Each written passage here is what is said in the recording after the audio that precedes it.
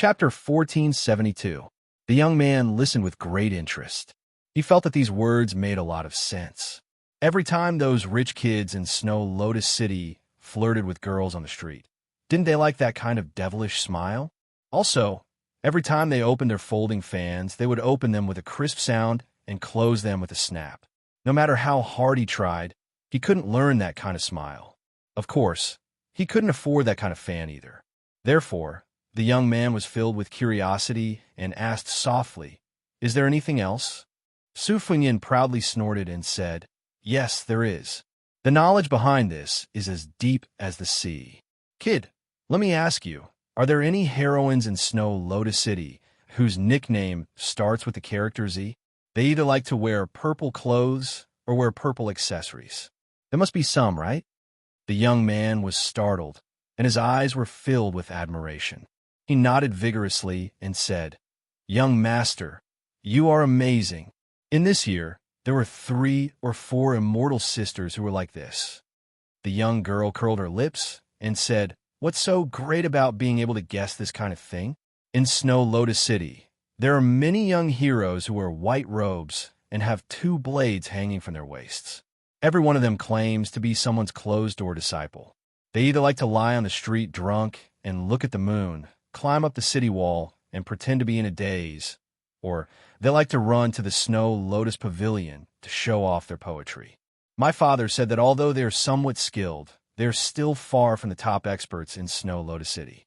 He also said that these young heroes either had their brains kicked by a donkey when they were young, or their brains were clamped by a door when they grew up. He also said that if I see them, I must avoid them." Su Fengyin said earnestly, "Little girl, you don't understand. These young heroes with lofty ambitions are all young and promising. They have a bright future ahead of them. They will definitely become great heroes in the future." The young girl didn't pay any attention to this guy. She fiercely glared at the young man, Hong Shuji, and said, "Immortal sister?" The young man shrunk his neck and had a sudden inspiration. He began to apply what he had just learned and looked up at the moon. After the old man spoke, the tense situation suddenly took a turn for the worse. "This old man has heard of some of your master, Lu Huaishi's deeds. He is clearly an ambitious person. Send a message to that whatever general's mansion. Tell him that as long as the one surnamed Lu is willing to offer 10 famous swords, 1,000 taels of gold, and a mansion with 100 maidservants, this old man will reluctantly become his chief guest. Even if he faces the top 10 experts in the world in the future, he will have the confidence to challenge them." The young man, surnamed Qi, who still had blood on the corner of his mouth, looked uncertain. Finally, he smiled and cupped his fists. "As long as you can take down that eyesore swordsman and let me take the Snow Lotus, I will try my best to introduce you to my foster father." The youth panicked and shouted, "Old man, didn't you say you wanted to take me as your disciple? Didn't you say you would teach me the peerless martial arts that can easily make me the strongest person in the world?" The old man laughed and said, "Silly boy, with your coarse constitution, even if this old man gave you dozens of top-secret manuals, you still wouldn't be able to become an expert. If this old man hadn't said that, would you have helped me break the formation in the cave?" The old man suddenly looked at the sickly young man. "Your aptitude is just SOSO. Do you want to be my disciple? This old man has made a comeback this time, and is destined to be famous. As long as you agree, this old man will let you rise to the top." The old man changed the topic and looked at the young woman with the purple box on her back. She was really stunning. Even when he was unscrupulous in Jianghu, he had never seen such a beautiful woman. If he could use her as a cauldron, he might be able to return to the peak of martial arts. The old man didn't hide his greedy eyes. He smacked his lips and said with a smile, "However, the girl beside you will belong to this old man. Such a first-grade cauldron. If I don't take it, I will be punished. As for you, young man, a girl is nothing, as long as you have the world's first-grade martial arts." Su Fengyin smiled and said, all right. I originally wanted to talk with you a bit. I wanted to hear about the Jianghu that the old man wearing the sheepskin coat was in. You, after all, are a Jianghu senior who fought with Dong Yuanrui of the Dongwa Sword Pond. Although you lost miserably and had your legs chopped off by the 6 caterpillars, it is not easy for you to live to this age. But since you can't accept it, then there is no other way. You should thank me. If it wasn't for me, you would be a corpse now." Jiang and I snorted coldly. Su Fengyin's smile disappeared. "Speaking of which, if I'm not wrong, you're that notorious cauldron casting master, right? You're good at using women as cauldrons and using yin to supplement yang to increase your own cultivation. Even the devil's sex, deer chasing mountain, isn't willing to accept you. Dong Yuan Rue, 6 caterpillars, tripod casting master, Deer Mountain." The old man who had struggled to break free from the prison in the snow-capped mountain cave was greatly shocked. Su Fengyin was probably tired from talking so much. He squatted down again and panted lightly. Except for Jiang and I, everyone was dumbfounded. Even the swordsman from the Central Plains turned pale with fright, because no matter how hard he tried to suppress the sword across his knees, it would automatically fly out of the sheath. The flying sword slowly came to Su Fengyin's shoulder and slightly hummed, like a little bird relying on a man, like an old horse meeting its master. The old man was scared to death. He had been away from Jianghu for many years, but his eyesight was still there. The sword-controlling art of the Wu family's sword tomb. Chapter 1473. The old man hurriedly shouted, "Young master, let's talk nicely. Don't fight. It's not easy for you and me to reach our current cultivation." The flying sword pierced forward like a bolt of lightning. The old man couldn't care less about maintaining his posture of a cross-legged expert. He quickly jumped up a few feet and dodged the flying sword that nailed into the wall. The tip of the flying sword spun and retreated, leaving some yellow soil on the wall. After putting some distance between them, the flying sword pierced forward again. The old man, who had been pretending to be a grandmaster after leaving the house, knocked the wall with his elbow and tried to climb over the wall to escape. However, the flying sword suddenly accelerated and appeared above his head. The old man had no choice but to use the 1,000-pound falling technique. The flying sword seemed to be teasing him.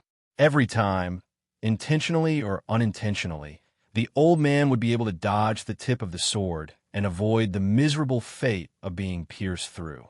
However, he would never be able to leave the wall. The old lecher, who had been trapped in the snow mountain for dozens of years, felt like dying. He kept shouting some strange words that the people of Snow Lotus City couldn't understand. It's not the chi-controlling flying sword. It's the superior flying sword technique. "Brat, who are you to the Wu family sword tomb? Why is it that even though you didn't personally raise the other person's sword, it can still be guided by your divine intent? Could it be the current Wu family's sword crown, and that girl is your sword mate?" This old man knows his mistake. "You brat." "No, sir. Please be merciful and spare her." What made the old man even more desperate was that the guy still had the leisure to raise his arm and pull out the knife, gently holding it in his hand. After half an hour, the exhausted old man was stabbed more than 20 times by the sword and hung on the wall through his mouth. The sword pierced through the wall, so it looked like a hanging corpse. Su Fengyin held the cold knife and glanced at the corpse. As if he still couldn't vent his anger, the flying sword flew out and stabbed into the wall again and again at a speed that was countless times faster than before. A series of banging sounds rang out. The corpse didn't even slide down half an inch. It was pierced into a pile of meat paste bit by bit. Su Fengyin stood up. When he looked at Lu Huaishi's adopted son, the latter crashed into the wall and died on the spot. The wall collapsed, and the 2 corpses disappeared from everyone's sight. What the eyes didn't see, their hearts didn't palpitate. After Su Fengyin sheathed his blade, he grabbed the scabbard that had flown back into his hand. He put the cold blade back into the scabbard and then hung it around his waist. Ignoring the group of night walkers in the alley and the Lu Manor who were about to wet their pants, he made a face at the young man and woman and said with a smile, "How is it? Do you believe me now? For a true expert like me, there's no need for me to stand. Squatting is already very cool. If I were to stand, I would look so handsome that I wouldn't even dare to look in the mirror for fear of scaring myself. How could there be such a handsome and peerless expert in this world? Jiang and I rolled his eyes and said, immoral. The young man stood in front of the young girl to protect her. The young girl hid behind the young man. Her teeth chattered as she whispered, he's powerful, but his head must have been hit by a door before. The stubborn young girl pulled the young man's sleeve and asked, isn't that right, Twig? The young man whispered, yes. However, he quickly pretended to be stupid and said, really? With a thought, Su Fingyin made the long sword that he had borrowed for a moment fly back into the scabbard of the swordsman. He smiled and said, thank you. The man from the Central Plains, who had thought that he was already considered a top expert in the small snow lotus city of the western regions, stood up and said in a deep voice, it should be me who is thanking Senior for teaching me how to use the sword. Su Fingyin dismissed him with a smile. Then his entire aura changed, and he no longer showed any signs of being defeated. He turned his head and said to Jiang and I, in fact, my recovery is not slow. In fact, it's even faster than Toba Bodhisattva. I could walk on my own 2 days ago. Now, he and Li Mixi have entered the city. You have already saved me once. This time, I have a chance of winning. It's not certain that I will lose. Don't worry about me. Take these 2 kids and leave Snow Lotus City first. After settling them down, you can go back to West Chu. Su Fingyin paused for a moment. He blinked his eyes and said with a mischievous smile, maybe one day, I will go and find you. At that time, you will know how powerful I am and whether I am the new martial emperor or not. Su Fingyin walked toward the alley alone. He pressed his right hand on the cold saber's hilt and turned his back to Jiang and I.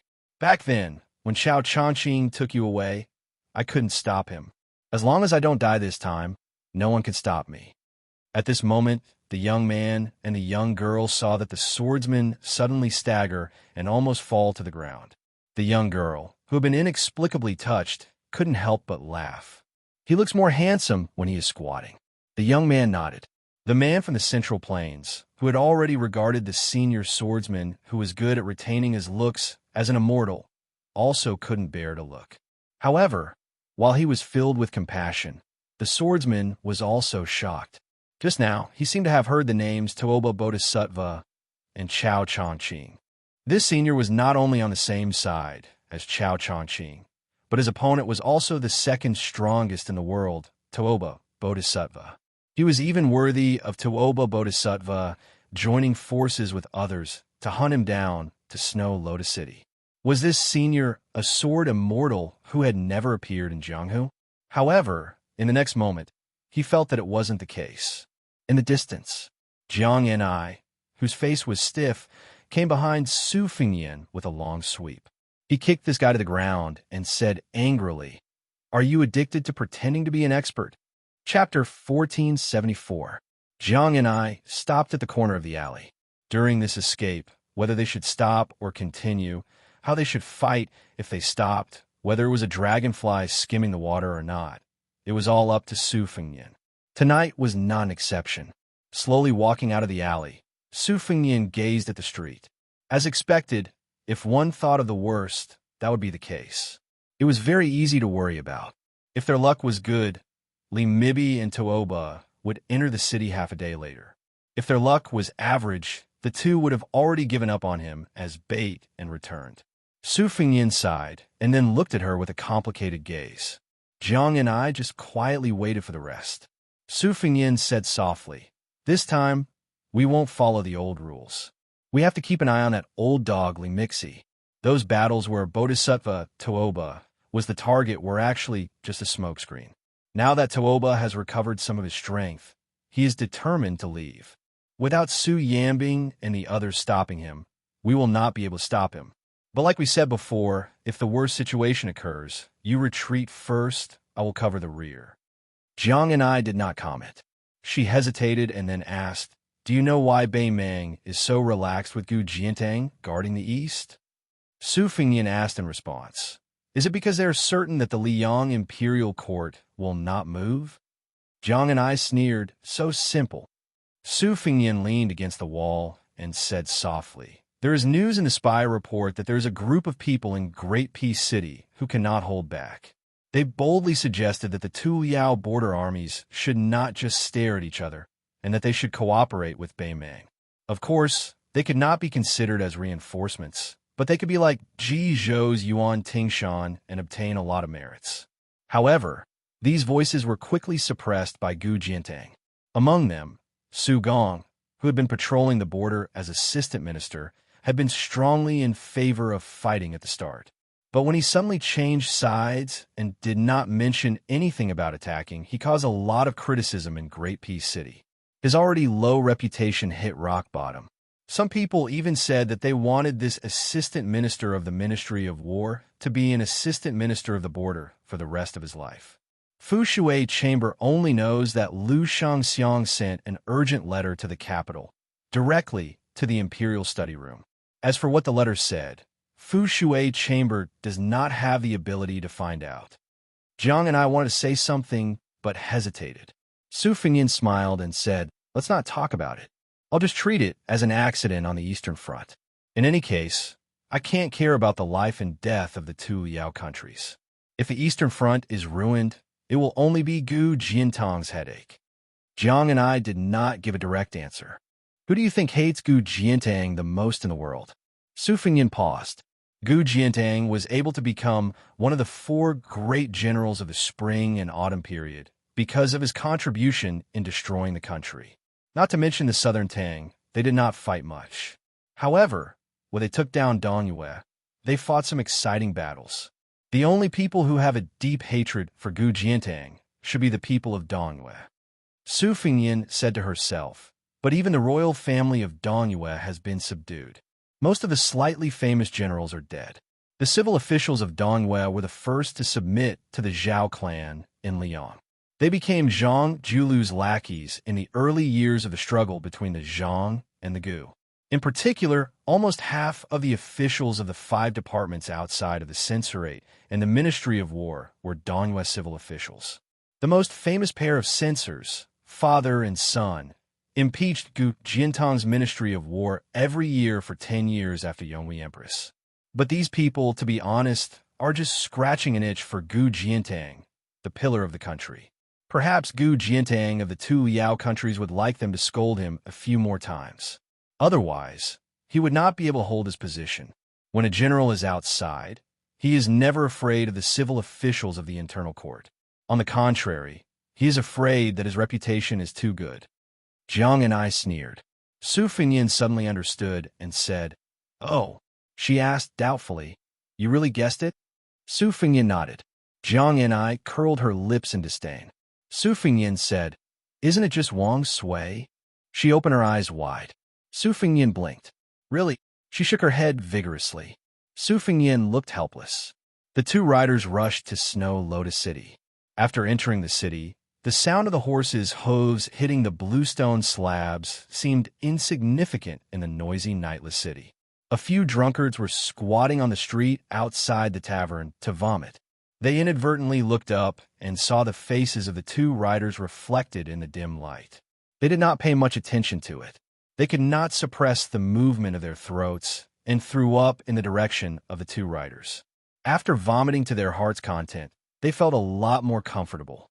However, they found that one of the white-haired riders was looking at them coldly.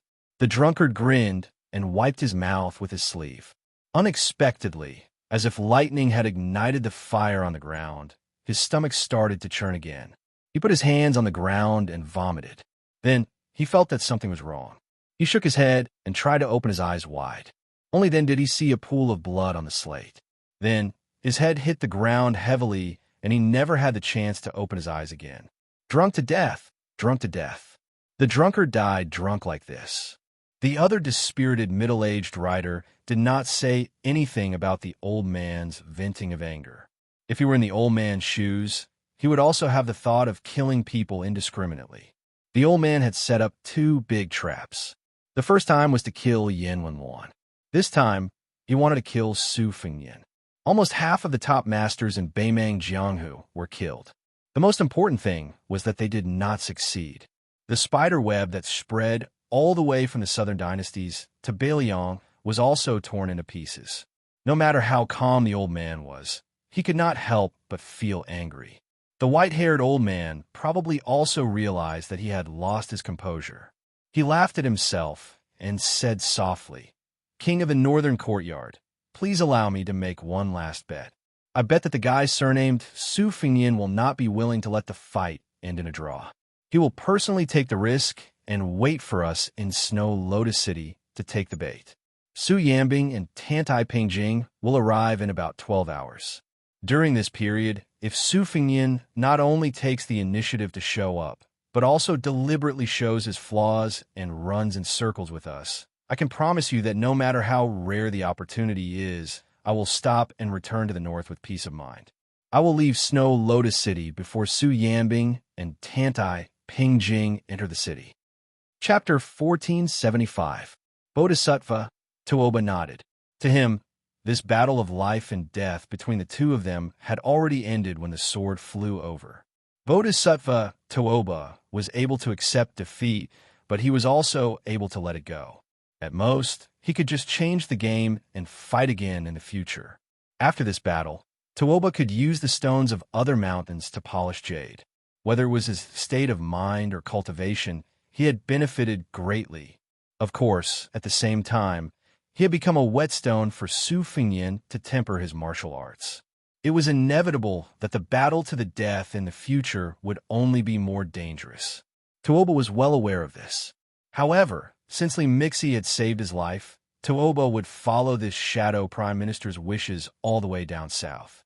He would not deliberately raise a tiger for the sake of the battle for the number one person in the world. If he could kill Su Fingyan early on, Tuoba would not have any knot in his heart. Just as he had said to Su Fingyan before, in his eyes, Jianghu was nothing. Leaping into the Central Plains, he became the number one contributor to the founding of the new Beimang. Subsequently, he became the undisputed number one martial artist in the history books of later generations. In the past 800 years, the great Qin dynasty had lost its tripod, and the various countries were vying for supremacy. The masters of the art of war and famous generals of the Central Plains were innumerable. The outstanding ones were the three generals of the Great Feng dynasty, the twin annals who had almost succeeded in turning the tide before the Great Feng dynasty was destroyed, the 12 generals who hung portraits in the Qingyan Pavilion after the founding of the Dechu dynasty. The 9 kingdoms of the spring and autumn confronted each other for supremacy. The 100 schools of thought and the school of the military took advantage of the situation and flourished. In the early stages, there was the war god Li Gonglin, who was known as Dechu's war god, Han Yufu, who had led the cavalry into the desert several times. Then there were the 4 great generals of the spring and autumn period, the butcher Su Xiao, West Chu soldier Yi Baikue, East Yu's prince consort Wang Sui, and Gu Jiantang.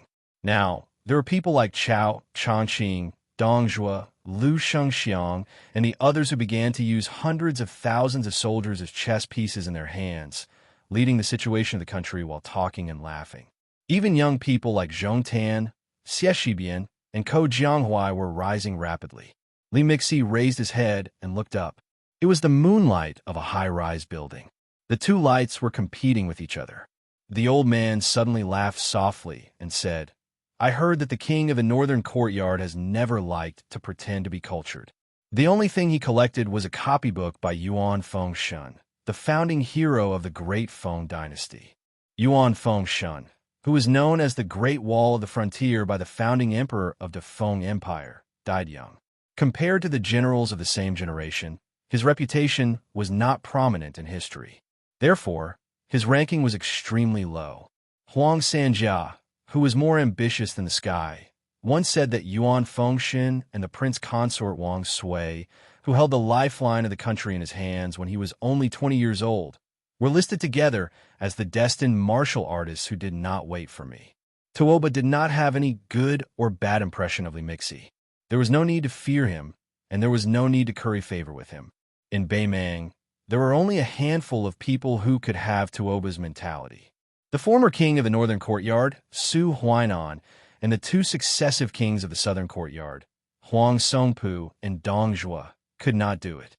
The old man, who had devoted half his life to Beimang's great cause, sighed with emotion. "I have never liked Jianghu." It probably has something to do with what I saw and heard when I was young and traveling to study. The 9 kingdoms of spring and autumn attracted Jianghu people within their jurisdiction. The Chu saw them as sparrows in a cage. Southern Tang saw them as Tang Qinyan. Later on, Liang also gave those Jianghu people a bag of embroidered carps. The meaning is clear. You are nothing but the carps in the pond of the Zhao family. The old man let go of the reins, rubbed his hands, exhaled, and said with a smile, "All these years, I have been like a fisherman, helping His Majesty look after the small pond in front of the court. It is no wonder that the people of Liang are conceited and always say that there is no Jianghu in Beimang.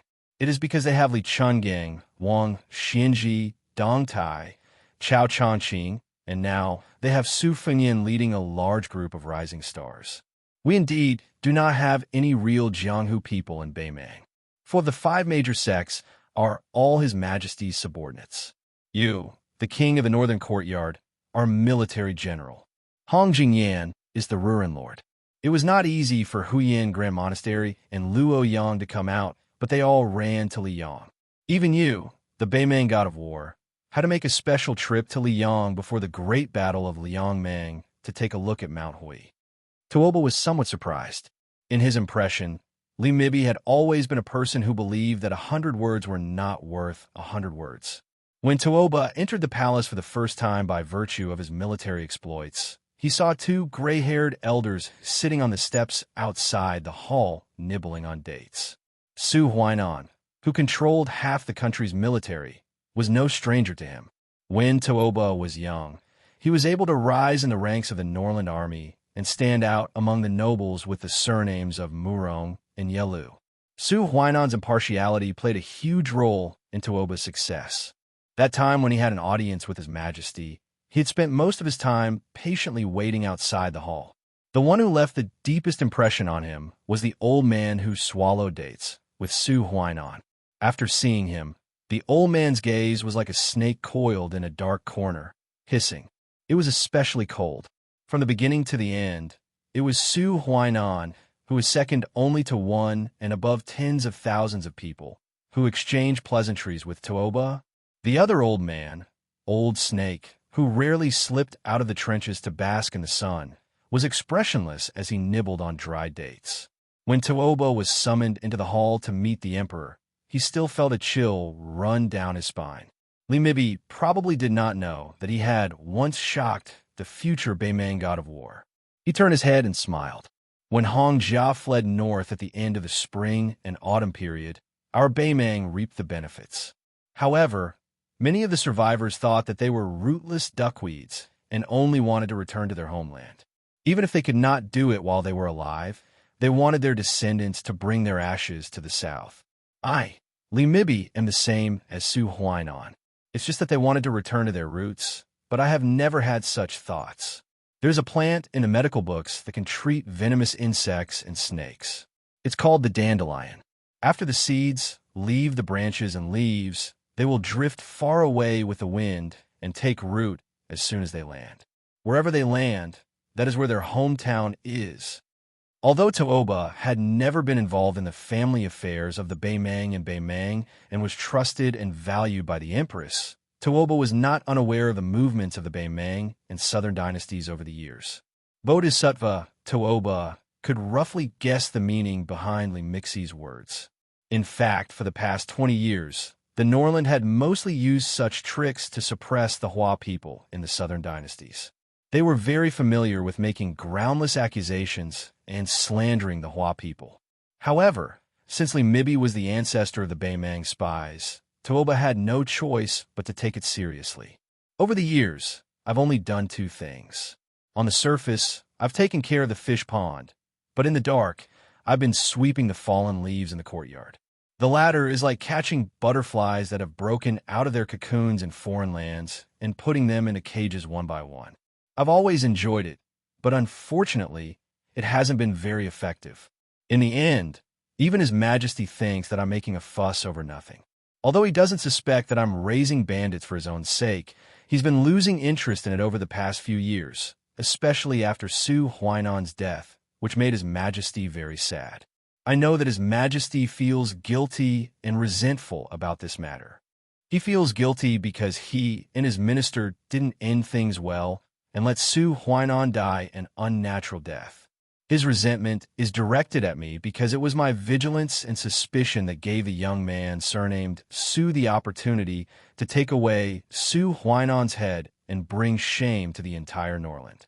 However, I have a feeling that even if I have not found a single bamboo whip after 20 years of digging, there are definitely a few fish that have escaped the net with ulterior motives in the royal court and the southern court. They are hidden very deeply and are bitterly waiting for a certain opportunity.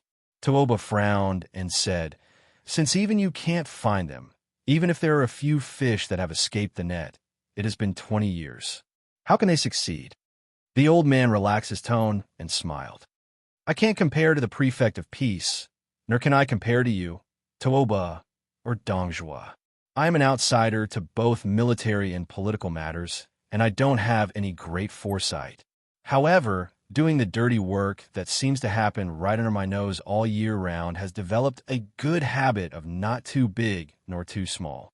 That is to first understand the people and matters that are close to me. Otherwise, I won't be able to sleep and eat in peace.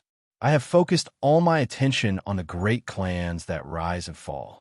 I'm not like many of you who are still fighting to the death with the Bailiang cavalry. You have already set your sights on the great and city further south, the Central Plains, and the Guangling River. I have something that I have always wanted to ask, but I can't. Today, there is only the king of the northern court and me. Can you enlighten me?" Toba said in a low voice, "Sir, please ask." Li Mibi's tone was particularly stiff. Has no one other than me thought that Bailiang would win and Beimang would lose? Chapter 1476. After confirming that Wang Sui was the stabilizing force of Beimang's eastern front, Su Fengnian looked calm, but his heart was in turmoil. This news was too shocking, no less shocking than the news that Shangyin Academy's Qi Yanglong had entered the capital and become the minister of imperial command. The Central Plains had sunk, and countless heroes had been washed away by the waves. They had either been loyal to their country, fled from the world, or entered the Liang Temple with the bad reputation of being a slave of two surnames. Many others had concealed their names, living in the forests and the alleys of the city. Wang Mingyin, the world's 11th most famous general, Gu Dezhu, the crown prince of western Shu, Su Su and Lu Xiufu, who had fled to Beimang, and the only orphan of the Ji province's Han family, who had become abandoned in Beimang, were all like this. If Su Fengnian had not entered Jianghu and stirred up a storm, they might have remained like this day after day, year after year, in small mud ponds, never to be seen by the world again. Wang Sui's comeback, his sudden appearance after 20 years of hibernation, was undoubtedly the most prominent, especially since he had chosen Beimang, which would inevitably have a huge and far-reaching impact on the world situation.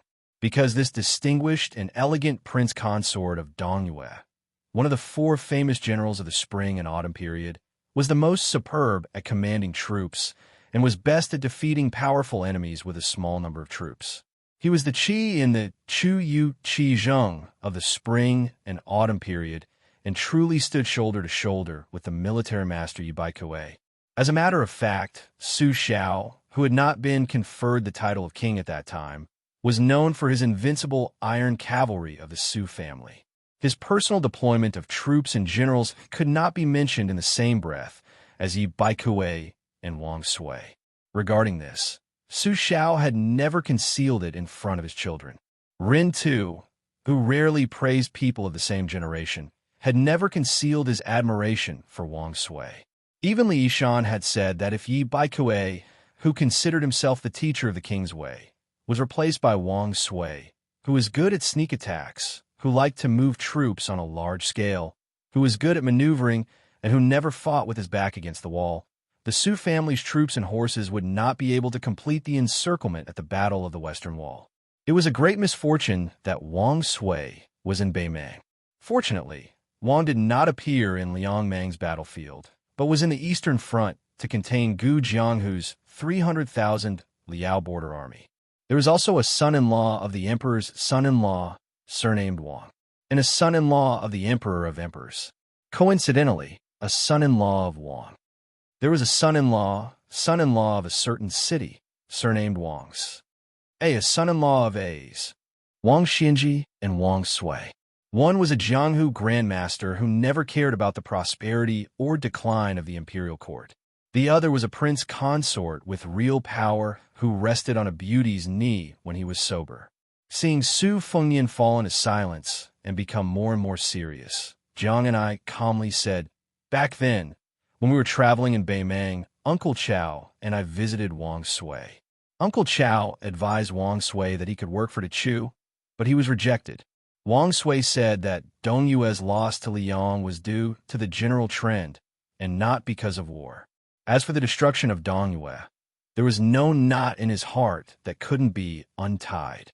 However, losing to Gu Jianghu was his second greatest humiliation after losing to Wang Xinji when he was young. He wanted to fight with Gu Jianghu again under the circumstances of equal military strength and power." Su Fengnian muttered to himself, "You're already in your 60s. How can you still be so childish? Military affairs are not child's play. You punched me today, so I'll kick you again tomorrow." Jiang and I had a strange expression. "Wang Sui mentioned you before. After he heard that you were practicing the saber, he made a bet with Uncle Chao.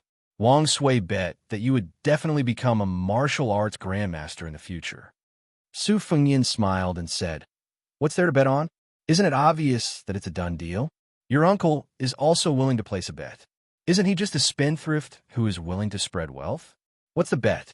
Jiang and I said unhappily, "Uncle Chao didn't say that you couldn't become a grandmaster. He only put your achievements at the same level as his own. However, Wang Sui said that you could fight with Wang Xinji." Su Fengnian touched his prickly stubble that hadn't been shaved for more than half a year. "Wang Sui has a unique foresight. If there's a chance, I'll definitely treat this old fellow to a drink. Just based on his foresight, I'll toast him 3 big cups first." Jiang and I smiled for the first time. "Do you know why Wang Sui thought so highly of you when you were just a first-tier Vajra martial artist?" Su Fengnian couldn't guess what Wang Sui, a 1,000-year-old tortoise, was thinking. He casually replied, "Appearance?" Jiang and I seemed to have suffered a heavy blow and was speechless. Su Fengnian was astonished. Wang Sui really judged people based on appearance. Jiang and I was in a bad mood and didn't want to talk anymore. Su Fengnian started to ponder on it. Wang Sui was born in a noble family. When he was young, he abandoned all restraints and was a chivalrous person. He only turned over a new leaf when he was 20 years old. He had only practiced martial arts for 5 years and was proficient in all kinds of martial arts. His swordsmanship was especially outstanding. Even sword pools Song Yinqing and Chai Qingshan had praises for him. When Wang Sui was young, he was also publicly recognized as a handsome man in Dongyue. Those ladies with outstanding backgrounds in the imperial court all liked to call him Sandalwood. In that case, he is a kindred spirit like me. No wonder, no wonder. Jiang and I couldn't help but want to kick. Su Fengnian had expected this and turned his head to glare. Probably because she was used to being bullied in her early years. Even though she was a female sword immortal who could travel thousands of miles in the wind, she still instinctively pulled her foot back. Su Fengnian was still angry. "Speak. Who did you learn this from? Chao Chongqing or old Grand Preceptor Sun Shiji?" Jiang Ni's face was cold as she muttered, "Why do you care?" Su Fengnian rubbed his butt. That kick in the small alley not long ago had destroyed the air of an expert that he had worked so hard to cultivate. His face was suddenly filled with anger as he snorted strangely. "I heard that there's a young, pretty boy in your West Chu temple. His surname is Song, and he is so famous that even in Great Peace City, it is said that his face is white, his appearance is beautiful, and he is as solemn as the wind under the pine trees, tall and gentle. Many people have nothing better to do and say that this guy often travels the mountains and rivers and is mistaken by the village woodcutter as an immortal who has come down to the mortal world. Even Qi Yonglong praised him in front of Zhao Zhuan, saying that the one surnamed Song has outstanding literary talent. Among the young scholars in the world, his poems and essays are like the dragon in the Dragon Palace. Only this person has obtained a pearl. The rest are just the claws of a dragon.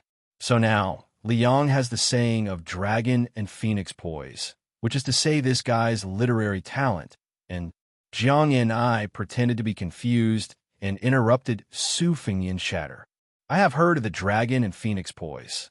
As for Song Maolin, he is the youngest Hamlin scholar in the history of the Chu. If it wasn't for Uncle Chow, he would also be the youngest chessman waiting for the imperial decree. But as for dragon and phoenix poise, Northern Su and Southern Song, or Song Maolin's essays reflecting the beauty of So and So, I don't know anything about them. Su Fengyan laughed angrily. That pretty boy dares to be ranked with me? I could take down 1,000 Song Maolins with one hand. Didn't he just write a careless declaration? I think it's just that. Immortal my ass. Jiang and I still had that innocent look in her eyes. So it's like this. If I remember correctly, Grand Preceptor Sun once praised him for writing a declaration that was equivalent to 100,000 soldiers. Then she lowered her head and started counting with her fingers. Li Yang's secretary Qiang Long said that his literary talent is good, and he has the style of an immortal. Tantanan said that this person's imperial examination writing skills are not inferior to Sun Yin's. The Imperial College's Left Chancellor Yao Baifeng said that he is knowledgeable and reasonable. In addition, our De Chu's Grand Preceptor Sun said that his declaration writing is imposing. Uncle Chow said that his chess skills are only slightly inferior to Fan Zhongho's. Out of the 10 most knowledgeable people in the world, 5 of them said good things about him. Let me count again. There seems to be... Su Fengyan rolled her eyes. Stop. That pretty boy only has a little bit of fame in the scholarly world. Look at your so-called so-and-so again. Jiang and I deliberately looked left and right, but she didn't look at Su Fengyan. Who is it? Where is it? Why can't I see it? Su Fengyan stretched out his hand and gently pressed Jiang Ni's forehead, not allowing her to shake her head. Jiang slapped his hand away and said disdainfully, Are you bored? Why are you concerned about a scholar from Guangling who is far away on the horizon? Beimang's million-strong army is pressing on Beiliang's border. Can you take care of them all? Chapter 1477. Su Fengyan looked into Jiang Ni's eyes and asked softly, It is said that most of the civil officials in the West Chu Imperial Court have suggested Song Maolin and you. Jiang and I once again interrupted Su Fengyan's words. Her expression was normal, and her tone was calm, as if she was talking about a small matter that had nothing to do with her. Previously, there was someone who suggested Ko Jianghuai, followed by Xie Shibian, and then Song Maolin. Su Fengyan's face was gloomy. He asked in a deep voice, What is Chao Changqing doing? If he is too busy to take care of you, Princess De Chu, then I didn't see him fight all the way to Great Peace City. If he is very free, then can't he control a few mouths in the imperial court? How can he restore his country like this? Jiang and I shook her head and said, Uncle Chow is already very good. Su Fengyan wanted to say something, but stopped. Jiang and I gently exhaled and looked at the dim street in the distance. What do you say? Should we take the initiative to fight or wait for them to come to us? Su Fengyan instantly returned to his sloppy self. It wasn't easy for me to accumulate such an imposing aura, but you kicked it away. Then let's wait. Snow Lotus City is neither big nor small. We still have about 2 hours. Jiang and I asked doubtfully, Don't leave? Anyway, we have been running all the way. We don't care about this time, right? Su Fengyan did not say anything. He turned and walked back into the alley. Jiang and I silently followed behind him. Ma Jiabao's daughter, Ma Shigong, and the poor youth, Hong Shuji, were still there. The swordsman from the Central Plains also did not leave. Obviously, he had not given up on the Snow Lotus. Seeing the Sword Immortal Senior and the beautiful woman with the box on her back return with complicated expressions, the middle-aged man knew that the 2 immortals were also here for the Snow Lotus. He would not be able to snatch it from them. Even if he begged, he would not be able to get it. However, when he thought of the woman who had to rely on Liaodong ginseng to survive every month, the man gritted his teeth and cupped his fists to Su Fengyan. Senior, can you give me the Snow Lotus? Junior Xiao Mu is willing to exchange his life for it. Su Fengyan was stunned for a moment before he shook his head and said, I must have this Snow Lotus. There's nothing to discuss. Xiao Mu's expression was sorrowful. After closing his eyes, he suddenly opened them and said resolutely, "Then I can only ask Senior for advice." Su Fengnian waved his hand and smiled. "Why don't you wait for a night? If I'm still in the city at dawn, you can exchange your life for the Snow Lotus in Lu Huaishi's mansion. If I'm already out of the city, you can do business with that kid again. You're just helping him go to Ma Family Fort. With your strength as a level 2 master, it shouldn't be difficult for you to take over a private fort." A young girl with a strange name plucked up her courage and retorted, "Our Ma Family Fort's guard instructor is known as Iron Spearway in the martial world. He has a reed leaf spear made of refined iron and is 12 feet long. Just the tip of the spear is 1 foot and 3 inches long. It is very powerful. I once saw Instructor Wei pierce through 3 iron armors with a spear. Besides, our Ma Family Fort also has a cavalry army that comes and goes like the wind. Even General Lu's mansion in Snow Lotus City doesn't dare to underestimate our Ma Family Fort." Xiao Mu laughed it off. On the other hand, Su Fengnian squatted on the stairs beside Xiao Mu and said with a smile, "It sounds like your family is very strong. Let me ask you a question. Are your ancestors local or migrated from the Central Plains?" The young girl carefully said, "Why are you asking this?" Su Fengnian saw that she didn't want to answer, so he didn't ask anymore. He began to concentrate and rest. Xiao Mu hesitated for a long time and finally couldn't help but ask curiously, "Senior, do you really want to compete with Tuoba Bodhisattva of Beimang?" Su Fengnian nodded. Even Xiao Mu, who was used to seeing all kinds of storms, was speechless. Since he was able to fight with Beimang's military god, he should at least be a level 1 mysterious finger. He might even be able to touch the legendary threshold of celestial state, right? Jiang and I didn't want to see this guy pretending to be profound, so he snorted and said, "Has the fight been going on for more than half a month? The winner hasn't been decided yet." Xiao Mu's eyes almost popped out of their sockets. He swallowed his saliva. Su Fengnian smiled and didn't say anything. Although Xiao Mu had stayed in Snow Lotus City, which was far away from the Central Plains, he couldn't figure out who had such a great ability. Was he blind? Was the senior sitting beside him the Peach Blossom sword god Dong Tai? Otherwise, among the experts who used the sword, Song Yinqing of the Sword Pool and the #1 swordsman in the southeast, Chai Qingshan, were both old men. Tongxi's sword goddess Lu Baijie didn't have such ability. Their ages didn't match. While Xiao Mu was rushing to Snow Lotus City from the Central Plains, he heard that Wu Lu Ding, the sword crown of the Wu family's sword tomb, was traveling with a female sword servant. The old man who died under the sword of the senior also guessed the same and mentioned the sword nurturing and the flying sword. However, Xiao Mu didn't think that Wu Lu Ding could reach the level of fighting with Tuoba Bodhisattva for more than half a month in just a few years. No matter how amazing a martial arts genius was, it wasn't difficult for him to reach the first level without many life-threatening battles and the defeating of many top grandmasters. However, it was still difficult for him to reach the level of one of the top 10 martial artists. An hour later, the girl was sleepy and the boy forced his eyelids open. Su Fengnian raised his arm, and the 6-year phoenix fell from the night sky. Su Fengnian took out the secret letter in the slender bamboo tube and felt relieved. Jiang and I looked at him inquiringly. Su Fengnian said happily, "Su Yambing left everyone behind and killed his way to Snow Lotus City alone. He can enter the city in an hour at most." Jiang and I said, "Then I'll wait for an hour." Su Fengnian shook his head and said, "No need. Since Su Yambing arrived earlier than I expected, you can return to Guangling Road without worry." Then Su Fengnian turned his head and said to the boy in Xiao Mu, "Hong Shuji, go and get that snow lotus. I'll help you fulfill your wish. Xiao Mu, I'll be able to get Lu Huaishi's snow lotus for you by tomorrow morning at the latest. Remember to rush to Beiliang immediately after you deliver the snow lotus. You can protect your name in any of the relay stations in Yuzhou or Lingzhou. Someone will bring you to me when the time comes. In short, I'll take your life." The boy was half excited and half nervous. He blushed and asked, "Really?" Su Fengnian gently waved his arm and made the gerfalcon return to the night sky. He nodded and said, "You've seen how good my swordsmanship is with your own eyes." The boy jumped up and down happily. He hurriedly went into the house and took out an iron box.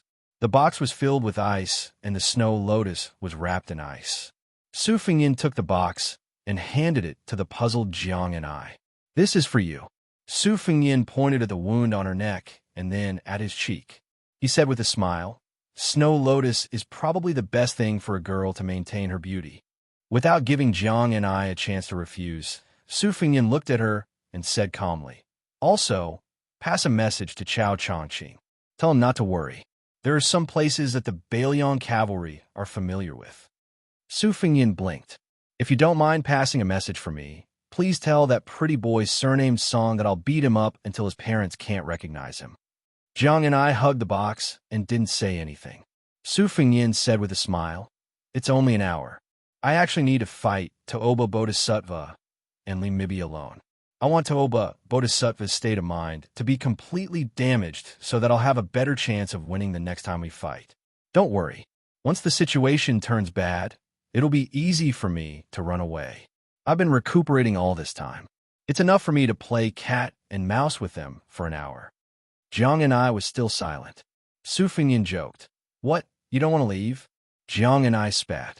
Su Fengyin waved his hand. "Go, go." Jiang's expression was stiff and cold. She turned around, and the great Liang dragon sparrow flew out of the red sandalwood sword box and floated in front of her. She gently jumped on it and disappeared like a rainbow in an instant. Xiaomu was dumbfounded once again. Another goddamn sword immortal. When did the streets of Liang become so full of sword immortals? The young man grinned at the girl. "I told you, she's really a fairy sister." The girl stepped on the back of the young man's foot. The young man stood on one leg and bared his teeth. About half an hour later, the girl looked at the man standing on the steps and looking in the direction where the fairy disappeared. She asked softly, "You lied to her, didn't you?" Su Fengyin smiled and turned to Xiaomu. "Take the two children to the Snow Lotus parlor and tell them that I promised to give you a stalk of Snow Lotus. Madame Song will help you ask Lu Huaishi for it at all costs. Then, let the Snow Lotus parlor settle them down. Let's go through the back door." When Xiaomu left with the boy and girl, they vaguely heard the sound of horse hooves coming from a distant alley. Chapter 1478. After the two of them entered the alley, their horses slowed down. The lights in the city dimmed, making the moonlight even more intense. Li Mibi chuckled softly and said, "That guy surnamed Su finally realized that it was the woman's dense sword chi that revealed their tracks, which made her leave Snow Lotus City first. Within 100 miles, even if the great Liang dragon sparrow is hidden in the box, I can still vaguely see it as a flickering firefly 10 feet away. However, it can be seen that although West Chu's Jiang and I is a sword embryo that appears once in 100 years, it is still far from reaching the legendary realm of the world's ruler. Without Jiang and I holding the line, that young man has no chance of winning. The key is to see if God will give him the luck to escape again." Along the way, they had the absolute initiative. Now that the battle of life and death was imminent, Su Fengyin unexpectedly made a stupid move and broke his own wings. However, Toba Bodhisattva's expression did not seem relaxed. It shouldn't be that simple. In these years of life and death battles, Su Fengyin, Yang Taisui, Han Shengxian, Wang Xinji, Huang Qing, and the Bronze Man ancestor were all in the position to win.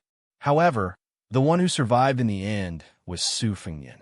This is not something that can be explained by luck. Speaking of this, Toba Bodhisattva laughed.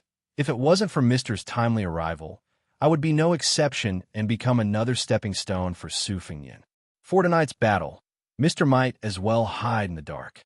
I have almost recovered and can fight head-on with Su Fengyin. Whether Su Fengyin and Jiang and I have some tricks up their sleeves, or he admits that he has no way out and only wants to die with me, Mister will be able to deal with it calmly." Li Mixi thought for a while and nodded.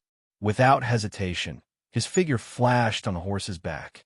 In the eyes of this ancestor of spies who had been entrenched in the center of Beimang's spider web for many years, if he had not interfered in the battle between Su Fengyin and Toba Bodhisattva, In terms of life and death, Su Fengnian would have won. However, in terms of victory and defeat, Tooba Bodhisattva was still slightly better. Therefore, Tooba Bodhisattva did not have any knot in his heart regarding his attack. That perfect and flawless state of mind also did not have any cracks. Li Mibi himself was the number 1 Xian finger Xian after the death of Han, Sheng Xian, in Liang. He knew better than anyone the principle that it was difficult to repair a broken state of mind. Not everyone could recover to the peak after the state of mind fell, like Li Chungang. If your state of mind is not damaged in the slightest, you won't be able to recover in 100 years. Moreover, Su Fengnian's injuries were far more serious than Tooba Bodhisattva's. It could be assumed that the speed of his recovery and the recovery of his body was much slower than Tooba Bodhisattva's. In the Battle of Snow Lotus City, Li Mibi really could not find a reason why Su Fengnian could win by luck. However, if Su Fengnian insisted on avoiding the battle and escaping, Li Mibi was not conceited enough to think that he could kill Su Fengnian. If one did not enter the first class, or even the first-class Vajra realm, one would forever be a frog at the bottom of the well, unable to see the spectacular scenery outside the well. Only when a martial artist successfully entered the Xian finger realm and could perceive the circulation of the world could he be considered a person above the well and move with the flow, like a fish swimming in the vast net of law. As for the celestial state and the more unfettered earth immortals, they could even sit on the ground and bargain with God. Li Mibi felt a little regretful. Because he was the shadow prime minister of Beimang, he had done too many things in his life that might have gone according to his wishes, but definitely went against the world's rules. He did not dare to enter the celestial state, because he was afraid that when the time came, he would be caught in a trap of his own making. Li Mibi believed that Han Shengxian had never really crossed the threshold of celestial state in his life, because he had this layer of concern. Li Mibi believed that there was God's will in the unseen world. If one was too selfish, it would certainly not be tolerated by the way of heaven. Li Mibi appeared and disappeared mysteriously and came to the corner of the cornice of a tall building. The back of the cornice under his feet was not carved with common spirit beasts such as Kylan, which could ward off evil spirits and pray for blessings. Instead, it was a lively carp with a lively posture. It was probably due to the unique water affinity of the buildings in the Central Plains. A wind chime was tied to a rope under the eaves, moving with the wind, melodious and light. The distance between here and the small house in the alley was only a straight-line distance of 500 steps. Looking down from the high ground, Li Mibi could have a clear view of the situation there. The battle that did not alarm Snow Lotus City was about to break out. In addition to paying attention to the peak battle between the two sides who were both great masters, Li Mibi had been paying attention to the direction where Jiang Enai flew away on his sword. Li Mibi suddenly laughed out loud and sighed with emotion. It was an unprecedented big year in Jianghu. There were as many experts as there were clouds. Even if many of the older generation died, the younger generation emerged faster. It was undoubtedly the grandest occasion in 1,000 years. The 14 people in the martial arts competition, including the 4 great masters and the top 10 experts, were all great celestial phenomenon or even earth immortals without exception. Not to mention Jiang Enai, who could fly 1,000 miles on a sword. Xinyuan Qingfeng, who was already in the celestial phenomenon realm, would definitely be among the top 10 experts in Jianghu in the past. However, he was unfortunate to encounter such an era. If the white-robed monk Qi Beware and other hidden experts were added, Xinyuan Qingfeng might not even have a place in the top 20. In addition to these grandmasters and grandmasters who were already well known to the public, there was also the number 1 beauty under the heavens who had followed after the devil Luoyang in the northern Mang territory, the unfathomable young Wudong sect leader Li Yufu, Jiang Fuding, who stood at the top of the martial emperor's city in the eastern sea, Zhao Ningxin, who had walked down the mountain from the celestial master manor, Qi Xinxia, who had traveled among the common people, sword, Tomb Sword Crown Wu Luding, and that female sword attendant. And even Su Fengnian's 3 disciples were gradually showing their talents. If the world's experts could choose 2 people to fight, the battle between the military god of Beimang and the king of Baelyang in front of Li Mibi was probably only comparable to the battle between the Confucian Saint Chao Chongqing and the sword immortal Dong Tai. For some reason, Li Mibi bent over and sat cross-legged, no longer paying attention to the movement in the alley. He closed his eyes and let the cool breeze caress his face. The old man, with a head full of frost and snow, took out a dry biscuit from his bosom and chewed leisurely. Listening to the sound of the wind chimes close by, the old man shook his head as if he was enjoying it. After finishing the biscuit and wiping his mouth, the old man slowly got up and looked up at the night sky with the moon and sparse stars. He laughed heartily and said, "Hum, hum, hum, hum. This world and this scene, the danger is great." In the alley far away, he welcomed Tuoba Bodhisattva with a clean and vigorous saber. Thunder rises in silence. Moonlight rises on the flat ground. Tuoba Bodhisattva leaped high from the horse's back. Almost at the same time, Su Fengyin chopped the tall horse that was jogging in the alley into two halves with his saber. After passing through the horse's corpse, he tapped the wall with the tip of his foot and swung his saber at Tuoba Bodhisattva, who was more than 10 feet above the ground. It was unclear whether it was the light of the saber or the moonlight, but the sky above the secluded alley was covered in white. Tuoba Bodhisattva clenched his fists and made a hammering posture towards the bright light of the saber. Su Fengyin held the old-style Baelyang saber with both hands and did not resist the hammering. Instead, he turned around with his saber and spun in a big circle. In an instant, the two of them changed positions and came to Su Fengyin, who was higher behind Tuoba Bodhisattva. He slashed his saber at Tuoba Bodhisattva's back. Tuoba Bodhisattva's chi was heavy and his falling speed was much faster than the light of the saber. After his feet touched the ground, the king of the northern courtyard, who was still in a squatting position, knocked his separated fists on the ground and turned his body. When the momentum of the saber weakened a little, he faced it head-on. With his back facing the ground, he kicked like a whip towards Su Fengyin, who was still unwilling to stop his saber, and changed to a new stance. Tuoba Bodhisattva loosened his grip on the saber and placed his hand on the back of the saber. With a slight twist, the saber turned sideways and collided with Tuoba Bodhisattva's whip kick. Instantly, the sound of metal colliding with stone was heard, like the chime of a huge bell. Su Fengyin and Tuoba Bodhisattva fell to the ground at the same time, like two meteors. Coincidentally, one of them stood at the end of the alley and the other landed at the end. They rushed forward at the same time. While running, Su Fengyin did not look dispirited at all. Instead, he was high-spirited and full of vigor. He did not have the exhaustion of an arrow at the end of its flight when Jiang and I was beside him. It was even harder to believe that this guy would stagger and need to lean against the wall to walk. When the two of them were 10 steps apart, Su Fengyin twisted his body and spun his saber with him. In a short period of time, the slash was filled with vigor.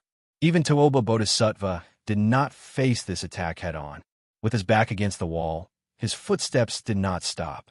When he brushed past Su Fengyin, he pushed out his palm and pushed it towards Su Fengyin's temple. Su Fengyin lowered his head and bent his waist.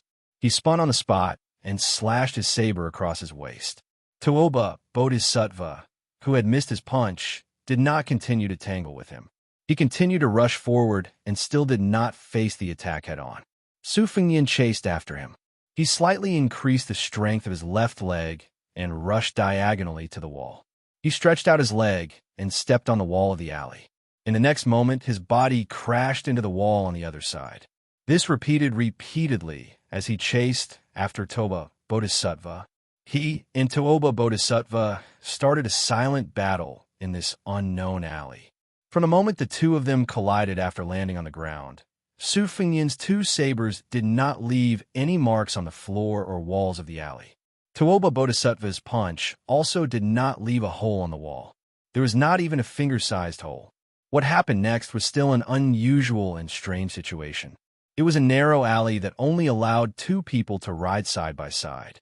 Although Su Fengyin was moving with his saber, he did not release any saber light. Only when the moonlight shone on his cold saber did it reflect a white light. It was obvious that Toba Bodhisattva was able to attack less and defend more than attack. However, Su Fengyan did not have the self-destructive aura that he had when he was in a life-and-death battle. Both of them attacked quickly and stopped even faster. They were as fast as lightning and thunder. There was nothing else that could be shown. This kind of subtle battle could not even be compared to the battle between two second-grade masters from Xiongzhou County. The two great masters who were qualified to not talk about etiquette with the king of heaven and earth were polite and restrained in this alley. They did not overstep the rules and did not cross the line at all. They were like gentlemen. Chapter 1479. There was no majesty that could uproot mountains and rivers. There was no unbridled joy. There was only a little restraint. Instead, it was like a woman's embroidery with only the slightest struggle. But once it succeeded, there might be one less great guru in the world. Both of them tacitly drew a circle around the ground. The alley was a cage. A fight in a cage. Both of them only wanted to stab each other in the mirror of the state of mind. Among the four great gurus in the world, other than the two who were fighting, Chao Chongqing used the way of the king to enter the way of the overbearing. It was clearly the way of the deaf. The four chairs placed at the top of martial arts. Chao Chongqing had stood up and left his seat. Then, only Dong Tai, the champion of the way of the sword, was left.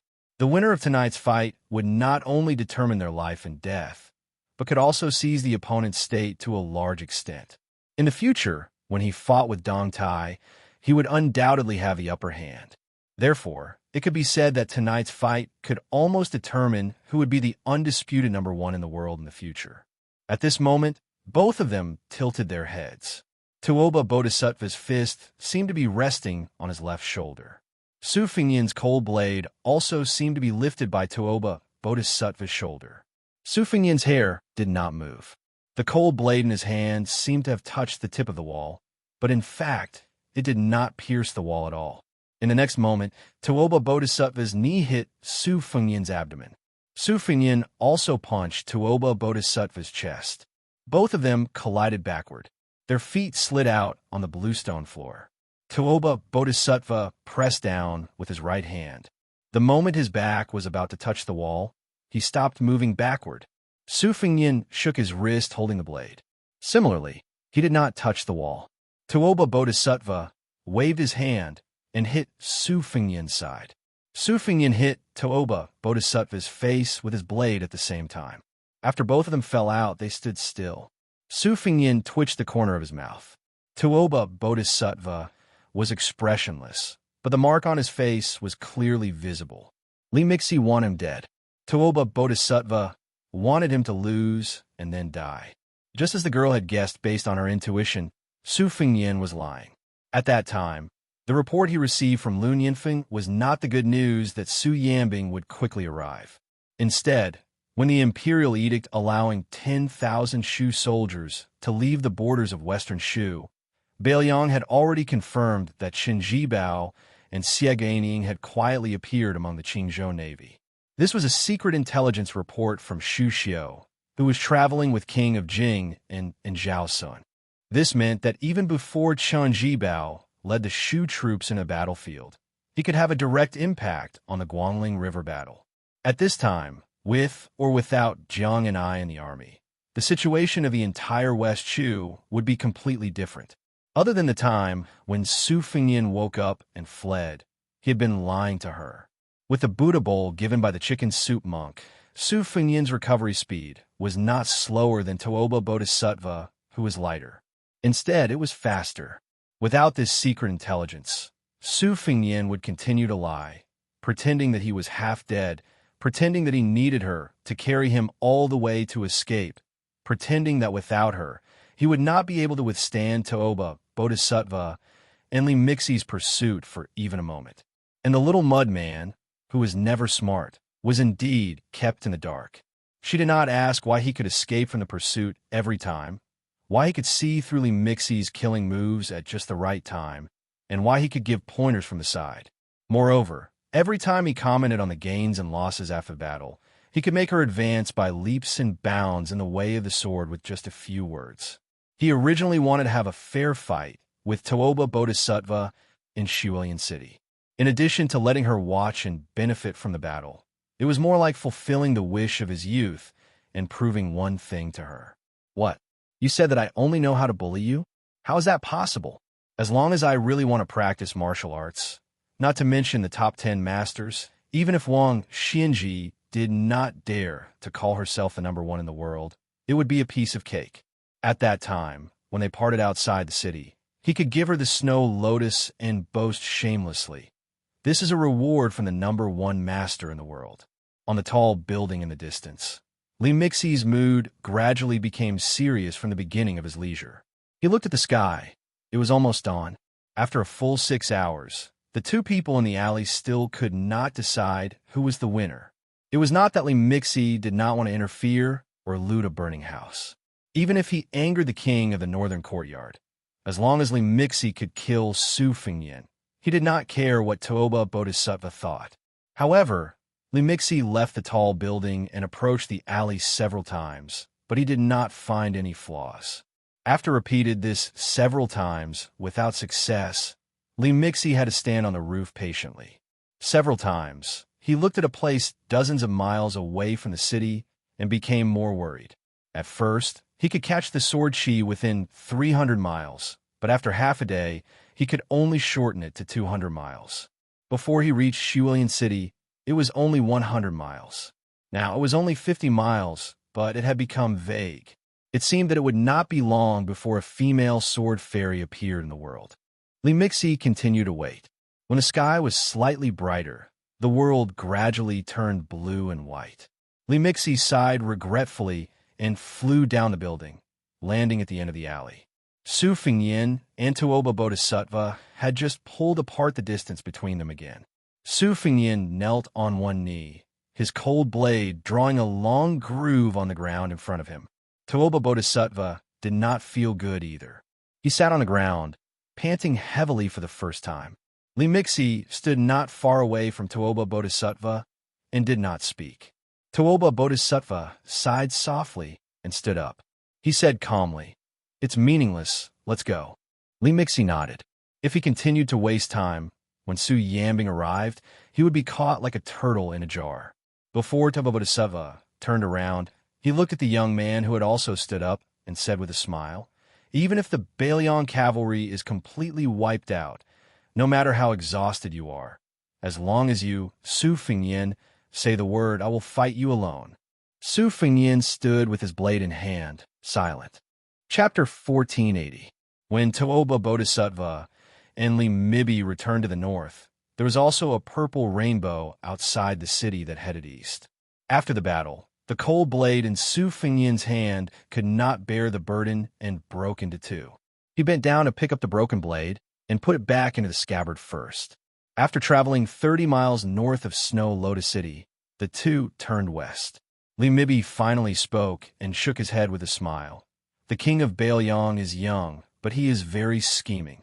Tooba Bodhisattva suddenly asked, "Sir, do you know why you did not fight to the death last night and only competed with him in the state of mind?" Li Mixie thought about it, but still could not figure it out. Or rather, he was unwilling to believe the truth. Tooba Bodhisattva smiled. "Using fate energy to transform into a cultivation base that has nothing to do with the state, Su Fengyan, who is in a treasure mountain, can squander it at any time. However, he still has a sense of propriety and only managed to ensure that he does not die. Su Fengyan's first strike in the alley was to tell me this fact, to tell us not to push him too far. If it was just a competition of chi, Su Fengyan would not have lost. Between you and me, one of us might have been left behind. It's just that he probably wants to leave more resources for his crumbling northern Liang." Li Mixie sighed. "Fate energy, Bailiang's fate energy." Tooba Bodhisattva said in a low voice, "I will not go to Liuzhou first. I will go back to the southern court with you to remind His Majesty and the imperial decree of peace." Li Mixie suddenly got angry and sneered. "You always say that Beimeng's Jianghu is not a real Jianghu. Then Su Fengyan, who is second to none as a great guru in Liang, is not even cool in a fight. When has he ever done anything cool?" Chao Chongqing Gu Jiantang and the rest are the same. Only Dong Tai is worthy of his name. Tuoba Bodhisattva's expression did not change. He reached out to wipe the blood from his nose and said indifferently, "A pitiful person has his own detestable side. A laughable person has his own respectable side. Therefore, I hope that Su Fengyan will die in my hands and not under the hooves of the Sword Emperor of West Shu." In Snow Lotus City, a young man carrying a saber stood in front of a small shop that sold meat naan with a worried expression. The shopkeeper waited for a long time, but didn't see this fellow take out his money pouch. He rolled his eyes, and, after a long time, he stopped paying attention to this poor bastard. "What's wrong? I'm a man, not one of those young and foolish girls or ferocious women. Do you think you can eat for free just because you look like a dog? Just because he had a saber on his waist, he was considered a master of chivalry? Who are you trying to scare?"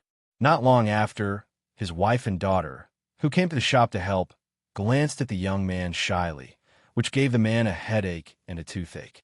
He wanted to give the young man the smallest meat naan so that he could get out of the shop, but his shameless wife had already given his daughter 2 pieces of meat naan with the most weight. Then his daughter shamelessly shook her waist and stood in front of the young bastard. She timidly handed the meat naan to him and said with a smile that she would not take his copper coins. The man fiercely turned his head away. "Out of sight, out of mind. Mother of asterisk her, I was much more handsome than you when I was young, okay?" Just when the young man reached out to take the meat naan, with a bright smile, an angry voice sounded beside him. "Do you have any shame?" Then she stared at the young girl. "How much is it?" The young girl was stunned and replied, "1 meat naan is 6 copper coins. 2 are 5 copper coins." She turned around with her back to the young man and carefully took out about 7 or 8 auspicious talismans from a beautiful money pouch. Most of them were small coins of 1 copper coin, and there were 2 of them with a discount of 2 copper coins. There were many big coins. Talismans issued during the auspicious talisman era were all new money, and they had nothing to do with the famous spring water from the previous dynasty. She muttered to herself, but in the end, she was really reluctant to hand over the 5 small coins of 1 copper coin, and she was also reluctant to take out the copper coin with a face value of 10 copper coins because she only had these 2 coins in her money pouch. They came in pairs, and it was not good to separate them. In the end, she could only frown and give the young girl 1 small coin of 1 copper coin and 2 coins with a discount of 2 copper coins. It was exactly 5 copper coins to buy 2 meat naans. The conflicted expression on her face was as if she was watching her daughter get married. The young girl and the woman in the shop didn't know whether to laugh or cry. It was only 5 copper coins. Why was she so reluctant to part with them? The young man stopped her and said softly with a smile, Okay, you don't need to spend money. Take it." The young man with a sword turned his head and looked into the distance. He waved his hand, and soon, a tall and sturdy man with a respectful expression ran over. The young man asked, "Do you have any silver coins?" The man was also one of the top experts in Snow Lotus City, but he still nodded his head in fear when facing this young man.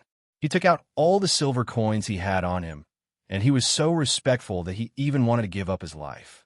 The young man only asked for 1 silver coin and gave it to the young girl. He took the meat naan and said with a smile, "Keep the change." The young girl, whose heart was swayed by the smile, said sweetly, "Thank you, young master." The young girl beside him turned her head and put the copper coins back. Her lips moved slightly, and her face was full of disdain. Judging from the shape of her lips, she should be saying the words, "Thank you, young master." The young man smiled and gave her a freshly baked and fragrant meat naan. Then he said, "I won't see you off. Remember not to leave the city on your sword. It's very scary in broad daylight." The young girl, who was carrying a purple box, took the meat naan and walked straight to the city gate. He waited until her figure slowly disappeared from his sight, and then he walked away with his back to her. The tall and sturdy man, who was Madame Song's personal retainer in the Snow Lotus house, kept his head down and didn't dare to look at them. He lowered his head and bit the meat naan. The meat naan was covered with scarlet blood. In the distance, above the clouds, which were as high as the 9th heaven, a woman with fluttering clothes stood on the great Liang dragon sparrow and flew with the wind.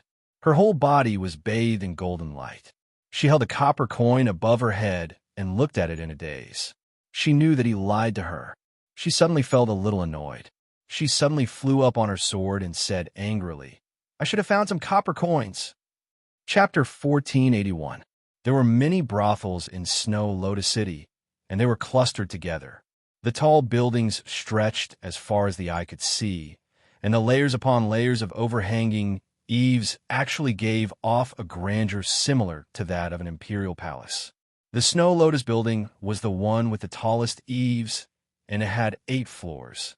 The name of the sleepless city also came from this. It was dawn, but the wide main street was not deserted. There were constantly rich men in disheveled clothes walking out of the brothels with enchanting women snuggling up to them. If they met their brother-in-law on the bed on the street, the men would look at each other and smile. Everything would be understood without words.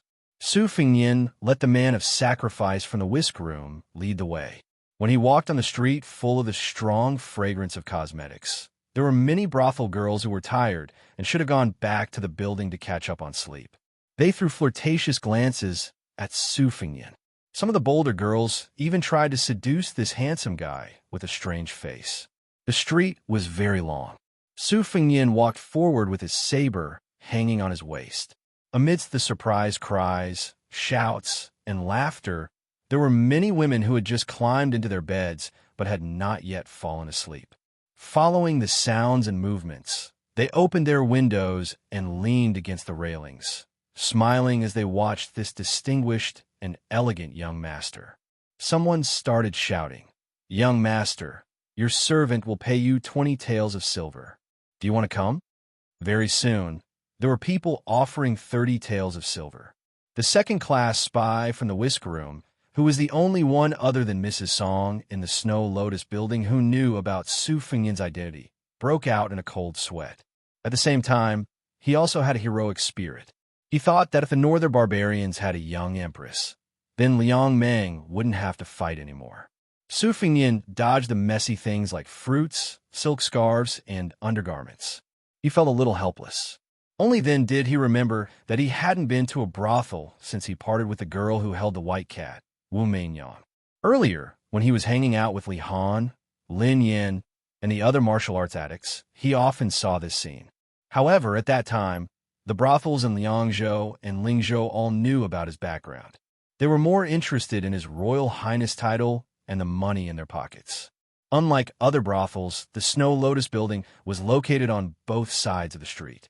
It occupied the end of the street and stood out like a crane among chickens. It was like a king facing the north and facing the south. The unusual noise on the street also alarmed the Snow Lotus building. Therefore, when Su Fingyin walked out of the building, there were curious girls on the 6th floor and below sticking their heads out of the windows. However, the rules of the Snow Lotus building were strict. They didn't dare to join the fun like their peers, especially when they saw the burly man standing at the bottom of the stairs in a respectful manner. They didn't dare to act rashly. Su Fingyin didn't care about this harmless episode. Tuoba Bodhisattva of the 4 great grandmasters had already confirmed his return to the north. Dong Tai had never been an enemy. Chao Changqing was in Guangling Road. Who in the world could assassinate him? Who would dare? Madame Song didn't go downstairs to welcome him with great fanfare. Obviously, she was being cautious. Su Fingyin went straight to the top floor. Madame Song and the new courtesan of the Snow Lotus building, Yu Qingling, whom he had met not long ago, stood at the door of an elegant room. Madame Song pushed the door open. Su Fingyin stepped over the threshold and entered the quaint room. Madame Song and Yu Qingling quietly followed behind. The burly man quickly closed the door and stood outside the room like a door god. After Su Fingyin found a chair and sat down, Yu Qingling began to brew tea without Madame Song's instruction. The tea set on the table had already been prepared. Su Fingyin signaled Madame Song to sit down with him. She gently asked if he wanted to eat breakfast. Su Fingyin shook his head and asked, "Have you settled Xiao Mu and the 2 children?" Madame Song reported, "Everything has been settled. According to the order, the forces in the Snow Lotus building have begun to operate." They will be able to seize the Snow Lotus in Lu Huaishi's residence by tonight at the latest. Yu Qingling's smooth movements of brewing tea suddenly became sluggish. Madame Song's expression didn't change, but her eyes narrowed in an instant. Su Fengyan waved his hand and said, "Cancel the mission. There's no need for it." Madame Song nodded and didn't show any doubt. Su Fengyan said softly, "I'll rest in the Snow Lotus building for a day. You can carry on as usual. You don't have to spend time entertaining me." Madame Song wanted to say something, but hesitated. Without waiting for Su Fengyan to speak, she immediately dismissed the idea and said with a guilty expression, "I've overstepped." Su Fengyan smiled and said, "There's nothing to hide. I just fought with Taoba Bodhisattva, who chased me all the way to Snow Lotus City. We still couldn't determine the winner.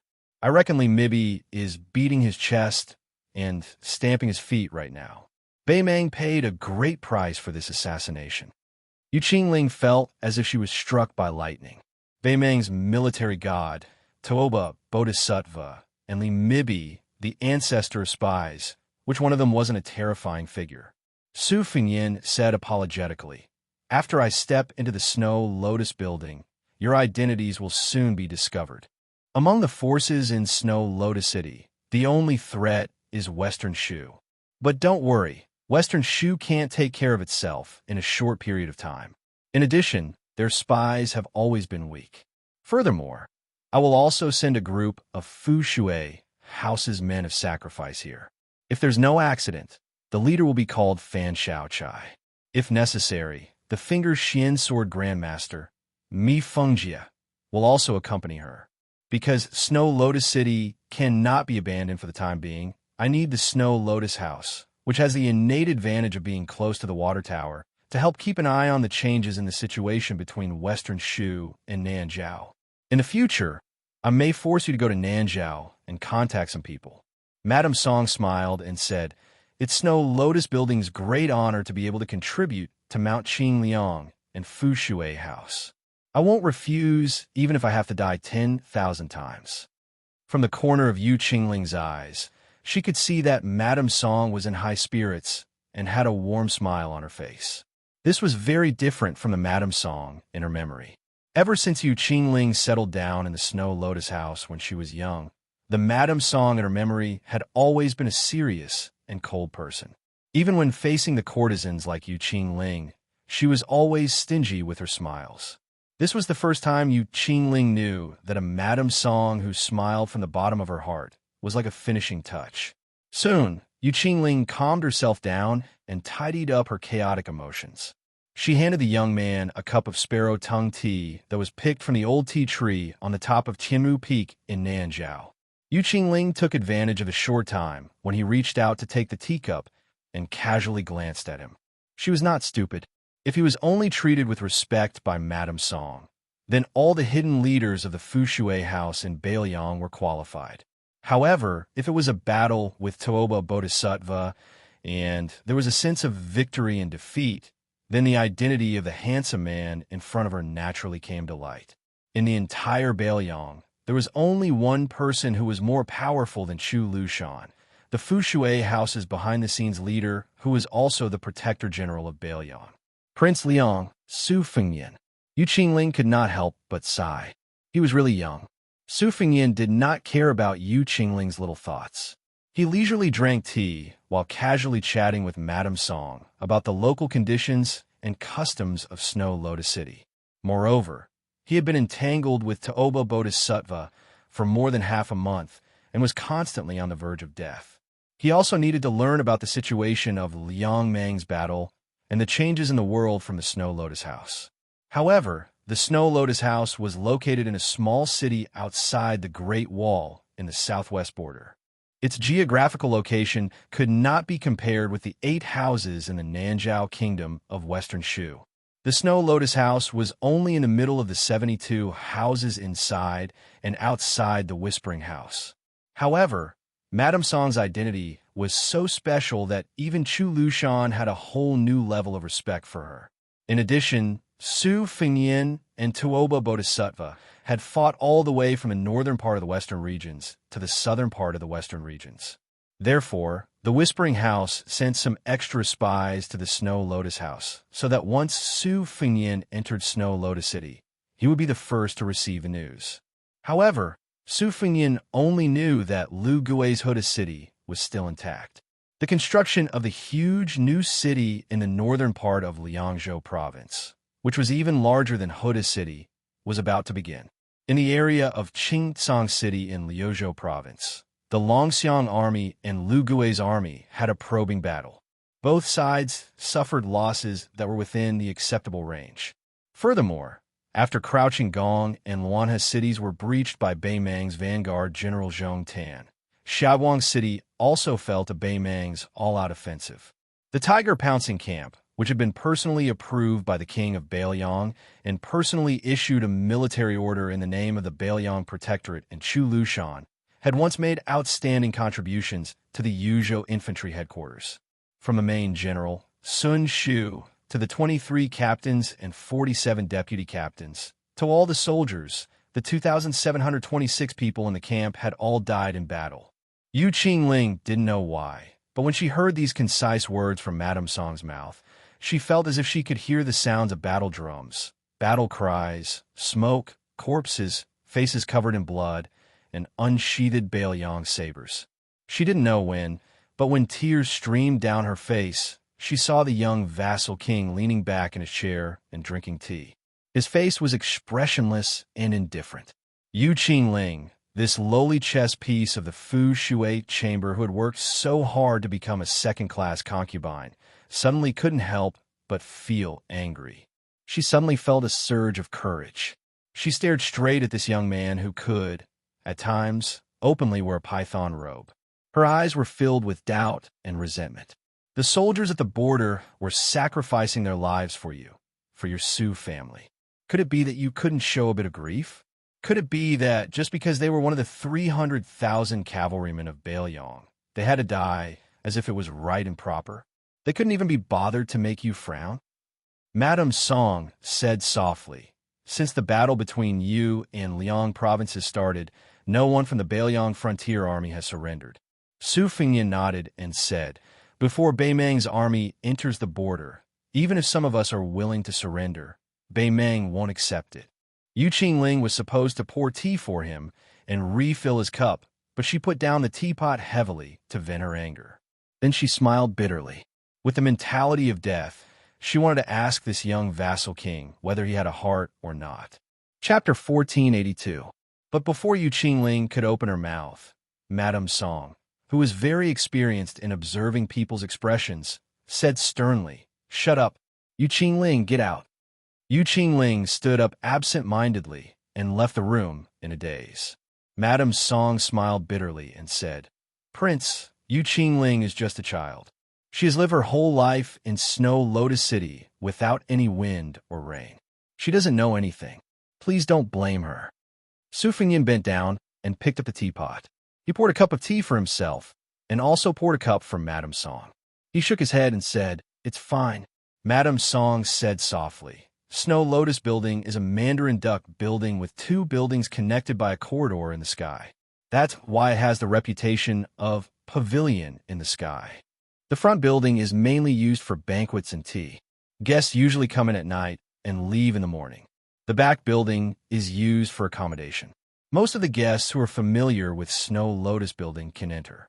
It's just that this servant doesn't know if Prince wants to live in the back building or find a quiet house nearby to rest. It's not far. It only takes half a cup of tea's time." Su Fengnian smiled and said, "It's not too troublesome. I'll just live in the back building." Madame Song was a bit hesitant. The back building had a first-class room that was not inferior to a marquis's house. However, Snow Lotus Building was filled with people from all over the world. There were many rich people who spent a lot of money to stay in this gentle place. Often, they would stay for 10 days to half a month. Dirty things often happened in this place. What Madame Song meant was that she hoped that the young prince could choose a quiet courtyard in the noisy place. Otherwise, it would be inappropriate for the dignified king of Bailiang to live on the same floor with those men. However, since he said so, Madame Song didn't add more feet to the snake. She led Su Fengnian down to the 6th floor and walked through the unique corridor. When they arrived at the back building, Madame Song didn't ask the women in Snow Lotus Building to prepare the clothes he needed to change into after bathing. She did everything herself, even pouring water into the bathtub in the room. As for the matter of volunteering herself to sleep with him, Madame Song didn't dare to expect it, nor would she think about it. In the brothels of the world, no matter how beautiful you are, no matter how many men you have under your skirt, aren't they all mediocre? Growing out of the mud without being stained? Did she really think that she was a female bodhisattva sitting on a lotus platform? Su Fingyin, dressed in rags, walked Madame Song to the door. He took off the cold knife, took a bath, changed his clothes, shaved his beard, and trimmed his nails. Finally, he felt refreshed, and then he sat down in front of the table. His mind stirred slightly.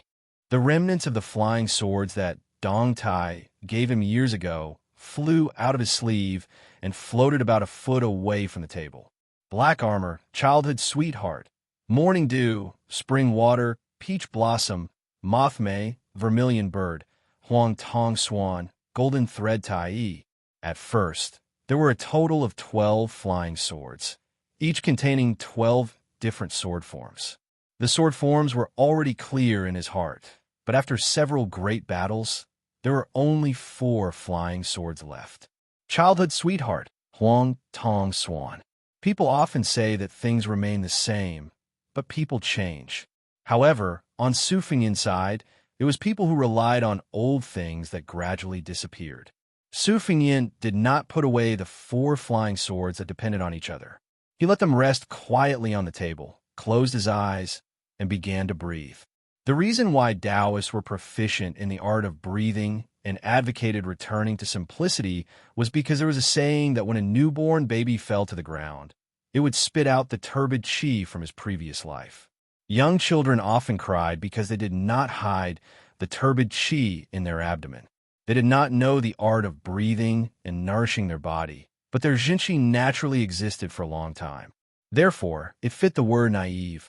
When a person grew up, although he learned to endure things silently and liked to praise someone's maturity by not showing his joy, in the eyes of Taoists, it was contrary to his nature.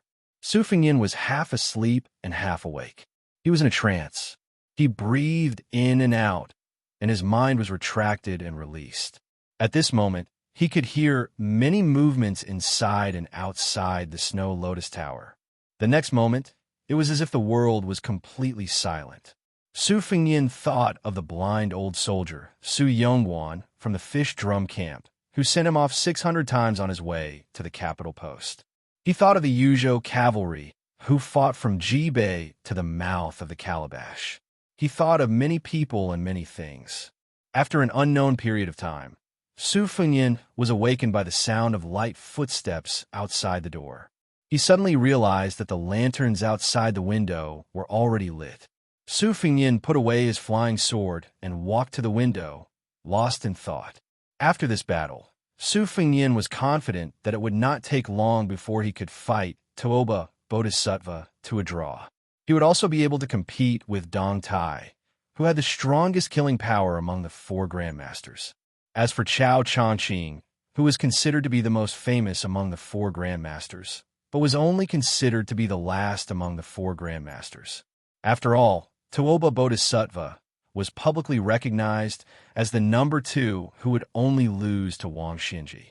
Dong Tai had also improved after Li Chungang lent him his sword and went to the sea to visit the immortals. Su Fingyin used the momentum of defeating Wang Xinji in one move, and his reputation in Jianghu was like the sun in the sky. Only Chao Chongqing had not fought with a grandmaster of the same cultivation level for many years. Even though he appeared briefly with Ginger in Great Peace City, he did not fight. He only fought with Gu Jiantang, Lu Hao, and the others. There was no real life and death battle. Therefore, compared to Su Fingyin, Dong Tai, and Toba Bodhisattva, it was inevitable that he would be looked down upon. However, Su Fingyin was well aware that after Confucian sage Chao Chongqing changed his mind, not only was his cultivation base the highest among the 4, he was also the one with the strongest battle prowess. At this time, Chao Changqing might not be inferior to himself when his celestial being physique was at its peak. Outside the room, Madame Song brought along the elite men of sacrifice of the whist chamber, whose name Su Fingyin still didn't know. She gently knocked on the door. After getting permission, Madame Song pushed the door open and said, Lu Huaishi came to visit Snow Lotus House alone. I didn't dare to make a decision on my own, so I had to disturb Prince's rest. Su Fingyin smiled and said, Let's go and meet him together. I'm also very curious about this legendary figure who ruled over a region. Madame Song, when the time comes, just tell him that I'm a new guard of Snow Lotus House. Madame Song smiled faintly and endured. Su Fingyin joked, indeed. Even if Snow Lotus House is rich and overbearing, it doesn't seem like they can afford to hire a hired thug like me. The three of them walked together in the corridor that was covered with Western Shu's gorgeous silk. After turning a corner, they passed by a room. Coincidentally, a guest opened the door and a group of people filed out. There were 4 men and 1 woman. The woman wore a purple dress with a purple scabbard and a delicate purple bamboo flute hanging from her waist. The woman was beautiful, but her face was cold and distant. The other 3 young men had different styles. The leader had a lively personality and a delicate face. He jumped out of the door with his hands crossed behind his back. He was talking to a tall man with sword-like eyebrows with a smile. The other person had the demeanor of a noble family. He had a jade-like face and was dressed luxuriously. He was whispering to an old man with graying temples who carried a sword on his back. The 2 groups of people bumped into each other. In fact, each side took a step back and brushed past each other lightly. However, the men of sacrifice who led the way for Su Fingyin and Madame Song did not intend to stop. As for the young master, who went out first, he was probably used to being spoiled by the elders at home, so he did not have a good temper. He blocked the way in the middle of the corridor, shook his shoulders and squinted his eyes and laughed. Madame Song frowned slightly. Su Fingyin shook his head without batting an eyelid. Madame Song understood tacitly and said to the top master of Snow Lotus House who wanted to barge through, Meng Li, forget it. Chapter 1483. Hearing Meng Li's name, only the old man with the sword on his back twitched his eyelids. Other than him who was experienced in Jianghu, it was the first time for the others to enter Snow Lotus City. Although the juniors around him were not unscrupulous disciples who did not know the immensity of heaven and earth, the purple-clothed woman and the pair of siblings were from sects and clans that were outstanding in the southwest province. As for the tall young man with no foundation, he was also a rare rising star. They looked down on this small border city from the bottom of their hearts. However, the old man had heard of Meng Li before. He rarely fought in Snow Lotus City, but it was said that he had a death battle with a few experts under Lu Huaishi. Most of the latter disappeared from Jianghu, and Lu Huaishi was recognized as a second-level master. Since Meng Li was still alive, it meant that either the Snow Lotus House was not to be trifled with, or Meng Li had the ability to challenge Lu Huaishi. The old man believed that he had reached a higher level in Jianghu, so even if he was not afraid of Meng Li, he still had to be cautious when facing such a local tyrant. It was better to avoid trouble. Just as the old man was about to take a step back to avoid trouble, the young woman who was dressed as a man clicked her tongue and said, Forget it? What a big tone. Who are you? If you don't forget it, what else do you want? The purple-clothed woman, who had arrived at Snow Lotus City earlier than her companions, sighed softly. She then said to the disciple of a noble family who looked somewhat similar to the young girl, That woman is the head mistress of the Snow Lotus House. The young man nodded. He was born in a prestigious family and did not have any intention of causing trouble. He smiled at the arrogant girl and said, Damn girl, come back. The young woman was unwilling, but she was no longer aggressive.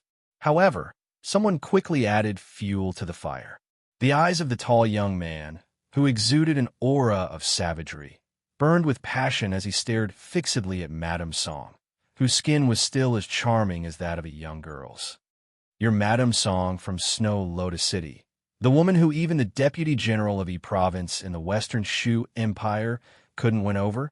He grinned, revealing his white teeth. Mrs. Song, my name is Zhang Wuho. I'm the guy who peed in front of the Zhao family's mansion. I've admired you for a long time." Mrs. Song didn't get angry because of the young man's frivolous words. She smiled and said, "I know." The young girl was clearly very dissatisfied with the man beside her who was fickle-minded. She coldly snorted and looked at Madame Song with even more provocation. "Zhang Wuho, what are you admiring? She's old enough to be your mother." Marquis Zhang Wuho, whose name had shaken the southwest of Liang because of his unbridled behavior, smiled and said, "This little girl doesn't understand Madame Song's kindness." The old man with the sword on his back was deeply worried. That elegant young man was also helpless. However, it would be a big joke to say that he was afraid of offending the entire Snow Lotus City. Su Fingyin didn't expect these people to be so bold. He didn't want them to continue insulting Madame Song. So he smiled and said, "When you're outside, you should speak properly. At the very least, you should speak human language." Then, Su Fingyin turned to look at Madame Song. "Don't tell me that everyone wants to carve the words 'come and hit me' on their faces when they walk the streets nowadays. I didn't have this courage back then." Madame Song smiled and said, "These people are probably either the disciples of Wang Xianji, Chao Chongqing, or the sons and daughters of the feudal princes and princesses of Liang. That's why they're so bold." Su Fingyin laughed and said, "Even if that's the case, it still doesn't make sense." Madame Song, who seemed to be speaking in riddles with Su Fingyin, nodded and deliberately said with a look of realization, "Oh right, it still doesn't make sense." The young girl was furious and said angrily, "Shameless adulterers, don't even think about leaving here today. I don't care if you're Madame Song or not. You're still a prostitute, and an old one at that." Madame Song was completely indifferent. She had used a short span of 12 years to turn the Snow Lotus House into the largest brothel in the southern part of the western regions. Even Liu Huaishi had no choice but to tolerate this thorn in his side. How could she be defeated by a little girl with a few words? If it weren't for the king of Beliang by her side, she would have been able to easily leave a psychological shadow in the young girl's heart for the rest of her life. As a death warrior trained by the whisk room, Meng Li attached great importance to the rules. As long as Madame Song didn't say anything, he wouldn't do anything even if he had a strong, killing intent. However, a sinister smile had already appeared on his face. Su Fingyin smiled and said, "That's enough." The young girl sneered and said, "You're just a pretty boy raised by an old woman. Who do you think you are? You think you're qualified to talk to me?" Zhang Wuho was originally a daring person, and he also had an astonishing backing. He chuckled and said, "You're not convinced? Why don't we spar? If you win, we'll make way. If you lose, Madame Song will be mine. How about it?" Su Fengyin smiled and said, "Spar? Sure." After saying that, he slowly walked forward. Meng Li quickly took the initiative to retreat and make room. His eyes were blazing with madness, and even his hands and feet couldn't help but tremble. He was one of the 4 grandmasters of the world. How many people could see the 4 of them in action? In the blink of an eye, the young girl didn't even notice anything strange. Then, a deafening sound came from behind her. She then discovered that Zhang Wuho had turned into that passable-looking young man who had the most repulsive smile. It turned out that Zhang Wuho had been pushed out by Su Fengyin's palm on his forehead. He crashed through the wall, passed through the room, and broke through the wall again. Just like that, he fell out of the 8th floor of the Snow Lotus Tower. Among the group, the old man with the sword on his back had the highest cultivation. However, he didn't see how this young man with an ordinary aura attacked. The old man instinctively reached out to pull out his sword. Su Fengyin only stood beside the young girl and looked at the 2 eye-catching holes. He waited patiently for a long time before turning his head and looking at the shocked Grandmaster of the Southwest. He asked with a smile, "What's wrong? You can't even pull out your sword?" At this time, everyone discovered that the Grandmaster of the Sword, who was unreachable in their hearts, had reached out to grab the hilt of the sword on his back. The sword, which weighed no more than a few kilograms, seemed to be as heavy as a mountain. No matter how hard they tried, they couldn't move it in the slightest. This scene was too ridiculous and comical. This accidental disturbance seemed to be an ordinary quarrel, but in reality, everyone in the group had their own schemes. not to mention the pitiful person who had already fallen out of the Snow Lotus Tower. The girl in purple wanted to borrow the power of the Southwest Jianghu to make a name for herself. For a heroine to walk the Jianghu, winning the title of fairy was only the first step. She still needed a variety of methods to manage it. She needed to climb up to a towering tree so that she could intimidate others. She needed to be on good terms with the seniors, carefully win over young masters who had money and family background, and so on. On the road of Western Shu, the awe-inspiring son of an aristocratic family had sharp eyes. He had seen the old-style cold saber on Su Fengyan's waist. His family had suffered a lot at the hands of the Su family, so they wanted to skin the Bailiang Su family alive. As for the dandy sons of Western Shu who liked to wear cold sabers, he had personally killed and crippled many of them over the years due to his anger. Now that he had met such a person in Snow Lotus City, other than disliking him, he wanted to test the waters. He wanted to create a farce and reveal some of the old secrets of the Snow Lotus Tower. If she really had an affair with Bailiang, then he would have a merit that he could easily obtain. As for the girl who was angry at Zhang Wuho's fickleness, how could his eyes not light up? Her thoughts were very simple. In front of a strange man she was interested in, she just wanted to make him keep his eyes on her. Su Fengyan looked at the embarrassed old man who had drawn the sword and said pleasantly, "Take your time. I'm not in a hurry." After a while, the old man, who had been famous for a long time, struggled in vain. When he was about to lower his head and admit defeat, he suddenly pulled out more than half of the long sword in the sheath. Even the old man himself felt that it was unbelievable. The two women and one man who were staring at the old man felt relieved. However, the long sword in the old man's hand returned to the sheath by itself. Out of the sheath, back into the sheath. This process repeated again and again. The old man wanted to die. Madame Song suddenly burst out laughing. She had never felt so comfortable in more than 10 years. Chapter 1484. The old man with the sword on his back loosened his grip in disappointment. The clear heart of the sword that he had nurtured for decades was completely broken. His expression was dull, and he had lost the demeanor of a grandmaster. The purple-clothed woman, who had painstakingly earned the title of fairy, had an indifferent expression on her face that was as cold as ice. She wanted to say something, but she couldn't. Her watery eyes seemed to be able to speak, and there were actually 3 kinds of emotions in them: reverence, admiration, and guilt. The man from the Western Shu family put away his thoughts of fishing in troubled waters and put on a submissive posture. He tried to maintain the bearing of a disciple of a noble family and did not show too much of an opportunistic attitude. His sister was the biggest contrast. Newborn calves were not afraid of tigers.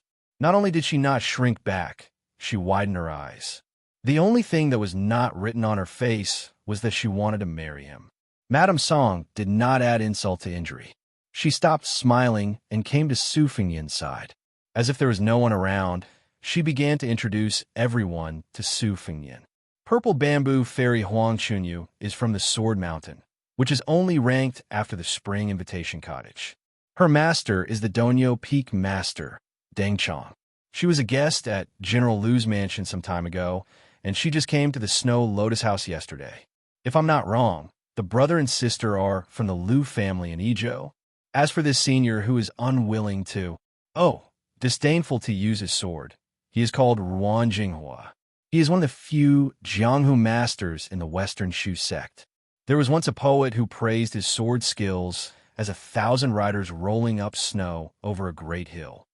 Therefore, he has the nickname of 1,000 Riders Sword Immortal in the southwest Wulian of Lyon. The old Sword Immortal, who had just come back to life, almost spat out blood when he heard the word disdainful. His face was pale, and his lips trembled violently.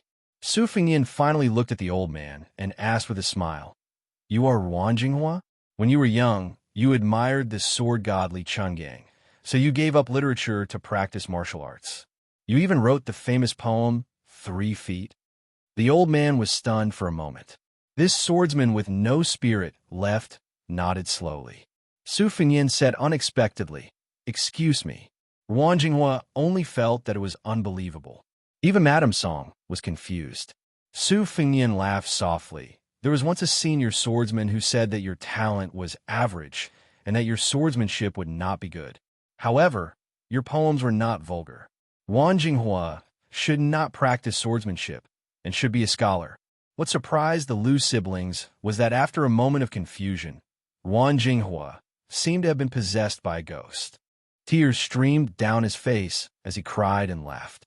He was like a slow-witted child who had been taught a lesson in private school every day and was suddenly praised by a strict teacher one day. At the same time, he was like a poor scholar who had spent his entire life in dire straits. Suddenly, one day, he felt that he could die at night after hearing about the Tao. Huang Chunyu, who was imitating the Wulin Alliance leader Huishan Xinyuan, who was wearing a purple robe, discovered that the three of them were already far away. Wan Jinghua was still intoxicated. For a long time, he was unable to extricate himself. He raised his head and muttered to himself, "Without a case, without a scabbard, the dark room's night is always bright." A 3-foot wooden horse and ox could break all the soldiers in the world. I want to know that the sky is about to rain, and the dragon cries out. Walking in the world with a sword, 100 ghosts travel in the night. Flying over the Guangling River, 800 dragons are frightened. People do not know what they want, but the man in green robe laughs. If the heavens did not give birth to me, Li Chungang, the way of the sword would be like a long night. On the way to Lu Huaishi's room, Madame Song explained, according to the spies, the wanderer called Zhang Wuho has secretly joined the new Yi Province general. The main figures of the Yi Province's Lu clan and the elite guards of the Sword Mountain were also honored guests of the Yi Province's provincial governor's mansion. Furthermore, with Huang Chunyu's foreshadowing, it seemed like the purpose of their trip to Snow Lotus City was to win over Lu Huaishi. Prince, do we need to keep these people in the Snow Lotus Pavilion? Su Fengyan shook his head and said, there is no need to completely fall out with the Western Shu Dao for now. After all, the Snow Lotus Pavilion is too far away from Bailiang, and Fan Shaochai has not arrived yet. Once we encounter a situation where we will fight to the death, it will be difficult to quench our thirst. Collecting spies is the most important task of the Snow Lotus Pavilion. It has been in the past and will be in the future. The general trend of the Northwest and Southwest and the decline of Bailiang and the rise of the other side depends on the hundreds of thousands of cavalry and spears. As for the Snow Lotus Pavilion and the Whispering Room, if one less person dies and one more spies are sent out, they may be able to change the situation of the war and influence the whole world. Madame Song said softly, my vision is too narrow. Su Fengyan stopped and looked at Madame Song. He said helplessly, Madame Song, my mother and Aunt Zhao are old friends. Aren't you afraid that I will feel uneasy when you call me your servant? Madame Song's eyelids drooped slightly. She reached out to stroke the hair on her forehead and did not say anything. In the room, Yu Qingling was brewing tea. It was not ready yet, so Lu Huaishi was patiently waiting for the tea. When Madame Song and the unfamiliar young man walked into the room, Yu Qingling was just about to brew the tea. Lu Huaishi sighed and said, Madame Song, you came at the right time. Madame Song sat down, and Su Fengyan stood behind her respectfully. Lu Huaishi smiled and asked, may I ask who this young master is? Madame Song's lips curled up for a moment. She said softly, young Master Su is Meng Li's junior martial brother. His skills are excellent. The majestic Lu Huaishi waved his hand and laughed. If that's the case, why don't we sit down and drink some tea together? I respect scholars all my life, but the ones that are to my liking are the Jianghu men with hard fists and hard bones. Unfortunately, I am the guest today, and Madame Song is the host. Since the Snow Lotus Pavilion only provides tea, I can only drink it obediently. Just based on Madame Song's praise of my skills, when young master visits my humble abode in the future, we must drink to our heart's content. Lu Huaishi did not care about trifles. He had an indescribable charm that made it easy for people to have a good impression of him. He was an ambitious person in the western regions in his prime. His boldness did not make people feel as if they were looking down on him. The parents and officials who ruled over a region loved the people as if they were their own children. The generals and soldiers shared weal and woe with each other, and the nobles treated the wise with respect. Although it was rare, the sharp-minded people could still more or less feel the alienation brought about by the difference in status. The Liu family's disciples were gentle, kind, and thrifty. However, when Liu Huaishi spoke to someone, his eyes would look at the other person. He was sincere and free. Every word that came out of his mouth seemed to come from the bottom of his heart. When he saw Su Fengnian sitting down, the smile on Liu Huaishi's face deepened. He then bargained with Madame Song. Madame Song, young Master Su is a straightforward person. Even if you don't want to give me face, can you give face to young Master Su and ask Miss Yu to bring 2 pots of good wine for him? A dog butcher's big bowl of wine and big chunks of meat. You're a nobleman in the human world. Yu Qingling revealed an inquisitive look. Madame Song nodded. The former swayed her body and slowly left. Liu Huaishi patted his stomach and smiled. Madame Song, I don't have many tricks up my sleeve. If there's something I want to say, let's get straight to the point. As for whether we'll fight or kill, and whether we can drink young Master Yu's wine, it'll all depend on the will of the heavens. Of course, I'm not lacking in sincerity. Otherwise, I wouldn't be sitting here alone and drinking tea. Yes, of course, there are 200 of my brothers outside the Snow Lotus restaurant. I didn't want to be sneaky. They're all out in the open. Anyone can see them. After all, I'm only a second-grade master. I don't have the ability to overturn your Snow Lotus restaurant. Not to mention other things. At least I can't bear to let the women in your mansion become widows. Madame Song laughed it off. Liu Huaishi raised his cup and drank the tea in it. He continued, not to mention Madame Song, anyone with a brain in Snow Lotus City can guess my ambition. General Liu's mansion. Of course I want to be a real general.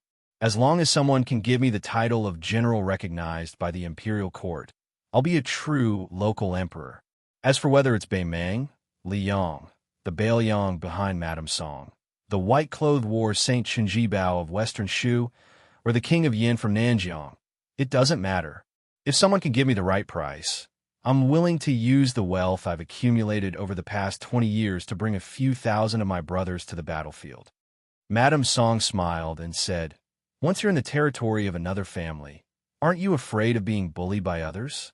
A few thousand people are enough to dominate Snow Lotus City. As long as you leave your hometown and join the army, even if you're in the Western Shu Path, which has the least number of soldiers, I'm afraid you won't be able to speak as loudly as you do now. Liu Huaishi rubbed his chin and laughed heartily. That's why it's one thing to wait for the right price to raise one's status. It's another thing to open one's eyes and find a family that's easy to get along with. Otherwise, I wouldn't have been unable to get the title of general until today. To be honest, Huang Chunyu, who lives in Madame Song's Snow Lotus Pavilion, is just one of the many forces that have offered to recruit me. Other than the Western Shu Path promising me the title of a general with a surplus title and the right to command 3,000 troops, the Southern Jiang offered me an even higher price. A secret messenger from the Dragon Palace had promised me the title of a general of the lower 3rd rank, Fenwu General, and one of the generals of the Liyang Imperial Court. He also promised me that as long as I reach Nanjiang, I'll be promoted to the position of a general on the same day. Furthermore, all the brothers who leave Snow Lotus City will not be separated. Not only that, he also promised me an additional 6,000 troops. As for the Zhao family of Liyang, someone from the Weaver Bureau of Western Shu also came to my mansion. It's just that he's a little petty, so I won't mention it. However, Madame Song continued, the northern barbarians offer the highest price. It's definitely impossible for you to become a general of the Beimang, but at the very least, you'll be a general's. They might even promise you that after you conquer Bailiang and conquer the Central Plains, you'll be a governor of the border. At that time, you'll have enough military merits, and the title of a prince with a different surname will be just around the corner. However, General Liu isn't sure about the outcome of the war at Liangmang. He's afraid that Bailiang will bully the weak and fear the strong. He's even more afraid that Beimang will send you to Liuzhou or Lingzhou to die. Isn't that right? Chapter 1485. Liu Huaishi laughed and said, Mrs. Song, you're so insightful. I think you're more than qualified to be an assistant minister of the Ministry of War in Lyon. Lu Huaishi suddenly lowered his voice and narrowed his eyes, as if trying to hide his sharpness. Rumor has it that there's a Wutong Inn on Mount Qingliang. Women from the Hamlin Academy will replace the young vassal king. It's not bad for Mrs. Song to be a female scholar in that Bailiang. Yu Qingling brought 2 pots of wine. It was Bailiang's green ant wine, which wasn't a rare thing. Even in the capital, which hated Bailiang, green ant wine was still popular, especially among the people. The spicy green ant wine was very popular. Because of its low price and high quality, it was the best choice in Lyon's water transport system. Yu Qingling placed 3 bowls on the table. After filling all 3 bowls, the aroma of the wine assailed their nostrils. Yu Qingling knew that although Mrs. Song rarely drank, her alcohol tolerance was astounding. Drinking wine was like drinking water. It was easy for her to make 2 or 3 so-called wine heroes collapse. Mrs. Song picked up the bowl and drank it in one gulp without saying a word. Lu Huaishi also drank the green ant wine in one gulp. When he reached out to ask for more from Yu Qingling, he looked at Mrs. Song and said self-mockingly, "Madam, I think I'm quite straightforward today. Can't Snow Lotus House give me a straightforward answer as well?" Su Fingyin finally spoke. "General Lu isn't very straightforward." Lu Huaishi smiled and turned to look at the only man in more than a decade who could make Mrs. Song willingly serve as his foil. "Oh, what do you mean, young master?" Su Fingyin looked at him and said calmly, "Yesterday, there were 2 fights in the alley in the northeast of Snow Lotus City. In the first fight, General Lu lost his adopted son, who was qualified to take on a great responsibility. In the second fight, General Lu personally watched from a distant building. Although he couldn't see clearly, he couldn't determine the depth of my skills. He probably couldn't guess the identity of the 2 riders who entered the city late at night and left this morning. However, compared to that swordsman Xiao Mu of the Central Plains, compared to Meng Li of the Snow Lotus Tower outside the house, and compared to you, General Lu, it is obvious that I am in a higher realm.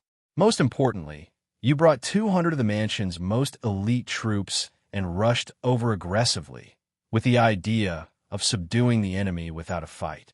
The reason why you had the spy you planted in Snow Lotus Parlor tell them to hold back their troops before I enter the room was because you, Lu Huaishi, learned of my true identity at the last moment. That person was afraid of my cultivation, so he didn't dare to speak. Maybe he wrote King of Bailiang or Su Fengyan on the table with tea, right?" Mrs. Song raised her head and glared at Yu Qingling. The latter's face instantly paled. Lu Huaishi put down the wine bowl and rested his hands on his thighs. Then he stood up and bowed with cupped fists. "Commoner Lu Huaishi greets Prince Liang." Then Lu Huaishi raised his head and grinned. "You can kill me or torture me as you wish, Prince Liang. But Lu Huaishi only asks for one thing, and that is, don't blame this girl." Su Fingyin took a small sip of wine. The weather was still cold in late spring, and Lu Huaishi was soon sweating profusely. Su Fingyin smiled. "General Lu, take your men back to the mansion first. This king still needs to consider what price Bailiang will offer. All right, when you go back, send the Snow Lotus to Snow Lotus Parlor." Lu Huaishi bowed and left the room. Inside the room, Mrs. Song's face was cold. She grabbed the porcelain bowl that was still filled with green ant wine and smashed it on the head of Yu Qingling, who was kneeling on the ground. The wine seeped into her hair and mixed with the blood on her head. Mrs. Song wanted to kneel down as well, but found that she couldn't stand up from the chair. Su Fingyin smiled. "I don't want to comfort Mrs. Song, but what happened today isn't a bad thing." Mrs. Song glanced at Yu Qingling and gritted her teeth. "According to the rules of Whisk Shui Room, as Yu Qingling's guide, the lightest punishment I can receive is to break one of my arms." Yu Qingling kowtowed on the ground and said in grief, "Mrs. Song, I deserve to die. Your Highness, please don't punish Mrs. Song. Yu Qingling is willing to commit suicide as an apology." Su Fingyin sneered. "Yu Qingling, Lu Huaishi begged for mercy for you, and you begged for mercy for Mrs. Song. But do you believe that you were sincere?" Lu Huaishi, on the other hand, was scheming to protect himself. He seemed manly, but in reality, he was a vicious person who relied on his instincts to make the best decision. Perhaps you're wondering why I could see through it and think that I, Su Fingyan, am slandering Lu Huaishi, who has always been open and above board, even when doing evil things. Su Fingyan laughed at himself. If you really want to give a reason, it can only be explained that I'm also a cold-hearted person. It's always more accurate for a bad person to see another bad person. It's not that I can't force Lu Huaishi to kill you in order to live. It's just that when your emotions were fluctuating, Lu Huaishi was also certain that I wouldn't kill him easily. If he acted casually in front of you, you would only be more infatuated with him. Who knows, you might even bite your tongue and commit suicide. Yu Qingling only had a trace of doubt in her heart, but she quickly raised her head with a firm gaze. I won't. Su Fingyan wiped the edge of the wine bowl with his sleeve and handed it to Mrs. Song. He directly picked up the wine jar and drank a mouthful of wine. He said indifferently, actually, whether I kill Lu Huaishi or not is a small matter, because Lu Huaishi can't decide who to side with. Before I appeared, he could only choose to side with Western Shu. This guy is full of lies. For example, he said that the offers from Western Shu and Nanjiang were real, but the offer from the Weaving Bureau of Liang Imperial Court was fake. The reason why Lu Huaishi didn't agree was because he knew that it was just a pie on paper. No matter how big the pie was, he couldn't eat it. The forces of Western Shu under Chen Jibao's command might be able to tolerate a General Lu of Shiwilian City who ruled over a territory and allowed him to live freely on the border. However, they definitely wouldn't allow Lu Huaishi to lead his people anywhere. As long as he dared to take a single step out of Shiwilian City, he was doomed to die. That was why the one Lu Huaishi truly wanted to rely on was the Northern Mang that he thought was a sure win. That was why he was waiting. Only when the Northern Mang took down Hoda City and invaded Liang Province's territory would he declare his stance. If by any chance Northern Mang suffered defeat in this war, he would settle for the next best thing, switching to Western Shu's embrace.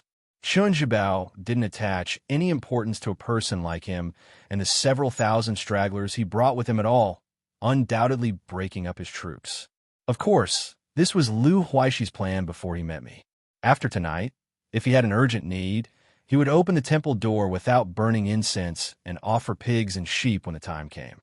On the surface, Bei Mang was loyal to him and didn't have a good future, but secretly contacted Western Shu. If you don't believe me, I can ask Madame Song to send you to personally monitor the meeting between General Lu's mansion and Western Shu. When the time comes, you will definitely be disappointed with Lu Huaishi. Su Fingyan suddenly smiled. However, Yu Qingling, will definitely not be able to resist going to Lu Huaishi while you're monitoring him. You just said a few words, and your heart softened again. It's not your fault. Fu Shui's room and spy are all inferior to the person you like. Yu Qingling lowered her head again and bit her lips. Life was short, but love was long. Su Fingyan stood up and walked to the window. He looked at the night scenery of Snow Lotus City, which was like a paradise. It must have been hard for Lu Huaishi to resist the temptation of your body. Did he personally promise you that he would only consummate his marriage with you after officially marrying you? Yu Qingling finally broke down and sobbed silently. Madame Song asked Meng Li, who was outside the room, to take Yu Qingling away and lock her up. She came to Su Fengyan's side and said with a bitter smile, I've made a fool of myself in front of your highness. I've also disappointed your highness. Su Fengyan shook his head and didn't say anything. Madame Song forced a smile and no longer called herself a servant. I'm very curious. Why is your highness so tolerant of Yu Qingling? If it were me, I would also ruthlessly kill her. Su Fengyan leaned against the window and said with a smile, It's very simple. Because my mother once told me that the world is not good. It's harder for women to live, especially beautiful women. So my mother told me that when I grew up, I shouldn't bully people if I could. I should treat them as well as I can. Madame Song stared at the young man and smiled gently. Unfortunately, I, Song Huang Wang, was born more than 10 years early. Su Fengyan turned his head and blinked. He asked, Isn't Madame only 20 years old this year? Chapter 1486. Madame Song, who had a high tolerance for alcohol, blushed as if she had drunk 1,000 white cups of wine. Is that so? But I was already 16 years old when I first met the general and the princess with the young lady. Su Fingyan smiled. The two of them leaned against the window. After a long time, Madame Song said softly, "Every minute of the night is worth 1,000 gold. Young Master Su, do you want to rest? Do you need someone to serve you?" Su Fingyan said seriously, "The bed in my room is a bit small." Madame Song spat, stood up straight, and turned to leave. She said, "I just don't like to be eaten by an old cow." "What do you mean by looking 20 years old? Who are you trying to fool?" Su Fingyan smiled and said, "If you have the chance, go back to Bailiang. My sister will be very happy." She stopped and sighed. She shook her head and left the room. Su Fingyan took the wine jar from the table and leaned against the window to look at the brightly lit Snow Lotus City. After drinking more than half of the wine, there was a knock on the door. He turned around and said, "Come in." Swordsman Xiao Mu and a young boy and girl who were taking refuge in the Snow Lotus building walked into the room together. Xiao Mu cupped his fists and said, "Young master, I have received the Snow Lotus. I will go to Bailiang to work for you in half a year at the latest." Su Fingyan nodded and smiled. "I trust you."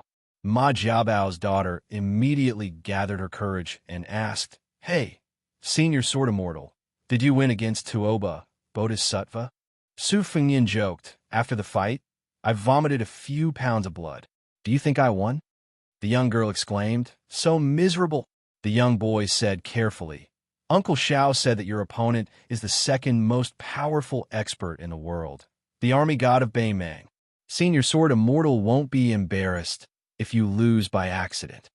Su Fingyan looked at Xiao Mu, who was deeply grateful to him, and said, "I will leave Snow Lotus City early tomorrow. Please go to Ma Jiabao. You can bring Meng Li from the Snow Lotus building. He is also a second-grade master." Xiao Mu nodded and did not refuse. The youth suddenly blushed and asked, "Senior sword immortal, that heartless old man likes to lie. Why don't you tell me the truth? If I practice martial arts, can I become an expert? If I don't have any achievements in martial arts, then I'll just be an honest lotus collector in the future." Su Fingyan smiled and said, "Your aptitude isn't very good, but your luck shouldn't be bad. Otherwise, you wouldn't have met that old man, Xiao Mu, and most importantly me. So I'll give you a suggestion. Do you want to listen?" The young man nodded vigorously while pecking at the rice. The young girl rolled her eyes and said, "Grow up." Su Fingyan said, "I have a brother who traveled alone in Jianghu before he became a top-notch swordsman. You can ask Uncle Xiao to take you to Jianghu in the Central Plains. If you think it's boring to travel alone, you can elope with Miss Ma." The young man was at a loss. He looked forward to it and felt nervous. He smiled foolishly at the young girl. The young girl pointed at Su Fingyan and said angrily, "Is there a senior sword immortal like you who wants to do nothing but play tricks? Hong Shuji wants to travel in Jianghu, fine. But if he wants to follow you, you have to teach him swordsmanship." Su Fingyan joked, "Oh, you haven't married him yet, but you already know how to make plans for him?" The young girl turned her neck and acted like a rascal. "Just tell me if you agree or not." Xiao Mu rubbed the young man's head. Then, with eyes full of smiles, he pretended to be angry and glared at the young girl. "What's wrong? Little Ma, do you dislike Uncle Xiao's martial arts? Although Uncle Xiao can't compare with Senior, in Snow Lotus City, I can still fight with Lu Huaishi for hundreds of rounds. In Uncle Xiao's hometown in the Central Plains, the descendants of the 4th or 5th rank local officials want to be my disciple and learn the sword. Miss Ma, you have to eat one bite at a time. Don't eat until you become fat. If that happens, it won't be you who dislike Uncle Xiao, but Hong Shuji who doesn't want you anymore." Compared to Su Fingyan, who killed people with bloody means, the young girl who was closer to Xiao Mu said shyly, "Uncle Xiao, you're not a good person either. Hong Shuji will become bad sooner or later if she follows you. I'm worried." The young girl stomped her feet and ran out of the house with Hong Shuji. They started to discuss how to elope and travel in Jianghu together. Xiao Mu cupped his fists and said sincerely, "Senior, take care." Su Fingyan hesitated for a moment and said with a smile, "I'm not a senior. I'm younger than you." Xiao Mu was stunned and said, "Senior, you're very humorous." When Xiao Mu walked out of the house, two women walked in together. They were the purple bamboo fairy, Huang Chunyu, and the arrogant woman from the Liu family who couldn't control her mouth. Su Fingnian was a little self-deprecating. Had he become the most popular courtesan in a brothel? The woman from the Liu family, who had changed back into a woman's dress, questioned, "You broke Marquis Zhang's tendons and destroyed his martial arts. You made him live a life worse than death. Aren't you afraid of revenge?" Su Fingnian didn't pay attention to the woman with small breasts and no brains. He looked at Huang Chunyu, who came from a Sword Mountain, and asked, "What's the matter?" Compared to the arrogant woman from the Liu family, Huang Chunyu naturally had more experience in Jianghu and knew how to deal with people. She didn't pretend to be a girl of Jianghu. Instead, she bowed like a weak and virtuous woman. After straightening her slender waist, she said in a soft and apologetic voice, "Grandpa Ruan has left Snow Lotus City. He said that he wants to follow the footsteps of a senior and travel with a sword. Grandpa Ruan asked me to tell you that he has no regrets in this life. He also said that he already knows your identity, but he won't say a word. Grandpa Ruan also said that in his lifetime, he will write a famous poem for you." Su Fingnian leaned against the window with some kindness in his eyes. "Okay." Huang Chunyu's eyebrows were like flowing autumn water. She said tirelessly, "Our Sword Mountain accounts for nearly half of the 10 sceneries of Western Shu. They're the Bamboo Sea, Old Lord Pavilion, Lingyun Stone Buddha, and the Moonlight Cauldron.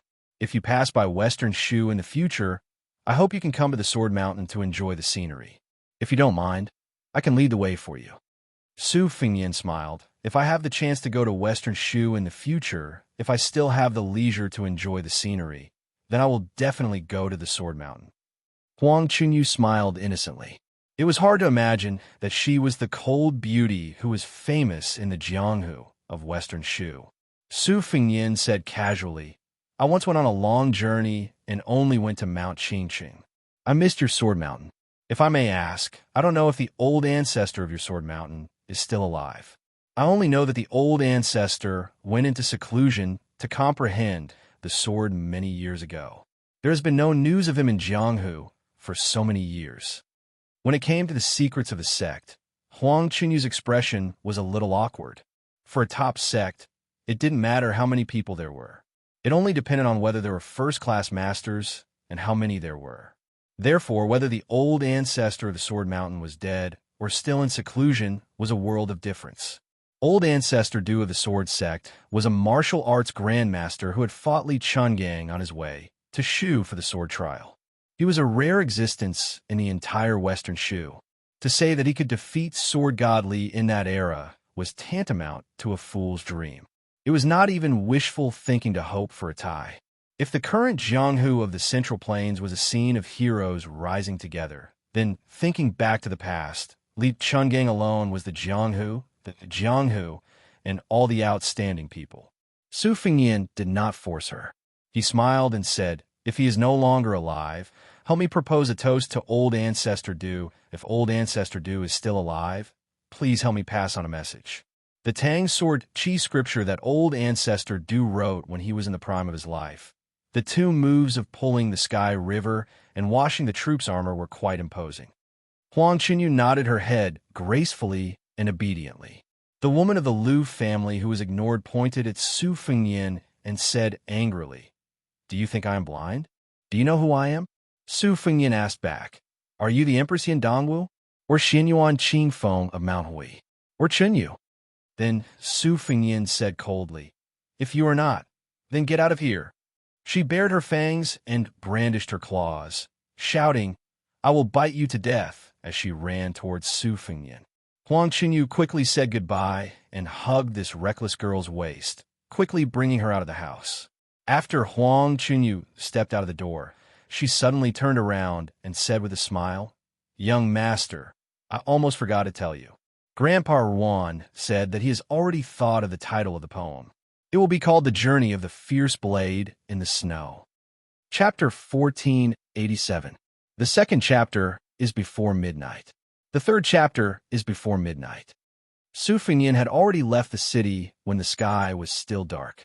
Madame Song personally saw him off, and the two parted at the city gate. Lanterns were hung high on the city wall, making it as bright as day. Su Fingyin noticed that Madame Song, who was dressed elegantly, had not only changed into a red, yellow, wide-sleeved gown, but also seemed to have put on some makeup. She sat high on the horse, her beautiful skirt trailing behind her. Under the illumination of the lanterns, she looked especially beautiful. Su Fingyin had already discussed all the matters that he needed to pay attention to in the Snow Lotus house. Feigning civility with the fence-sitter Lu Huaishi was of the utmost importance. The spies from Bailiang and Western Shu would use this person as bait. Su Fingyin wore the old cold knife that had broken into 2 pieces at his waist. He carried an inconspicuous cotton bag with a few changes of clothes and some yellow and white items on his back. As they parted, Madame Song lived up to her reputation as the woman who had written the phrase, carrying a knife and standing alone in all directions, shining through the clouds at night. She did not show any signs of embarrassment and smiled as she cupped her fists and said, "Even if you accompany a friend for 1,000 miles, you still have to part in the end. Take care, Your Highness." Su Fingyin nodded and reminded, "Like I said before, the Snow Lotus House is only the Snow Lotus House. There is no need for you to personally participate in the battle. Unless it is absolutely necessary, don't try to be a hero. It is not easy to find a 3-legged toad, but there are plenty of 2-legged men who want to be heroes." Madame Song smiled and said, "Is that so? I thought all men were 3-legged." Su Fingyin laughed it off and then said seriously, "Don't think that I am being overly sentimental. It is fine if Bailiang and Western Shu coexist peacefully. However, as long as Chun Zhibao turns his attention away from the Central Plains, he will soon reveal his true intentions. At that time, not just your Snow Lotus House, but all the strongholds of the Fu Shui House in Western Shu and Nanjiao will be uprooted overnight. I don't need to say much about Chun Zhibao's style of doing things. That is why I have already asked Chu Lushan to arrange your escape route. All of you are priceless treasures of Bailiang." Madame Song's eyes were calm and peaceful. Su Fingyin took the cold blade from his waist, which had been broken in the fight, and threw it to Madame Song. Northern cold blade only kills outsiders. Su Fingyin's figure gradually disappeared into the distance. Madame Song held the cold saber and slowly raised her hand. She was unwilling to put it down. The simple and austere saber and the slender and delicate arm formed a sharp contrast that could capture one's soul. The burly Meng Li had appeared in the shadows near the city gate. His eyes were complicated and his face was gloomy. Ever since this taciturn man had volunteered to be sent to Snow Lotus City 12 years ago, he had conscientiously helped Song Huangwang build a tall building from the ground. 2 8-story Mandarin duck pavilions were unique even in the rich and fertile land of West Shu. He had been through life and death situations for more than 10 years. Time and time again, he had to dress his wounds alone. Time and time again, he looked at that figure from afar. He could see it, but he could not catch it. Meng Li leaned against the city wall. His expression was uncertain. In the eyes of this bloodthirsty man, Madame Song was like a bunch of enchanting begonias in a silver vase. He was willing to stand in the distance and watch the flowers slowly wither. But if someone wanted to pluck the flowers and put them in their sleeves, no matter who that person was or what status they had, Meng Li would be worried. At some point, Madame Song had put on her cold saber and rode to the foot of the city wall. Meng Li stood in the shadows. She should not have seen his strange expression. Suddenly, Madame Song reached out her hand and fanned near her nose. She mischievously said, "Meng Li, why do I smell jealousy?" Meng Li's face instantly turned red. He was at a loss. Madame Song dismounted and led the horse forward. Meng Li hesitated for a moment before quickly following. Madame Song said softly, "Meng Li, I already know what you're thinking." While Madame Song was probably thinking of some gentle words, Meng Li had already bitterly said, "Madam, I also know." Madame Song stopped and patted Meng Li's shoulder. For the first time, she looked at this man with a rough face but a delicate mind. She was in high spirits. Her limpid eyes were overflowing with color. She pointed at the central plains and said boldly, "Mengli, you're a man. Why do you have to be so pretentious? Maybe I, Song Huang Wang, will never like you in my life. However, you can make me remember that there's a man named Mengli. The border of Liangmang is already filled with the smoke of war, and the central plains will soon be filled with war drums. You've been reading books on the art of war all these years. Do you want to stay in Snow Lotus City and waste your time, or do you want to go out and fight?" Mengli was silent for a long time. Finally, he said, "Madam, can I not go to the Bailiang Frontier Army, but go to Liangmang instead?" Madame Song handed the reins to Meng Li and laughed. "Why not? From now on, Whispering Room and Snow Lotus House will just treat Meng Li as dead." Meng Li suddenly mounted the horse and turned it around. After galloping for a dozen steps, he turned around again. He clenched his fist and hammered his chest. "Song Huang Huang, I, Meng Li, have liked you for 12 years. I've also done my best to protect you for 12 years. I don't regret it. Even now, I'm still very happy. If I become successful in the future, I'll definitely come back to Snow Lotus City to find you. If I unfortunately die at the border of Liangmang, I hope you can offer me a few cups of wine every Qingming festival." Madame Song laughed loudly and said, "Don't die if you have the ability." Meng Li left the city and went to Liangmang alone. At this time, Song Huang Wang and Meng Li did not expect that in the future Liang Shilin and Jianghu to jointly create the two auspicious talismans rushing north torrents. Meng Li had unknowingly become one of the first people to set off. Su Fengyan, who had left the city earlier, also did not expect that he would coincidentally encounter a martial arts event in the remote western regions. This caused him to stop for a while on his way back to the north. In the past 100 years, because Li Chungang and Wang Xinji had been too powerful, the entire Jianghu under them was like a fight between ants no matter how much trouble they caused. In addition, Li Chungang and his sword were too elusive. Later on, Wang Xinji's hands were tied in the martial emperor city of the Eastern Sea. This caused the Jianghu of Liang to be lively for 100 years, but in the end, it was not as lively as before. It wasn't until Xianyuan Qingfeng became the chief of the Wulin Alliance that this situation began to change. Of the four grandmasters, Su, Chao, and Tooba, none of them were pure Jianghu people. Dong Tai appeared and disappeared mysteriously, and the other 10 martial arts judges were also shrouded in mystery. This made Xianyuan Zi, who was rumored to be admired by the Emperor of Liang and who the new Prince of Liang wanted to gift with the martial arts manuals, become the undisputed leader of the Central Plains Jianghu. Apart from the publicly recognized top 10 sects, the Sword Tomb of the Wu family, the Dragon Palace of Nanjiang, and the Fish Dragon Gang of Bailiang were at the bottom of the list. After the Martial Arts Society meeting at Great Snow Ping, many new lists were released near Liangsan. These lists abandoned those martial arts grandmasters and Jianghu sects that were too high in status. They were newly evaluated as the 4 fairies, the 4 sages, and the top 10 sects.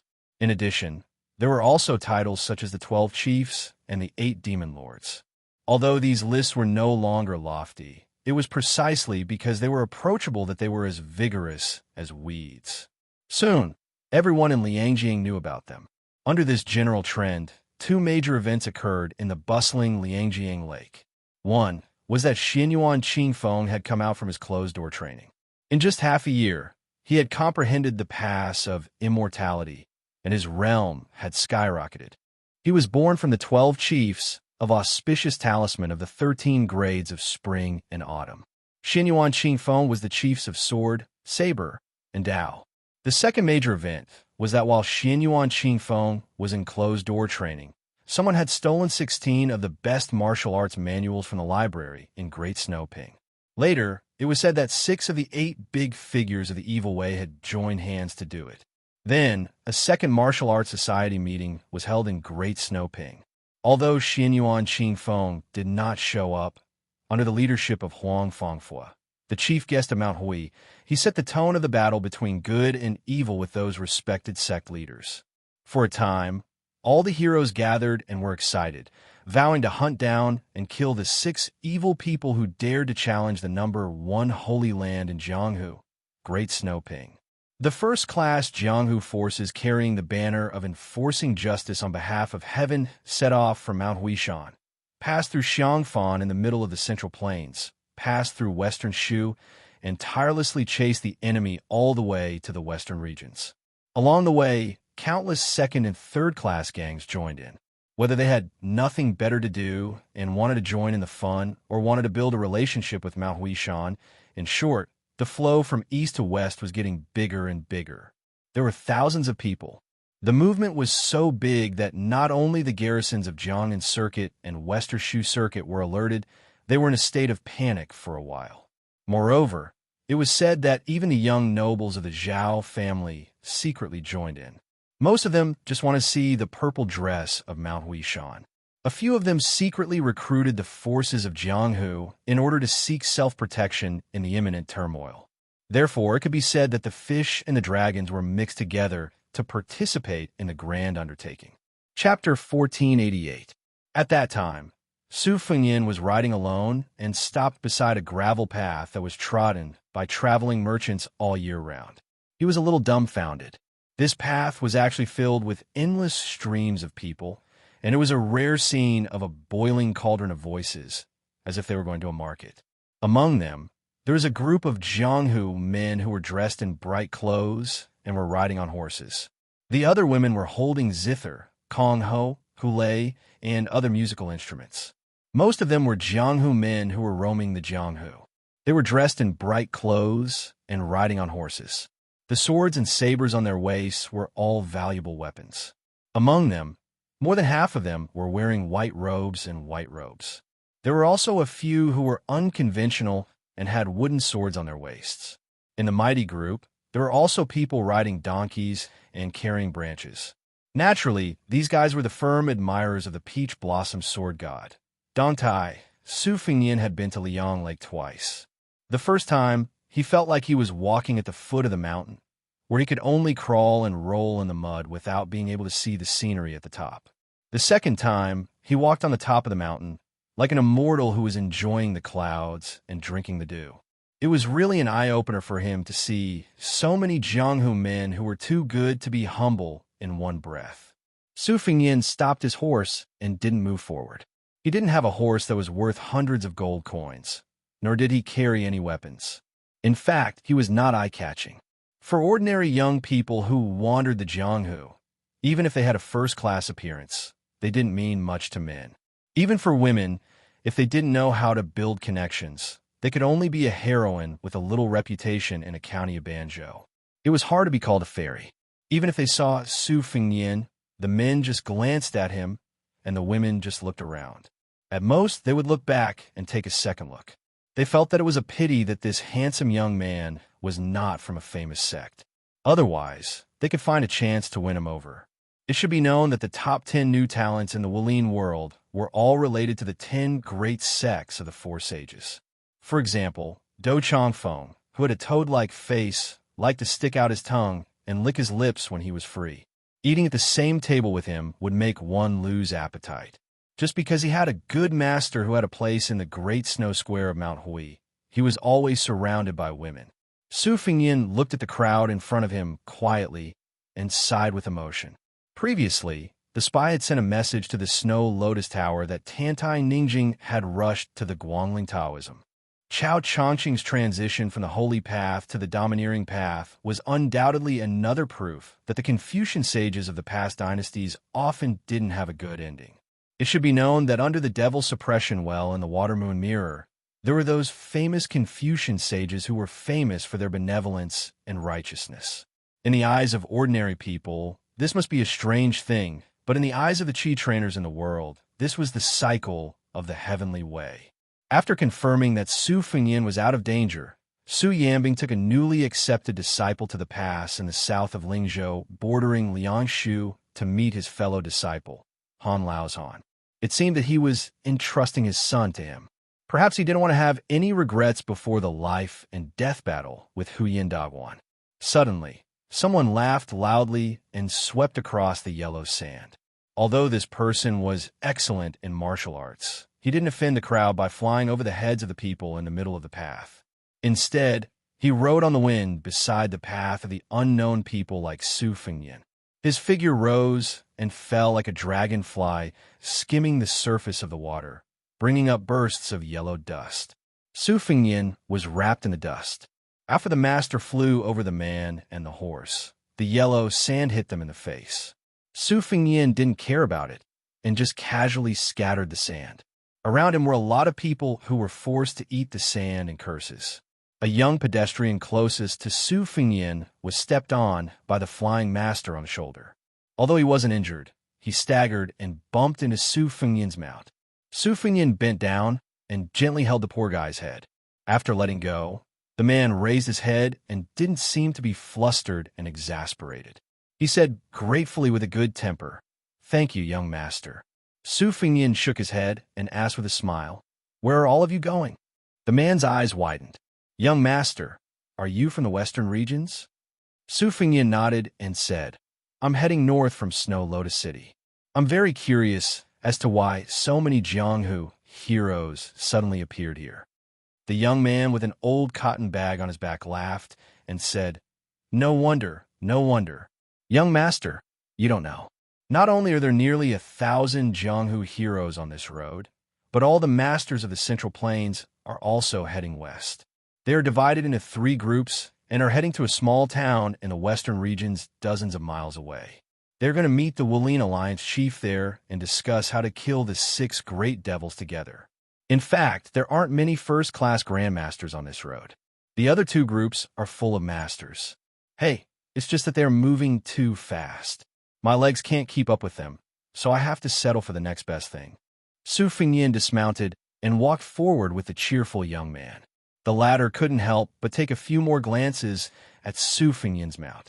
His eyes were full of undisguised envy. Su Fengyan saw that the young man looked tired and his footsteps were light. He smiled and asked the young man to take off his bag and hang it on the horse's back. The young man didn't stand on ceremony and sincerely thanked Su Fengyan. He took the opportunity to pat the back of the horse a few times and praised it for its excellent colt. The young man saw that this young master didn't seem like a rich man who was difficult to get close to. Moreover, this young master was a lively person who couldn't keep his words to himself. Therefore, he opened his mouth and told Su Fengyan about the scale of this trip to the western regions. His face was brimming with pride as a Central Plains man. Without needing Su Fengyan to ask, the young man took out his family's wealth. He came from Yanglu County, Gangnam-do, which was the richest in the world. His name was Shun Changeng, and his master was one of the last consecrated elders in the county. However, he was only one of more than 10 disciples in name other than the direct disciples. This time, there were more than 20 people from the sect who were heading to the western regions. However, they were all proud disciples of the sect leader and the 3 deputy sect leaders. They were not on the same side and couldn't join the fun. Therefore, he had to travel alone. After talking about his family's affairs, Shun Changeng, who boasted that he was the messenger of Yanglu County, began to introduce Su Fengyan to the important people on the road. "Hey, do you see those women in front who are all playing musical instruments? Don't underestimate them just because they are girls. They are all extraordinary. They are all fairies from the Misty Mountain, the 2nd largest sect in Huainan Dao. The Misty Mountain only accepts women and is divided into 2 peaks. The women of the 2 peaks are seated according to the positions of the ceremonial courtesans and ceremonial courtesans. Oh right, these courtesans are definitely not prostitutes. Young master, you must not blaspheme against them. You must know that the Misty Mountain sect leader, the Flying Cicada Fairy, has a technique to retain her youthful appearance. She is already 50 years old, but she is still as graceful and moving as a 16-year-old woman. Even in the Great Snow Plateau of Mount Hui, her seat is also very close to the front. Her reputation in the Jianghu is also extremely good. After our Wulin Alliance chief came out of seclusion, he discussed the Jianghu together with 18 leaders of the righteous path. The Flying Cicada Fairy is one of the 18. As for those nuns, they come from the Jingxi Nunnery of the southern peak, Zen Mountain. In the past year, They have been competing with the Tranquil Heart Monastery, which also established a sect in the southern peak Zen Mountain, for the position of Mountain Lord. It is said that the Wuling Alliance chief will recognize whoever makes the greatest contribution, this time as the master of the southern peak. The one at the front is a big monk who is 10 feet tall and has a red sandalwood bead around his neck. His nickname is the Red Sandalwood Monk. He is a famous expert in Liaodong. Currently, there are 16 loose immortals in the Jianghu, and he is one of them. It is said that when he was young, he found an old ginseng that was only 10 years away from being 1,000 years old. He bitterly waited for it for a full 10 years. After eating the old ginseng, his internal energy greatly increased, and he was able to become a loose immortal. I heard that the string of the red sandalwood Buddhist beads is made of the roots of the old ginseng. Even if you have a divine weapon that can cut through hair, you can't cut it. The group of young masters and daughters riding horses are all disciples of the famous Orthodox sects in the Jianghu, which is an important martial arts town in the southeast of Lyon. I call these people the second or third generation of the senior generation. Don't the officials have the second generation and the descendants of the generals? They are all disciples and grand disciples of the local martial arts grandmasters who are famous in Jianghu. Naturally, they're the second or third generation of the senior generation. As for me, forget about it. My Taiga sect. I'm not afraid of being laughed at by young master, but in reality, there's no way for us to compete with those 4 or 5 top-notch sects in the county. We can only shut our doors and pretend to be masters. My direct disciple brothers can only show off in the county. Once we leave our hometown, aren't we just serving tea to other people of the same age who come from famous sects? Anyway, I can't stand it anymore. I'm happy to be free and unfettered. At least, I don't have to act according to other people's wishes. Su Fengyin patiently listened to the young man's long-winded chatter with a tranquil smile. Shen Chang's mouth was dry from talking. Su Fengyin handed him a pot of green ant wine that he had brought from the Snow Lotus Tower. Shen Chang'eng, who had never tasted this kind of wine, did not know the severity of the situation. He took a big gulp and felt as if his throat was on fire. His face turned red and he coughed continuously. When he handed the pot back, he said awkwardly, "This wine is really fierce." Su Fengyin saw a few riders passing by from the corner of his eyes. One of the riders was a woman whose breasts were undulating along with the back of the horse. He chuckled softly and said, "Is it as fierce as this heroine?" Shen Chang'eng's eyes lit up. They were both men, so they quickly understood each other's intentions. He felt closer to this young master who was not pedantic and inflexible. He nodded with a smile and said, "What an imposing manner." Chapter 1489. Unable to control his emotions, Shen Chang'eng's voice was not soft.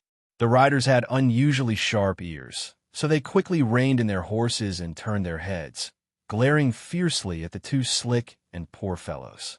After one of the escorts dismounted, he walked toward them with a ferocious smile. Shen Chang'eng admitted that he was in the wrong, but he did not want to implicate the young master beside him.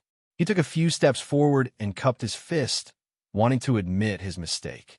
Unexpectedly, that person did not give him the opportunity to report his name and sect. He raised his foot high and stomped on Shen Chang'eng's chest. The travel-worn Shen Chang'eng's lapel shook with a burst of dust. Under the huge impact, he was sent flying backward in the blink of an eye. Su Fengyin reached out to support Shen Chang'eng's back and deliberately took a few steps back before he barely supported Shen Chang'eng's body. Su Fengyin gently pulled Shen Chang'eng behind him and raised his elbow to block the kick. Then, he looked up at the smiling heroine on horseback and said with a smile, "We were rude first.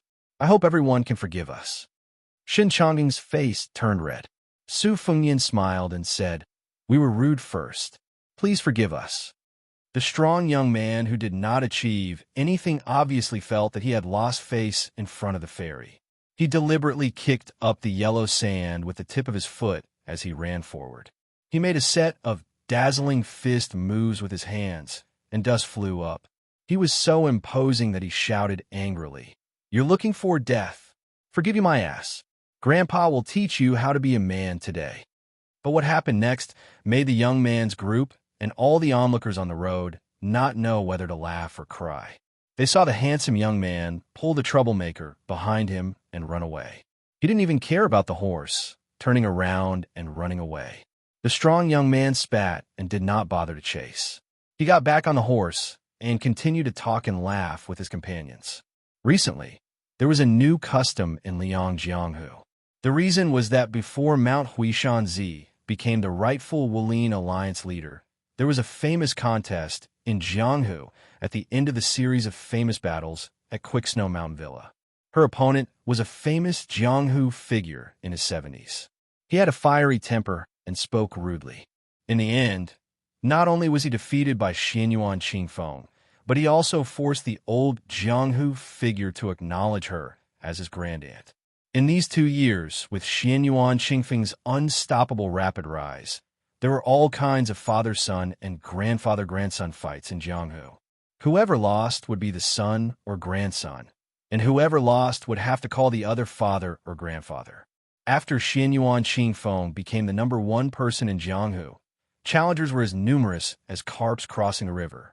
Her practice was the same as Wang Xianji's in Martial Emperor City.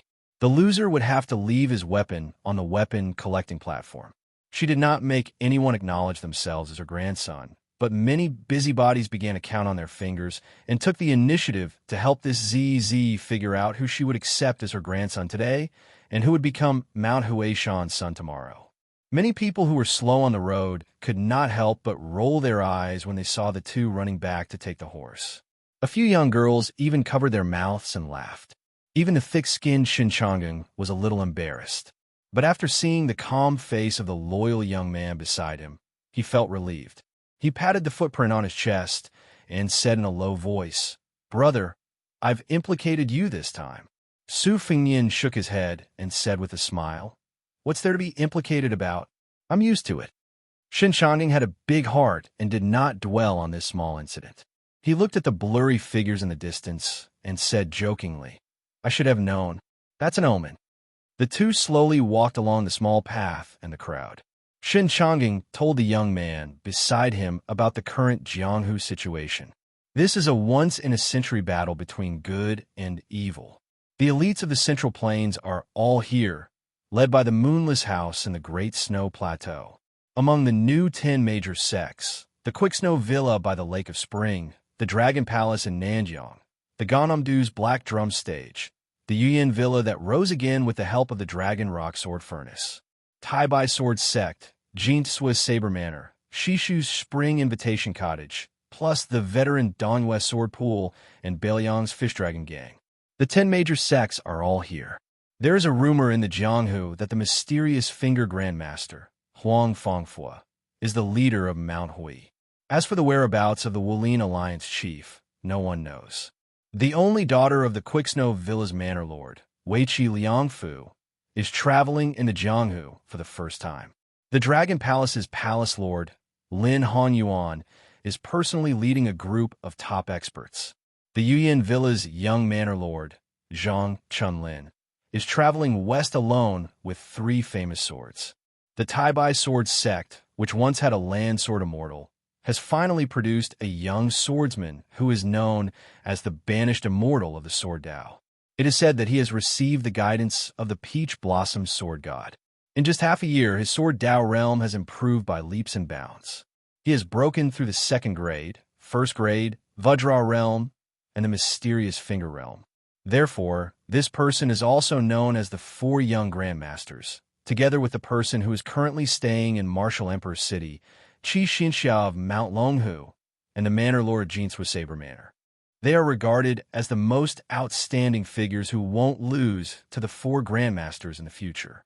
This guy who is not even 18 years old, isn't he powerful? Su Fengnian smiled and nodded. Yes, he is very powerful. Shun Changing sighed. Among the 4 young people, the Manor Lord of Jinswi's Saber Manor is actually more famous than the banished immortal of the Tai-Bai Sword Sect. It can't be helped. She is not even 30 years old, but she is already a genuine saber master. Moreover, she is one of the 4 fairies who are famous in the world. She is as famous as the Dragon Palace's palace lord, Lin Honyuan, the Fish Dragon Gang's gang leader, Lu Nirong, and Lu Hunxian of the Dark Drum stage, Su Fengyan couldn't help but interrupt. Is the Fish Dragon Gang's gang leader also very beautiful? Shen Chang'an was a little puzzled.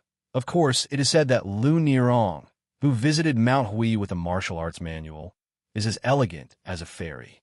Moreover, she is the least arrogant of the four fairies. She has a very good reputation in the Jianghu. Su Fengyan didn't know whether to laugh or cry. I see, Shen Chang'an said worriedly. It's just that this extermination of the evil demons is not a sure thing. It is said that one of the demons is a local snake in the western regions. He has thousands of horse gangs under his command. His combat power is not inferior to the iron cavalry of the Bailiang Frontier Army. Moreover, the other 5 demons are also very powerful. During their escape, they have recruited many notorious scums in the Jianghu. Several of them are also at the Master Realm. They can't be underestimated, but I think that evil will not prevail over good. We have Fairy Lu of the Fish Dragon Gang, who is familiar with the terrain of the western regions, to lead the way. Moreover, we have the leader of the Wulin Alliance, who has superb cultivation. I think we will definitely win. It depends on how much we pay. Su Fengyan whispered. It seems that there are many acquaintances. Shen Chang'an didn't hear Su Fengyan's muttering. He patted his chest and said, although I am not famous in the Jianghu, I know a few people. When we arrive in that town, I will definitely introduce you to them. Chapter 1490. However, Shen Chang'an soon realized that his boasting had been exposed. The town, which could only accommodate 400 to 500 people at most, was already overcrowded. It had long been occupied by the big shots of the top 10 gangs and the disciples of the second-tier sections. Those with solid connections and thick pockets had also entered the town through the back door. These people who could stay in the restaurants and inns were naturally superior to others. Next were the Jianghu forces stationed at the edge of the small town. Most of them were reputable sects in the provinces and counties, but they could only obediently set up their tents. Next, they would have to eat and sleep in the open. As for a nobody like Shen Chang'an, in addition to the fact that he had arrived late, he could not even find the Jianghu disciples from the same county that he was familiar with in the dense crowd. He stood half a li away from the small town and could only stare helplessly. Su Fengyan held back his laughter and did not speak, lest this boastful fellow beside him become even more embarrassed. Fortunately, there were some local residents in the town who were good at making money. They pushed their wheelbarrows and started a small business. They sold some dried biscuits, wine, and dried dates. Shen Chang'an endured his headache and bought 2 small bags of dried dates at a high price. He and Su Fengyan each had a bag of dried dates. A small bag of less than 20 dried dates cost 1 tael of silver. Shen Chang'an wanted to cry, but had no tears. He squatted in the crowd with Su Fengyan, munching on the dates and muttering gloomily. Su Fengyan looked around. It was naturally difficult to see familiar faces in the vicinity. Obviously, he did not expect to see any Jianghu people he was not familiar with. This made Su Fengyan, who was hoping to try his luck and meet Lin Hongyuan of the Dragon Palace, lose interest in staying. He wanted to continue north after eating the dates. Su Fengyan took the pot of green ant wine from the horse's back and handed it to Shen Chang'an, who had been coveting it but was too embarrassed to ask for it. Shen Chang'an opened the cork and shook his head. He was not in a hurry to eat it. Many men and women nearby were envious. This made young hero Shen, who was trying to find joy in the midst of bitterness, very satisfied. Su Fengyan squatted on the ground and slowly threw a jujube into his mouth. He wondered why Xianyuan Qingfeng had made such a big fuss. The so-called 6 devils were not worthy of her attention. As for Shen Chang'an's claim of monopolizing the top 3, Su Fengyan had some meaning that outsiders would not understand. Useless monk who had died in the hands of Cao Changqing most likely had met Xianyuan Qingfeng before he was alive. This great master, who made the imperial court bow to him 100 years ago, taught Xianyuan Qingfeng everything he had learned in his life. Lu Songtao did not focus on swordsmanship at that time, but he had the demeanor of a sword immortal. Otherwise, he would not have been able to kill the sword immortal of Jianghu at that time. With Lu Songtao's amazing talent, He must have a unique understanding of bladesmanship, which allowed Xianyuan Qingfeng to bravely advance on the path of swordsmanship. Before Zhao Huangshao of Dragon Tiger Mountain died, he had turned into a black rainbow and flew to the snowfield. When he met with Su Fengyan on the snowfield, she deliberately hid this matter. However, both of them were shrewd people who knew each other well, so Su Fengyan was too lazy to expose it. As a main character, Huishan Zi had not arrived in the town yet, so everyone could only wait. Everyone was bored to death. Fortunately, in this banquet where the banner of justice was held high, it was natural for people to make friends with each other. However, every time a late Jianghu big shot passed through the crowd and entered the town, the crowd would burst into thunderous cheers. Of course, those people's reputations in the whole Jianghu would rise to a higher level. Originally, they were just heroes in a remote corner, but now they would soon spread all over Liang Jianghu. Su Fengyan squatted in the crowd and laughed at himself. Among the 14 people who participated in the martial arts evaluation, he must be the only one who was stupid enough to stay here and drink the northwest wind. Su Fengyan suddenly smiled at Shen Chang'eng and said, "Look up." Shen Chang'eng was stunned. He raised his head and looked at the cloudless sky. It was empty, and there was not even a bird defecating above his head. But soon, Shen Chang'eng suddenly opened his eyes wide. Compared with most of the Jianghu people inside and outside the town who were slow to realize what was going on, he was definitely the lucky one. A purple rainbow quickly fell into the town from the distant sky. Shen Chang'eng's eyes were dull, and his mind was swaying. It took him a long time to come back to his senses. He even forgot why the person beside him had such foresight. He just rubbed his cheeks hard and explained to the person with emotion, "It must be the chief of Wulin. How is it? Is it?" Su Fengyan nodded before Shen Chang'eng could say anything. "Yes, it's very powerful." Shen Chang'eng laughed loudly and poured the remaining red dates in the bag into his mouth. Then, in a fit of excitement, he imitated the legendary land sword immortal who could invisibly kill people with sword chi. He spat out the dates with a few puffs. As a result, one of the dates fell on the back of the head of a man sitting on the ground in front of him. In fact, the force was very light, and it did not hurt or itch. But in Jianghu, one had to pay attention to face more than life. The man suddenly turned his head and saw Shen Chang'eng, who was first stunned, and then pretending to look up at the scenery with his mouth closed. He got up and rolled up his sleeves to give the little bastard a few slaps. Shen Chang'eng's face was sullen. He turned his head and looked at Su Fengyan, planning to run away again. However, Su Fengyan took the wine jug from his hand and threw it high to the man. He laughed and said, "Brother, don't be offended. If you want to beat people up, we'll accept it. But the world is big, and drinking is the most important thing. Drink up first." The man subconsciously caught the wine jug and smelled it. His face was intoxicated, and he drank it all in one gulp. His whole body quivered, and he gently threw the wine jug back.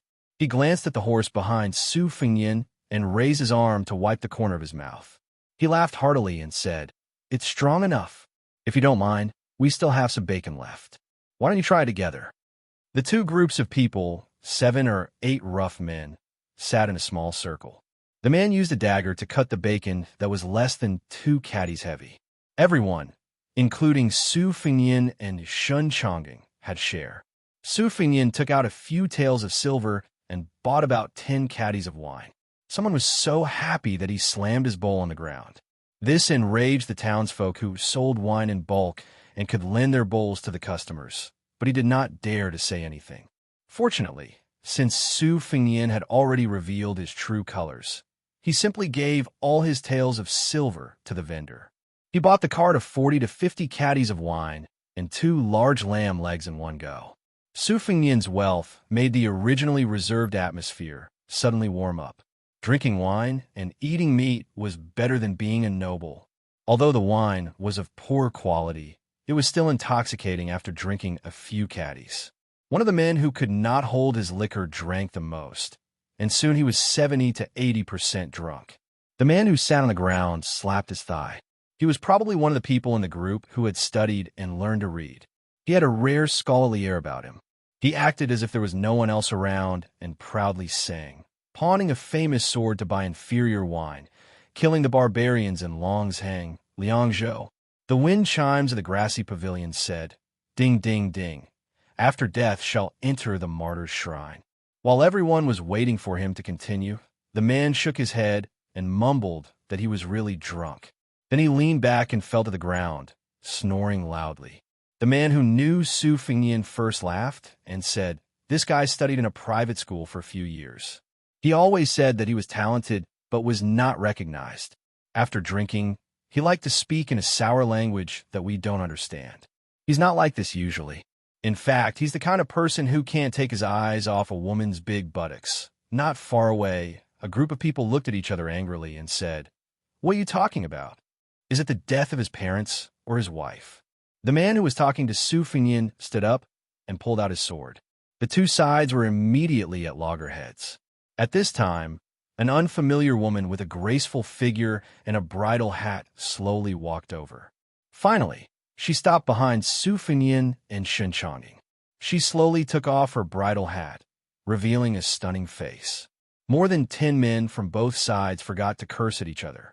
Their eyes were all fixed on the woman's figure. The man who had already pulled out his saber kicked his drunk friend beside him. The latter's eyes were hazy. He looked at the woman in a daze and said that she was a fairy who had descended to the mortal world. Then he passed out again. Shun Chang'eng, who was sitting on the ground, turned his head to look at the woman. When she sat between him and Su Fingyan, he still thought that he was seeing things because he was drunk. Su Fingyan laughed and asked, "Why did you change your purple clothes? Are you afraid that you'll be recognized with the way you appeared just now?" The woman with 2 exquisite wine jugs silently threw a jug of wine to Su Fingyan and started drinking on her own. For some reason, when this strange woman sat down, everyone around Su Fingyan sobered up. The Jianghu ruffians next door who were about to fight also lost their temper.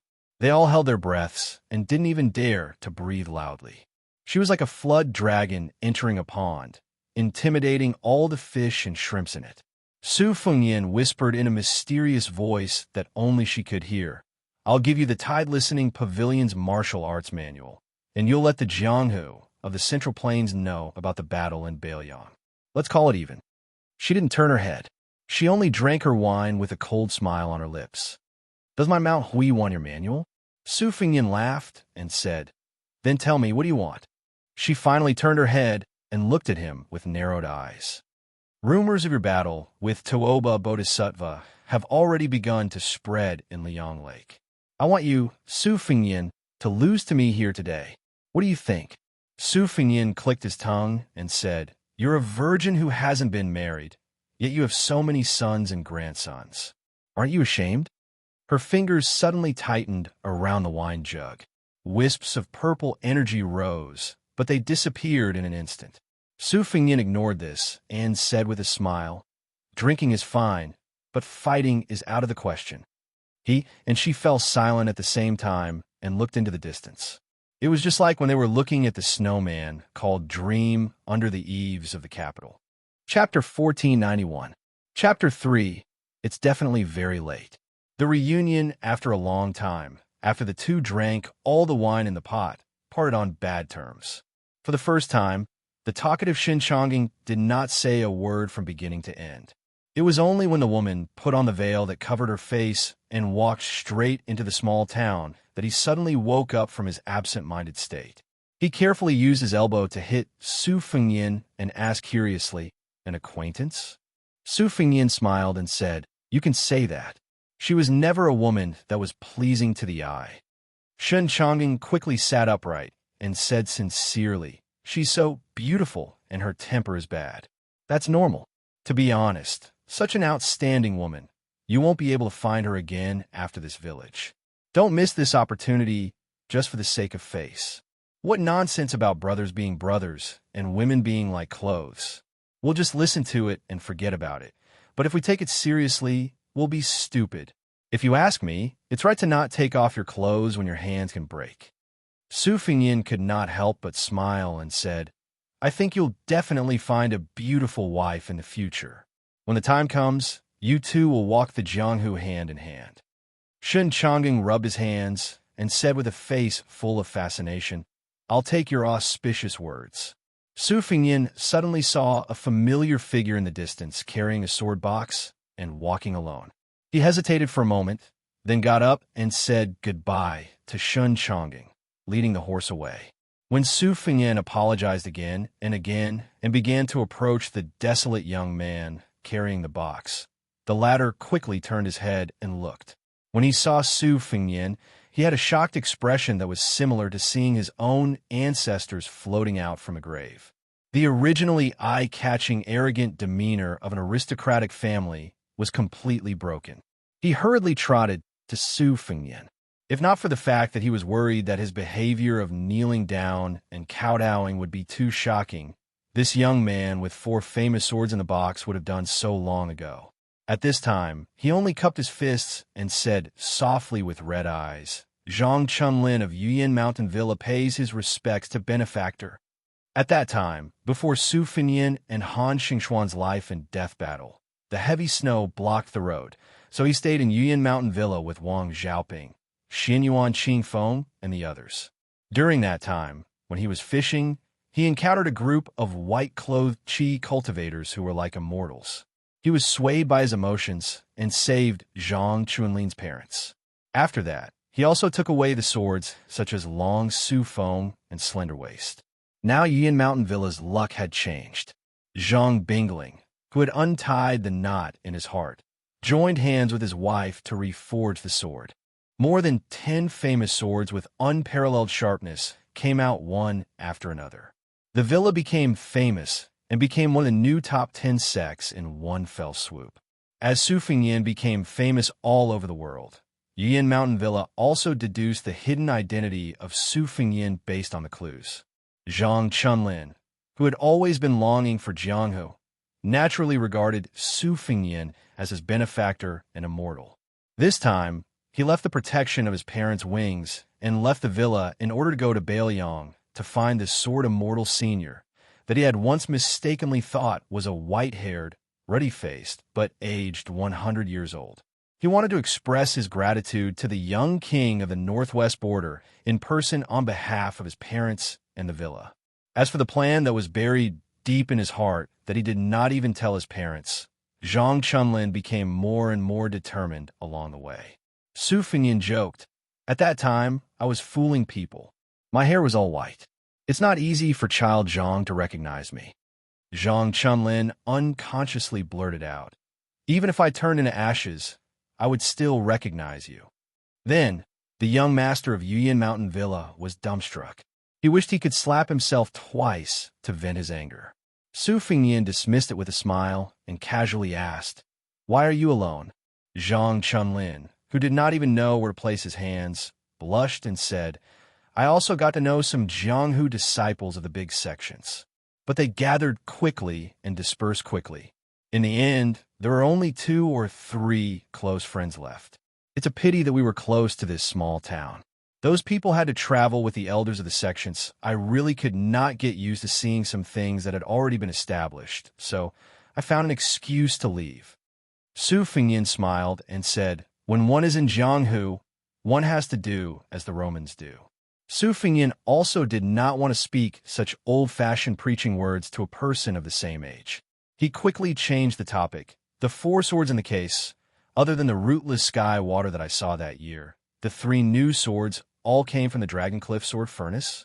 Zhang Chunlin stretched out his hand and patted the sword case behind him. He grinned and said, "There are 2 swords from the Dragon Cliff incense burner, named Fledgling and Monk's Hut. The Water Dragon Song sword furnace that had not been opened for 120 years was also opened at the end of last year.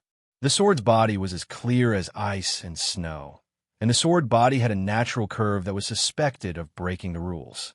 In memory of my benefactor, I boldly named it Frostblade." They were still about 200 steps away from the entrance of the town.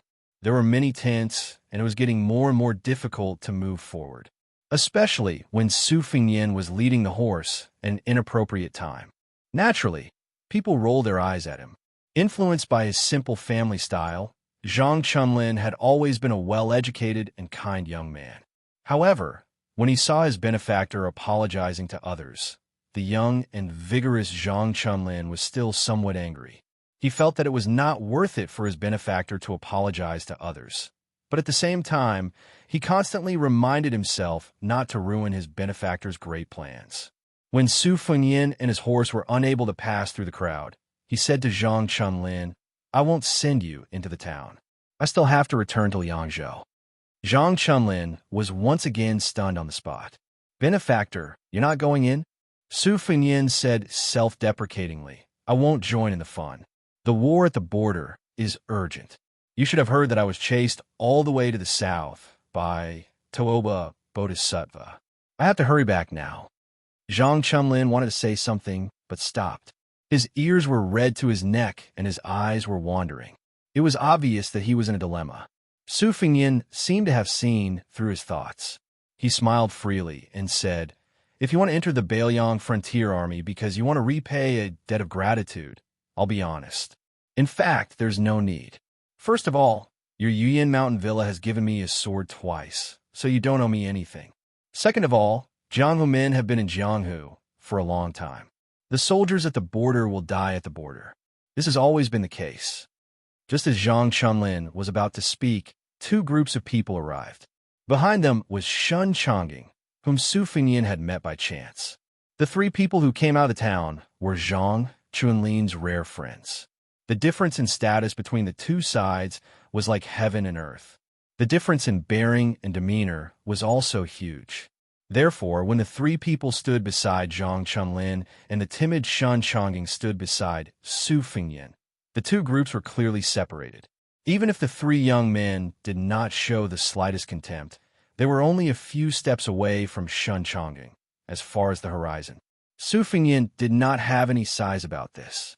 That time at the Baogu Temple in Gangnam-do, the poor scholar Chen Shiliang sat at the same table as those famous people. Was it not the same? Although Zhang Chunlin was on good terms with the three people of the same age, he had never revealed Su Fengyin's identity. When talking about the fight for the flying sword that happened on the lake of the villa, Zhang Chunlin only said that he met a sword immortal senior who had concealed his identity. His white hair was like frost, and he had countless flying swords. He was a genuine immortal. Chapter 1492. Shun Chongqing tugged at Su Fengyin's sleeve and whispered, "You want to go north? Why don't you take me with you? As for me, since I can't help much here, and no one wants me even if I wave the flag and shout, I want to go to Bailiang to take a look." Along the way, I heard from many people that not only does Bailiang Palace have an arsenal in Tidehark Lake, but there are also 30 new monoliths behind the mountain. In the past, I only heard people curse Bailiang. At the beginning of spring, I heard that Bailiang was defeated in Yuzhou, losing one battle after another. What they said was that they threw away their armor and were utterly defeated. In short, the Baimang barbarians came knocking at their door. On this trip to the western regions, I mainly passed through the northern part of the Shishu Road near Bailiang's Lingzhou area. Only then did I know that some things might be different. At first, I was skeptical because hearing it with my own ears was different. I wanted to see it with my own eyes. If I was unlucky enough to run into the Baimang barbarians and be trampled into meat paste by the horses, then I'll count myself unlucky. If by any chance it's not like that, when I return to Yanglu County, I want to say something that no one else has said before. Thousands of Jianghu people from the Central Plains enter the western regions from 3 directions. Xinchangding's group was in the middle, passing through the border between the Shishu Road and Bailiang Road. Huang Fangfua's group took the Shishu Road plank road, and the last group passed through Lingzhou under the guidance of the Fish Dragon Gang's Lunar On. Su Fengyin looked at Shun Chongqing, whose expression was solemn and sincere, and shook his head. "Don't go. People die at the border every day. There's nothing to see. Besides, Bailiang is heavily guarded. You won't be able to reach Huda City, which is the northernmost part of Liangzhou, or Xiaowang City, which is the southernmost part of Heluku." Shin Chongqing scratched his head and turned to glance at the group of men in the distance. "I casually mentioned to them that you're a local of Bailiang. For some reason, when they heard that someone was leading the way, they insisted on going to Bailiang. They said that since we're already in the western regions, it would be outrageous if we didn't go to Bailiang. It wouldn't be good for us to go back to our hometown and brag that we've seen 300,000 cavalrymen from Bailiang. I have a habit of boasting without a draft. Now, I'm Time. How about you take us to the southern border of Bailiang, and then we go on our own? Of course, Su Fengyin wouldn't drag his feet for them. He couldn't slow down his pace towards Huda's city. He could only shake his head. If it weren't for the current situation in a year or half a year ago, it wouldn't be a problem to take you to Liangzhou Pass to see the scenery beyond the Great Wall, let alone the southern border of Bailiang. Shinchangning didn't get angry. He patted Su Fengyin's shoulder and laughed. It's okay. I'll go back and let them know. Okay, you owe me a drink. How about it? Shinchangning turned around and jogged a dozen steps. Suddenly, he turned his head and asked, "Oh right, if we go to Bailiang in the future, how can I find you for a drink?" Su Fengyin was about to speak when Zhang Chunlin looked at Shun Chonging, who was slow to react. He laughed and said, "What a coincidence. I'm also going to Liangzhou soon. If you don't mind, let's go together." Shin Chonging was a little surprised. He asked tentatively, "Won't it trouble you?" Zhang Chunlin's smile was intoxicating. He said loudly, "I promise to eat meat and drink wine along the way. How about it?" Then, Zhang Chunlin turned to look at his three friends with a gloating expression. "Chen Jingyong," she retreated. "Kai Yongjia, what do you say? Do you dare to follow our agreement and go to the border of Liangzhou with me after this matter is over?" Chen Jingyong, who was the most handsome of the three, smiled and said, "Why wouldn't I dare?" The young man with the most conceited expression crossed his arms. "I dare to go to the battlefield and kill the barbarians in person. Why wouldn't I dare to go to Liangzhou? If that vassal king really had the magnificent feat of personally leading an army to appear the mouth of the gourd, and if Su Fengyin's piece is among the 300,000 stone steels on Mount Qingliang, then after we retreat, there's no harm in me leading his horse." The other young man, who was dressed in a scholarly robe, said with a smile, "I like the little girls in Yinji County the most. As for fighting, I don't like it very much, but I'm not afraid of it either." Su Fengyin smiled and said goodbye to them. He led his horse away. Chen Jingyong glanced at Zhang Chunlin, whose eyes were wandering for thousands of miles, and asked softly, "Who is it? When we met Fairy Lu at the drum platform, I didn't see you so distracted." Zhang Chunlin smiled and said, "You'll know in the future." Just as Su Fengyin left the crowd and mounted his horse to gallop north, the woman in purple was no longer standing on the roof of the tall building. Then, the woman's words spread throughout the world in the late spring of the second year of the auspicious era. At this moment, she stood with her hands behind her back, like a female emperor sitting in the north facing the south. 6 bloody heads were placed near the bottom of his feet. "There's a guy who was with you just now, and now he's secretly heading north. If I'm not wrong, he's rushing to Huda's city, which is under the siege of Bei Meng's million-strong army. This person probably just fought with someone from the northern part of the western regions to the southern part of the western regions. The two of them have been fighting for almost a month, more than 1,000 miles. He didn't win, so he's too ashamed to meet others. His opponent is called Tooba Bodhisattva. I'm not interested in the Battle of Liangmang, and I don't have a good impression of him or Bailiang. Besides, I'm just the woman that person mentioned. Going to the battlefield to kill the enemy has always been a man's job.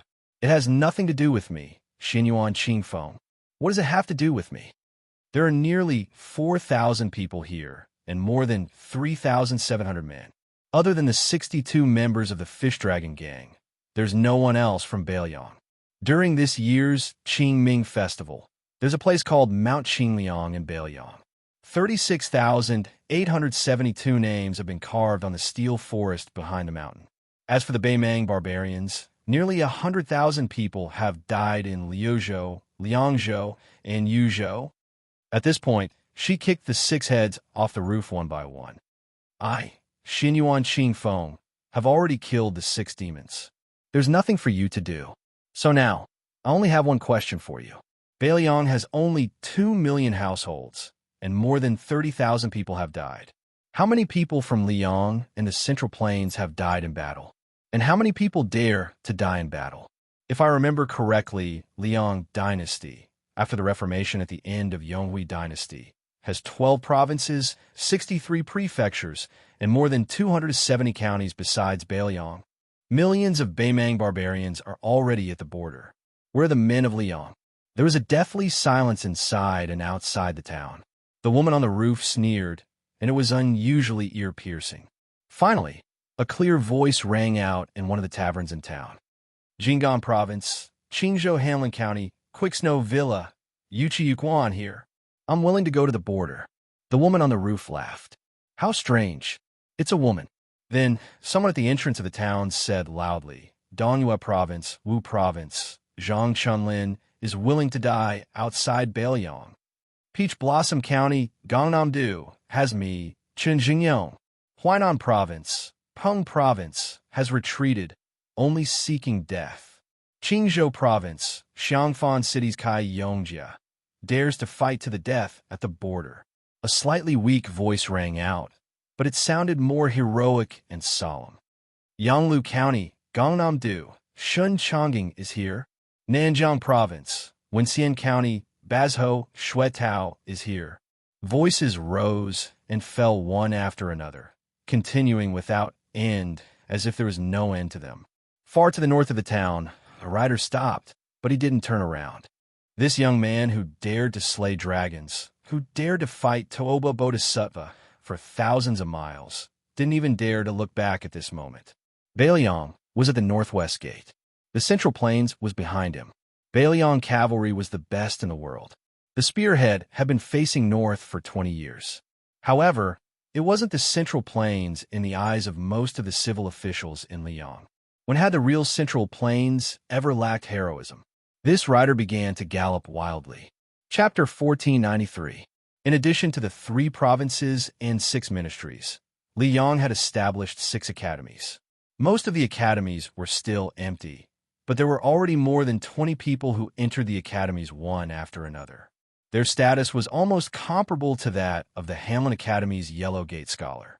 Among them was Dong Yuran, a rising star in calligraphy who was commented by old Tan Tan and Wang that his writing is divine, bright, and open, and has the most refreshing. There was also the young painter Huang Quan, who was adept at drawing ghosts, gods, and dragon water. These 2 people, together with the 10th Duan national master Fan Changho, as well as after returning from the Guanjing border, wrote a poem that was recommended by many of the capital's scholars to be second place on the list of 7 absolute poems of Yonghui for the last 20 years, Gao Tingshu. Other than that, there was Du Ming, whose father used to be the right assistant minister of the Ministry of Justice. He was a nobody in the Ministry of Justice for 6 years, but he really made a name for himself. He and his father, who had retired many years ago, wrote a total of 7 volumes of the Tingyin collection of surprises and doubts. Not long after Song Kelly entered the Hamlin Academy, he submitted an even more brilliant work, The County Annals of Xiangfu County. The content was rich and the narration was methodical, making people gasp in amazement. It was rumored that His Majesty the Emperor would read it at night and personally wrote the preface. Yin Qiji, who was also in the Hamlin Academy, and the other 3 Huang men were also extraordinary. Under the guidance of Qi Yanglong, Yao Baifeng, and other literary giants, they successfully corrected the 12 Confucian classics. The court, who attached great importance to this, quickly made 81 stone tablets and placed them in front of the Imperial College. The tablets were connected so that scholars could copy them. For a time, the outside of the Imperial College was brightly lit every night. At the same time, the court officially announced the new calendar created by the imperial astronomer. It created the first deduction method of first loss, and second circle, which was said to be the most precise calendar. As spring and summer turned, the Liang Emperor held a banquet in the palace. He invited all the old people in the capital who were over 70 years old, and half of them were the survivors of the 8 kingdoms. All of the people of Liang and Taiyan City would probably have mixed feelings about such a flourishing literary style. Many of the Old West Chu survivors who had lived in the capital for many years would shed tears. Their withered fingers trembled as they took off the West Chu crown on their heads that had never been banned by the Liang imperial court. Everyone knew that the emperor's children and grandchildren studied in the diligent room. However, apart from the officials in the capital, very few people knew that not far from the diligent room, there was a place to worship the Confucian sage Zhang. Here, there was a plaque with the words "Heaven and Earth Together" written by the late emperor. The sage was worshipped there, as well as the secondary sage, and previous Confucian sages. At this time, the young emperor of Liang raised his head to look at the 3 divine positions and 8 memorial tablets. There were 3 people standing beside the emperor: Chun Wang, who was already a purple-clothed official; Song Kelly, who had once had 2 teachers but unfortunately couldn't keep his integrity anymore, and a middle-aged Confucian scholar who was very unfamiliar to most people in the capital. The emperor said softly, "Song Kelly, your family originally had hopes of marrying 2 people here, but your grandfather and father both disappointed the late emperor. I don't want you to disappoint me again." Song Kelly bowed his head and said slowly, "I can only do my best." The emperor didn't say anything else. Song Kelly just kept his head down until Chun Wang gently tugged on his sleeve. The 2 of them walked out of the room quietly. Chun Wang turned around and walked forward, while Song Kelly kept his back to the door. After Chun Wang and Song Kelly left, the head eunuch of the ceremony directorate, Song Tonglu, quietly closed the door. The young emperor finally showed a hint of exhaustion. The middle-aged Confucian scholar who was qualified to meet the emperor since birth couldn't help but sigh. "Your Majesty, you shouldn't have indulged that woman from Mount Hui. Although I'm not a member of the imperial court, I know that being an official is, in the end, accumulating reputation. Reputation is a sound that reaches the ears of the emperor. Once the matter is done, it's in the emperor's heart. From top to bottom, it's just a matter of time before you reach the highest position. Then there's the reputation of the people, which has always been valued by the officials verbally but looked down on in their hearts. From the bottom to the top, the person who's the most successful is Qi Yanglong, who has persisted in Jianghu for 70 years. Tantanan and Huanwen are close behind him. Yao Baifeng, who's only suitable for learning and not being an official, is slightly inferior. The assistant minister of the Ministry of Rights, Jean Lanting, has the heart but is powerless. The person who can surpass Yonghui as an official is Chun Wang, who just left with Song Kelly. The father and son of the Su family aren't official officials of the Zhao family. The more this is the case, the more popular Su Fengnian will be. I'm afraid that one day, he'll have a harder time than the late emperor suppressing Su Shao."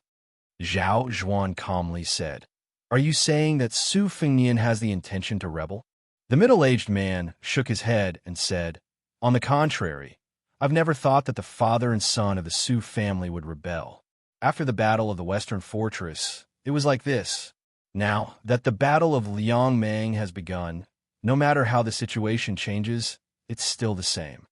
Zhao Zhuan frowned and said, "Isn't that self-contradictory?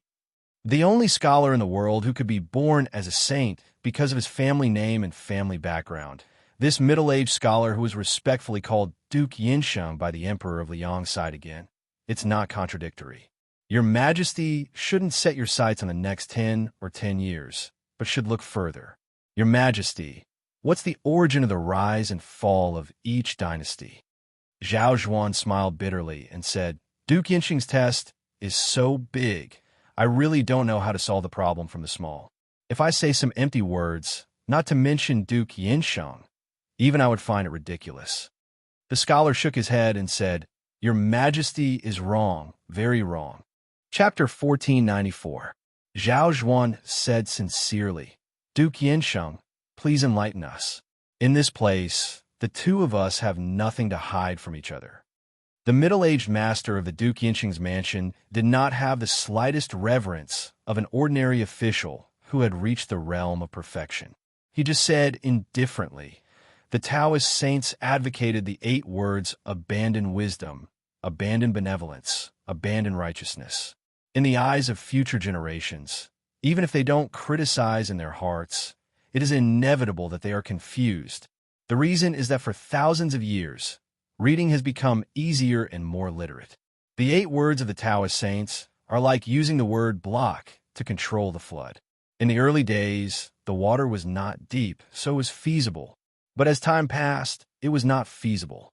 The original voluminous and tedious books became today's children holding a book with tens of thousands of words. Your Majesty, our Confucian school talks about etiquette, music, benevolence, and righteousness. We set rules for the people who read, and the combination of blocking and sparse, leaving gaps between rules for the people to follow etiquette, is not only a matter of convenience, but also a matter of necessity. The middle-aged man looked up at a memorial tablet.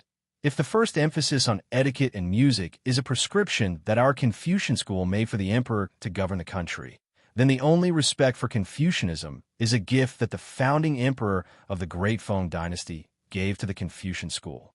The root of the rise and fall of the world is actually the collapse of etiquette and music that many people, including Your Majesty, regard as a general talk. When etiquette and music collapse, benevolence, righteousness, loyalty, and trust become rootless duckweed. Foreign relatives interfering in politics, eunuchs messing with the government, vassal towns establishing a separatist regime, party fighting to bring disaster to the country, and even the emperor neglecting his duties. Which one of these is not a matter of etiquette? Maybe Your Majesty will say that it is easy to know but difficult to do. You will say that the dike of 1,000 miles can be destroyed by an ant's nest. Everyone knows that. But people are not sages, and the world is so big, the territory is so vast, and the people are so many. As a king, how can you see where the first ant's nest came from, when, and who? Do you think so, Your Majesty? Zhao Zhuan smiled, seeing a little to know the whole, and being immortal is a realm that only the masters of the finger Xian can reach. Zhen's studies are still SOSO, but practicing martial arts is really killing me. The middle-aged man also smiled knowingly. He stretched out his hand and opened his 5 fingers to grab the air. By the way, the reason why Su Fengnian is the biggest problem of our dynasty is not that he is disloyal, nor is he unjust.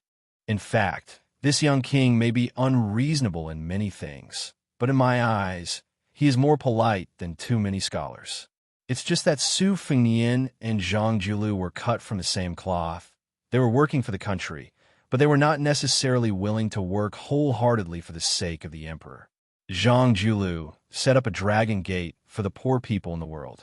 Maybe in less than 300 years, when the emperor sits on the dragon throne, he doesn't need to pay attention to background at all. In addition, Su Fengnian is invisibly adding fuel to the fire. The deeper the imperial court suppresses Bailiang, the more meritorious the Su family will be. This trend may even be shortened by 100 or even 200 years. I, the Yinxing Duke, am not a saint. I can't see as far as Huang Longshi can see. I can only try my best to do things under my nose. Many sages had good intentions. They did not hesitate to die to open a new path for the future generations. Unfortunately, the future generations may not be grateful to them. The more paths they can take, the more they want to take shortcuts. At that time, when 100 schools of thought were contending, the people's wisdom was enlightened. Therefore, the Taoist saints' inaction rule was completely reduced to empty talk. The emperor's dream of ruling by bowing down to rule was even more extravagant hope. Perhaps in the future, my Confucianism will also be in deep trouble like this. As the emperor of a country, the late emperor was actually wise enough. Unfortunately, he met Su Xiao and Zhang Julu. The middle-aged man did not continue. He sighed with emotion. I'm just a scholar without the strength to truss a chicken. I'm far inferior to Zhang Julu when it comes to ruling the country. I'm far inferior to Yuan Bunshi when it comes to planning the country. I'm far inferior to Su Fengnian when it comes to defending the country. I'm far inferior to Xie Guaning when it comes to creating chaos. I'm far inferior to Huang Longshi when it comes to foresight. But I have one thing that they can't do, or more accurately, they are not willing to do it. That is to abide by their duties. The reason why I especially asked Your Majesty to bring Song Kelly today is very simple. It is because I like his name. I also want Chun Wang, whom your majesty has high hopes for, to understand my painstaking efforts. Zhao Zhuan turned to look at the scholar from the Zhang family, who never left the house. He suddenly thought of a famous case that shocked the three sections. When the current Yinxing Duke was young, an eminent monk from the southern sect came from afar. The other guests in the residence asked 3 questions in succession. Kill 1 person and save 100 people. Do you kill the monk? Kill 100 people and save 10,000 people. Do you kill the monk? Kill 10,000 people and save 1,000,000 people. Do you kill the monk? The eminent monk was silent. No one knew if he had nothing to say or if he had the answer, but found it hard to say. It was said that at that time, the young man who had yet to inherit the title of Yinsheng Duke slammed the table and stood up. He was furious and scolded the monk for being obsessed with becoming a Buddha and not daring to kill to save all living beings. He was that *T monk. The middle-aged man suddenly said, "Other than promising your majesty that I will go to Guangling Road to deal with Chao Chongqing, who has turned into a Ba Dao, I also want to tell your majesty one thing." Zhao Zhuan nodded and said, "Go ahead, Yinsheng Duke. The Bailiang cavalry can be here." The middle-aged man paused for a moment and then said in a low voice, "But Su Fengnian must die. Especially if Bailiang defeats Beimang, it will be even more so." Zhao Zhuan nodded expressionlessly. The middle-aged Confucian turned and walked to the door first. He pushed the door open and stepped over the threshold. The sun was in the middle of the sky. He looked up at the sky and raised his hand to block the dazzling sunlight. He whispered softly, "So he is a *T saint." Chen Wang walked alone in the palace. He stopped and took out a small piece of redwood that had been fragrant for a long time. He put it at the tip of his nose and sniffed it.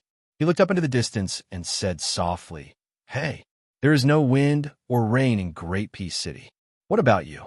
Chapter 1495. The wind rose above Bailiang. At the border between Liangzhou and Liuzhou, a group of about 10 people slowly traveled from east to west. There were old men who lifted the curtains and sat outside the carriage. There were middle-aged knights who carefully guarded the carriage. There were also young men and women who were attracted by the vast scenery in the northwest. They finally couldn't help but spur their horses forward and compete with each other in riding. At the front and back of the group, there were 2 steady men who gave off the aura of Jianghu. From time to time, they would pay attention to their surroundings in case something unexpected happened. The white-haired old man, who was clearly the backbone of this group, sighed with emotion. The summer solstice, pointing to the southeast, should have been a great time for all living things to grow up. The vegetation is already like this, but who knows how many people will die. The coachman was an old man of about the same age. However, because he was a martial arts grandmaster, he was much more vigorous than his good friend behind him. After hearing his old friend sigh with emotion, he didn't say anything. In his heart, he was very confused as to why his good friend didn't choose to show off his ambitions in Great Peace City. Even if he was slightly inferior to the head of the Secretariat, he was definitely not far off. At the very least, he could be on par with Yao Baifeng, who had just become the first scholar of the 6 academies. However, since his old friend said that he wanted to come to the chaotic Bailiang, he naturally wouldn't refuse. Without another word, he brought 2 juniors from Jianghu, who, like him, disdained to participate in some martial arts convention. They escorted his good friend's group from Shangyin Academy to Bailiang, which was located at the northwest border. However, he had his own bottom line. If his old friend went straight to Liangzhou's Qingliang Mountain, then he would only send him off to the outskirts of Liangzhou's capital. He definitely wouldn't take half a step into the city. After all, when the old Liang king led the Su family into Jianghu, one of them was his sect. Even though so many years had passed and his sect had long since retired, the old man still hadn't untied the knot in his heart. Fortunately, on this trip to the northwest, they only strolled around Xiaoguang City in Yuzhou. Then they entered Liangzhou and went around Qingliang Mountain to Qingtsang City in Liuzhou. The northern Liang prince's mansion also turned a blind eye to this and did not disturb them. Although the second princess of northern Liang, Su Weisheng, was one of the inner disciples of her good friend Han Guzi, and Su Huang, Sima Can, Lu Duanmao, and the others in the caravan were also her fellow disciples. The old man, whose reputation in Shangyin Academy was close to that of Grand Chancellor Qi Yonglong, laughed softly. It's the beginning of summer. On this day, the Liang Emperor will lead the civil and military officials to the southern outskirts of Great Peace City to welcome the summer. Whether it's the emperor, who always wears a yellow dragon robe during court meetings, or the court officials who are always in yellow and purple, they all have to wear vermilion ceremonial robes under the constant reminders of the officials from the Ministry of Rites. After the ceremony, the emperor will open the ice cellar in the palace and give the ice that was stored last winter to the officials who were evaluated as superior by the Ministry of Personnel. It's a pity that my unofficial disciple, Su Gong, who is the assistant minister of the Ministry of War, was somewhat implicated by his junior sister Su and had to stay in Liangzhou to patrol the border. Otherwise, he would definitely have a share. All right, old song, your hometown has the custom of drinking spring wine to celebrate the arrival of spring, right? The coachman nodded and said in a muffled voice, "We've already finished the wine we brought when we set out." Under the suggestion of that provincial governor Mi from Lingzhou, alcohol is now banned everywhere in Beiyang. The most we can buy is green ant wine. I don't want to drink this wine. Han Guzi said helplessly, "Song Xinxing, oh Song Xinxing, why are you, an old drunkard, getting angry at green ant wine? Aren't you just looking for trouble? If you really have the ability, then go fight with that young great-grandmaster, surnamed Su." The coachman became more and more annoyed. He snorted coldly. "I can't beat him. If I could beat him, I would have drunk hundreds or thousands of caddies of green ant wine." While the two old men were chatting, 4 or 5 riders galloped toward them from afar. Other than Han Guzi's granddaughter, Han Guxiu, the others were the old man's favorite students. The oldest man was in his 40s. He was recognized as a master of the art of war, but refused to enter the imperial court, Su Huang. There were also Sima Can, who was in his early 30s, and the handsome Lu Duanmao of the School of Legalism. As for the woman with a cold temperament, she was a strange martial arts genius known as the Living Armory, Jean Baosher. Since childhood, she had shown an amazing talent of eidetic memory. She had read all the martial arts secret books of all the major sects in the world, but she did not practice martial arts. Among them, Lu Duanmao's appearance was the most unbearable to look at. His skull was sunken, his nose was sunken, and his teeth were exposed. He had the appearance of someone who was destined to die young and be poor, especially when he was together with Jean Baochu, who had an outstanding posture. He looked extremely ugly. If an ordinary timid girl looked at him, she might have nightmares at night. After Su Huang approached the carriage, he softly said, "Sir, just now, 3 li to the north, we encountered Northern Mang scouts. Judging from their attire, they should be Lu Gui's subordinates, the Black Fox Guard. They're close to an entire unit of men and horses, and they should be coming for us. If nothing unexpected happens, a cavalry troop will slaughter their way out very soon." Based on Liang Mang's similar scouting regulations, the number of cavalry behind the marking post was linked to the number of people. At the very least, there were over 1,000. The Beimang cavalry following behind us is only 500. If we continue to move forward, they may not be able to enter the battlefield in time. Should we go south or turn back to buy time for the 500 Beimang cavalry? Han Guzi had a geomancy map on his knees. After looking around, he stretched out his hand and quickly pinched his fingers. He smiled and said, "It's a good fortune. It's okay. We can continue to move forward. Even if the sky falls, there will be someone to hold it up." Su Huang smiled and didn't say anything else. It wasn't just him. Everyone believed this without a doubt, directly ignoring the large-scale Northern Mang cavalry that was about to arrive. It was not that they were arrogant or that they relied too much on the martial arts grandmaster Song Xinxing's combat strength. It was because their teacher, Han Guzi, was an erudite man. He knew the ways of the world and was flawless. When Huang Longshi was just an ordinary student in Shangyin Academy, he was extremely conceited. Thus, there was a saying, "Apart from the grain, there is no one else." Chapter 1496. The group of people ignored the Beimang cavalry and continued their journey west into Liuzhou. Jean Bao sure couldn't resist Han Guoxiu's coquettish behavior and had no choice but to agree to ride on the same horse. They whispered to each other about women's private matters. Even Jean Baosher, who was as cold and arrogant as Su Weisheng in Shaonin Academy, had a slight smile on her face. Lu Duanmao rode side by side with his two senior apprentice brothers, Su Huang and Sima Can. He asked curiously, "Senior apprentice brother Su, compared to the fierce battles in Liangzhou's Huda City and Yozhou's Heluku, the confrontation between the two armies in Liuzhou's Qingcang City is particularly quiet. Other than a small skirmish between light cavalry, there are no other movements. So, are we going to fight or not?" Su Huang, who was familiar with military books, smiled and said, "You have to ask Sima Can. It's useless to ask me." Lu Duanmao was stunned.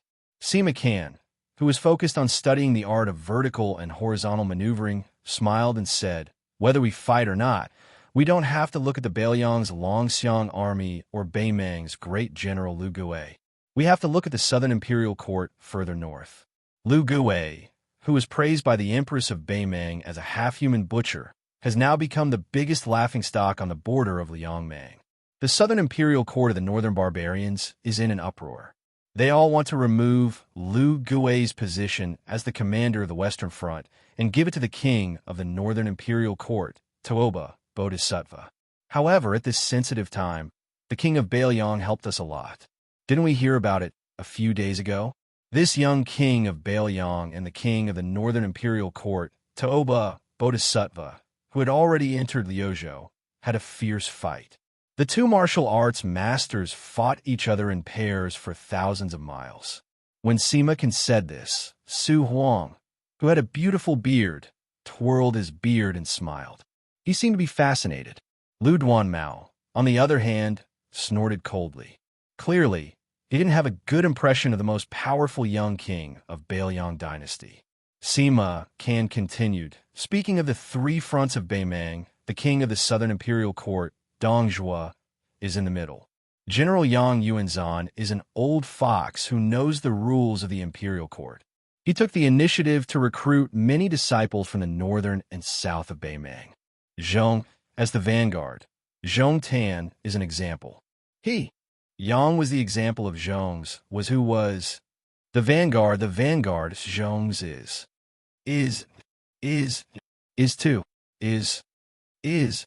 to that. By the. In comparison, the stubborn Lu Gui is not very likable. Fortunately, Toba Bodhisattva himself rushed to the North Court to meet with His Majesty in front of everyone's eyes. This Beimang war god deliberately lowered his stance midway and didn't hesitate to use his status as the deputy commander of the Western Front to discuss military matters with Lu Gui.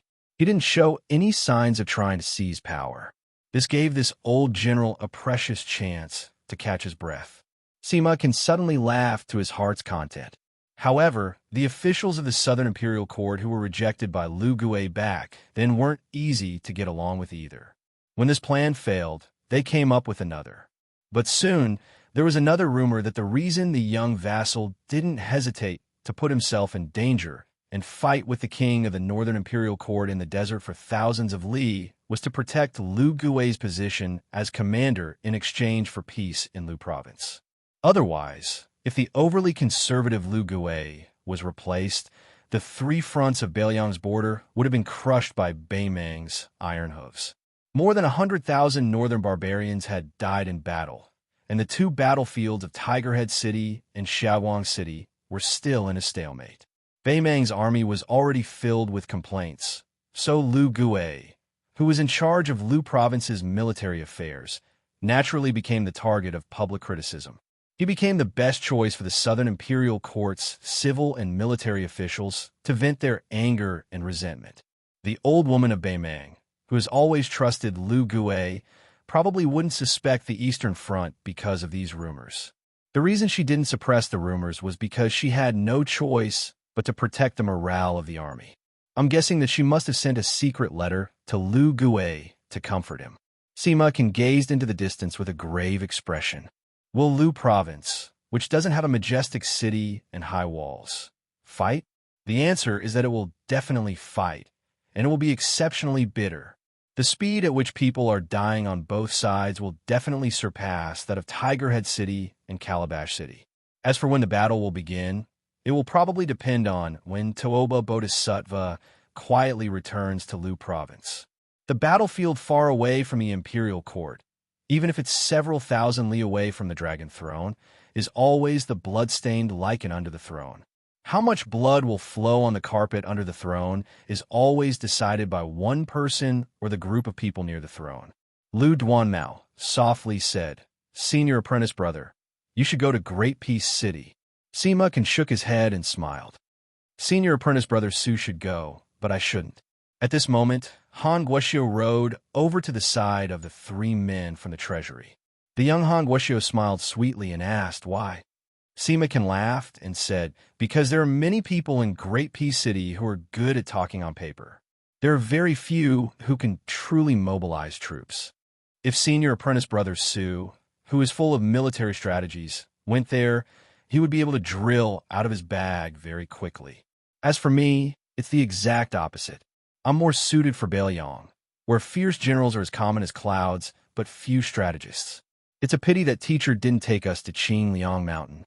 Otherwise, I would have thought of how to talk about old times with junior apprentice sister Su, and how to brag about myself to that deputy administrator Song Dongming."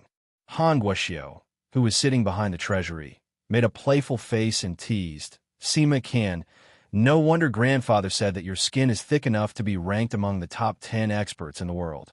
Sima Can turned his head towards the carriage and smiled mischievously as he shouted, "Teacher, you really like to praise people behind their backs. Even if you praise me in front of my face, I won't be proud." Han Guzi, who was famous for educating people without discrimination and teaching people in accordance with their aptitude, said unhappily, "Scram to the side." Even Lu Duanmao, who was filled with resentment at the mention of Bailiang and that young vassal king, was in a good mood. At this time, in the north, the figure of Beimang's black fox could be vaguely seen. And in front of the convoy, there was a rider who blocked the road, unknown whether it was friend or foe. Although the man in charge of opening the road at the front of the convoy was a junior of the martial arts grandmaster Song Xinxing, his realm was not low. He had already stepped into the threshold of the second level of the master realm.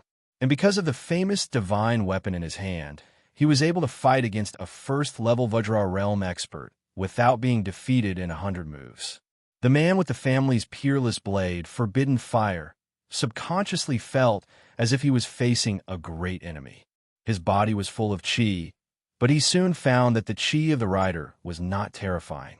But to be careful, he still tightened his muscles and reached out to hold the hilt of the blade. Han Guzi asked Song Xinxing to stop the carriage, then stood up and smiled at the leading rider, Tao Duanyang. "Don't be nervous." The rider in front did not stop and was getting closer and closer. Han Guoxiu's head poked out from the back of the treasury and saw a handsome young man sitting on the back of the horse. She turned to Lu Duanmao and joked, "Look at his appearance. Maybe he's your long-lost brother." Lu Duanmao almost choked to death. The rider came close to the carriage and respectfully cupped his fist and said, "Old Mr. Han, there are 3,000 Beimang cavalry in the north. I'm here to escort you." Hearing that there were 3,000 Beimang cavalry, Han Guoxiu was not afraid of anything. She still had the mood to joke, "You're shameless. Are you sure you're not in a hurry to be reincarnated?" Then she turned her head and shouted, Sima Can, you've met the same top 10 experts. Hurry up and compare your shamelessness." Chapter 1497. In the midst of the girls' teasing, Long Shangfeng gradually gained momentum. Everyone's clothes began to flutter in the wind, making whining noises as if they were crying. It made the young knight look even more spirited and bright. Perhaps praising him as what an immortal from heaven was not an exaggeration. It was unavoidable that people would be surprised that such a barren and fierce cold land could nurture such a playboy who could make the famous scholars of Jiangnan feel ashamed of their inferiority. Therefore, even a proud and spirited woman like Jean Bauscher had to admit that this uninvited guest, regardless of his martial arts cultivation, at the very least, his appearance was extremely good. If he was in the scholarly world of Jiangnan, which valued etiquette the most, This person could easily become a distinguished guest of those noble families. The old man seemed to have already recognized the young man's identity. His eyes were complicated, with the kindness of an elder, the pity of an outsider, and the gratification of seeing a fellow traveler. Under the scrutinizing gaze of the crowd, the young knight who had threatened to perform the duties of a host under the hooves of thousands of Baimang cavalry skillfully turned his horse around and extended his hand, indicating for the carriage to go ahead. Han Guzi nodded. Song Xinsheng, who was acting as the coachman, lightly waved the whip in his hand. Shoo! He urged the horse to set off again. Han Guzi had taken in a total of 8 disciples. The first disciple was Yu Sanyang, who was slow in speech but quick in action. He was the famous teacher Jishang of Shangyin Academy. His ability to comprehend was profound, but he was also brave enough to change the classics. He had a famous argument with the Confucian scholar Yao Baifeng. The two Confucian sages exchanged letters 18 times each. Yu Sanyang also had the nickname of Mr. 18 Brushes, half praised and half criticized in the literary world of Liang. Then there was Chang Sui, a great poet who acted absurdly. Then there was Su Huang, a master of the art of war who was a distant relative of Su Gong, Sima kin of the Zongheng family, Su Weisheng of Beiliang, Jin Baoshi of the Jin family of Langya, and Lu Duanmao, the grandson of the Lu family of Yangling. The last one, who was relatively unknown, was the Prince Zhao Kai who went to the western regions with the silver vase and died outside the Iron Gate Pass. Among Han Guzi's disciples, there were both men and women. There were those who were gentle, refined, and strict, and there were also those who abandoned etiquette as if it were a pair of worn-out shoes. There were only 8 of them, but they were involved in as many as 5 schools of thought: Confucianism, art of war, yin and yang. The most important thing was that Han Guzi's disciples were all worthy of being called dragons and phoenixes among men. Therefore, in the Liang dynasty, this old man had the supreme reputation of Shuni. This meant that no matter when and where old Mr. Han appeared, whether it was the emperor, the ministers, or the common people, everyone who saw him had to avoid paying respects to him. As for who was the first to use this nickname, there was no proof. Some people said that it was either the Grand Preceptor of West Shu, Sun Shiji, or the State Preceptor Li Mi. Others swore that Huang Sanja was the most arrogant old faker. In short, Han Guzi's reputation in the Liang dynasty grew as the Lu brothers of Linlang, Lu Daolin, Lu Baijie, Beiliang, Yao Baifeng, and Qi Yanglong entered the capital one after another to become officials. The old man, who had always shut himself in and refused to pay any attention to political affairs, was becoming more and more famous. Everyone was counting on their fingers to calculate when this old man would be summoned to the capital. When that time came, not only would he be extremely noble, but he would also gradually become the Minister of Rights. In order to take care of Han Guzi's old body, the convoy continued to move forward slowly. However, the north side was already covered in dust under the hooves of the Baimang cavalry. Soon, they would arrive. The atmosphere here began to become a little strange. Even the fearless and heartless Han Guoxiu was a little flustered. From time to time, she would turn her head to look to the north, as if she could feel the violent tremors on the ground. Previously, she had used Sima can to kill the young knight, but unfortunately, she didn't get any response. That person neither refuted nor became angry out of humiliation. This made the girl, who was used to being arrogant in Shangyin Academy, very dissatisfied. She had already thought of many ingenious backup plans, but in the end, her opponent was a guy who was even more boring than Uncle Blockhead, Yu Songyang. She was so frustrated that she almost suffered internal injuries. Han Guoxiu couldn't help but shout at the back of the rider. There are thousands of Baimang barbarians coming from the north. Can you do it or not? If you can't do it, hurry up and say it.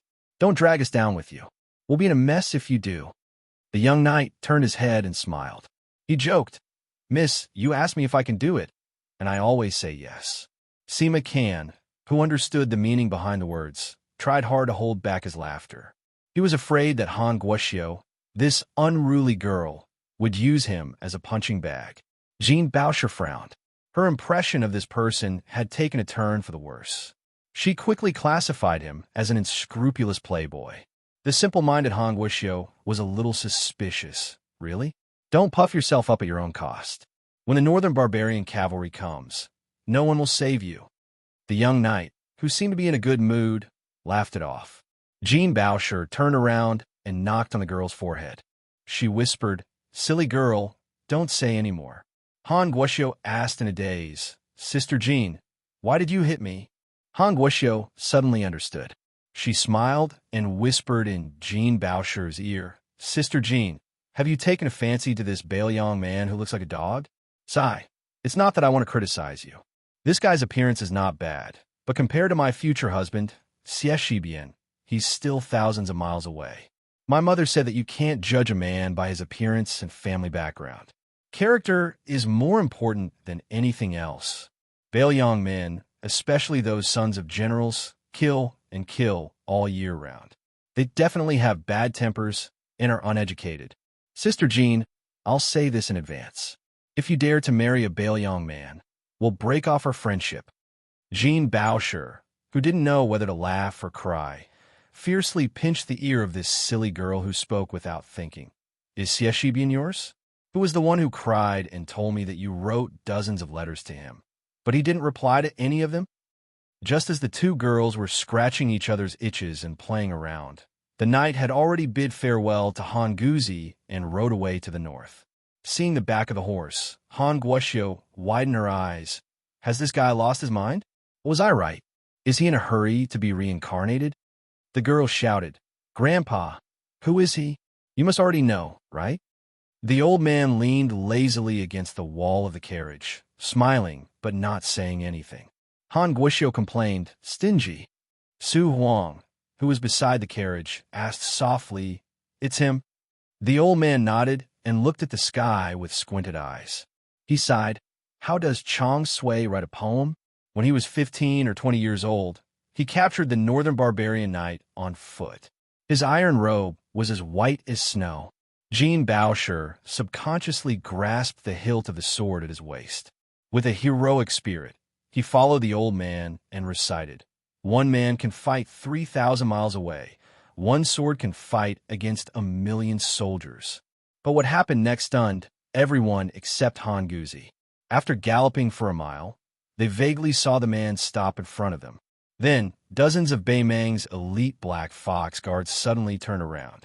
Jean Boucher and the others could barely see the armored Bei Mang cavalry. For no reason, they slowed down their charge. Then, without hesitation, they turned around and ran away. In an instant, there was no one left. No matter what, there was an army of 2,000 to 3,000 cavalrymen. Even though the thunder was loud and the rain was small, there was no rain at all. It was Su Fengyan, who had rushed over after receiving the report from Whispering Water. He didn't chase after them alone.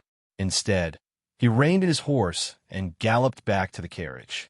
The reason he came here as a guard was that the 500 elite Bailiang cavalry might not be enough to protect everyone. After all, the old man was one of Second Sister's teachers. It was reasonable for Su Fengyan to show up. Secondly, he wanted to see for himself the elegant demeanor of the evasive old man Han. He wanted to see if he could recruit him to Mount Qingliang. Unfortunately, when he saw Han Guzi for the first time, he knew that the old man didn't have this intention. He was just like a scholar who wanted to travel and study. A melon that was forcefully picked would not be sweet. Moreover, the old man's reputation was only a hair's breadth lower than that of the head of the Secretariat, Qianglong. Even if Su Fengyan was one of the 4 great grandmasters, he couldn't force the old man to join him. If he forcefully detained this group of people, then the Central Plains, which had finally changed their view of Bailiang, would probably view them as enemies. Taking a step back, Deputy Administrator Song Dongming, Green Deer Cave Academy's Huang Chang, and the thousands of scholars in Liangzhou would all rebel. Su Fengyan approached the carriage. He cupped his fists and said, "Old Mr. Han, no matter what, I still hope that you can make a trip to Liangzhou on your way back. Even if you don't enter the city, there will be people coming out of the city to welcome you." Han Guzi shook his head and smiled. It wasn't easy for this old man to muster up the courage to travel. Every place I can go is a good place. Therefore, I won't go back. If nothing unexpected happens, we'll go west. We'll see Qingtsong City, Linyao City, and Fengxiang City. We'll stop at Mount Lantuo and then go south. We'll enter Nanzhao and see the scenery of the South Sea. Then we'll go north to western Shu. Finally, we'll take a boat back along the Guangling River. Su Fengyan nodded and smiled. Then I wish you a safe journey. The old man suddenly chuckled, as if he was taking advantage of his seniority. What? You're leaving just like that? I can't be sure that the thousands of Beimang cavalry have really retreated. They're not going to send us off? If we die here, it won't be a small matter. The Beiliang cavalry can bear the burden of the million-strong Beimang army, but you may not be able to bear the infamy. For some reason, Su Fengyan thought of that lousy chess player Chancellor Wang, who was also Second Sister's master. Why was it that Second Sister's master was so disrespectful towards his elders? Su Fengyan said helplessly, "Then I'll send you off for another 10 miles. Any more, and I won't be able to." The old man waved his hand vigorously and said, "Back then, in order to let Su Weisheng enter Shangyin Academy, the great general paid for the construction of the long embankment along the lake. It's called 10 miles of spring dawn. My legs are so weak that I've had to walk on it every day. Therefore, I feel that your 10 miles of sending me off isn't sincere enough. It should be at least 20 miles. Is that okay?" Su Fengyan smiled bitterly and said, "Okay,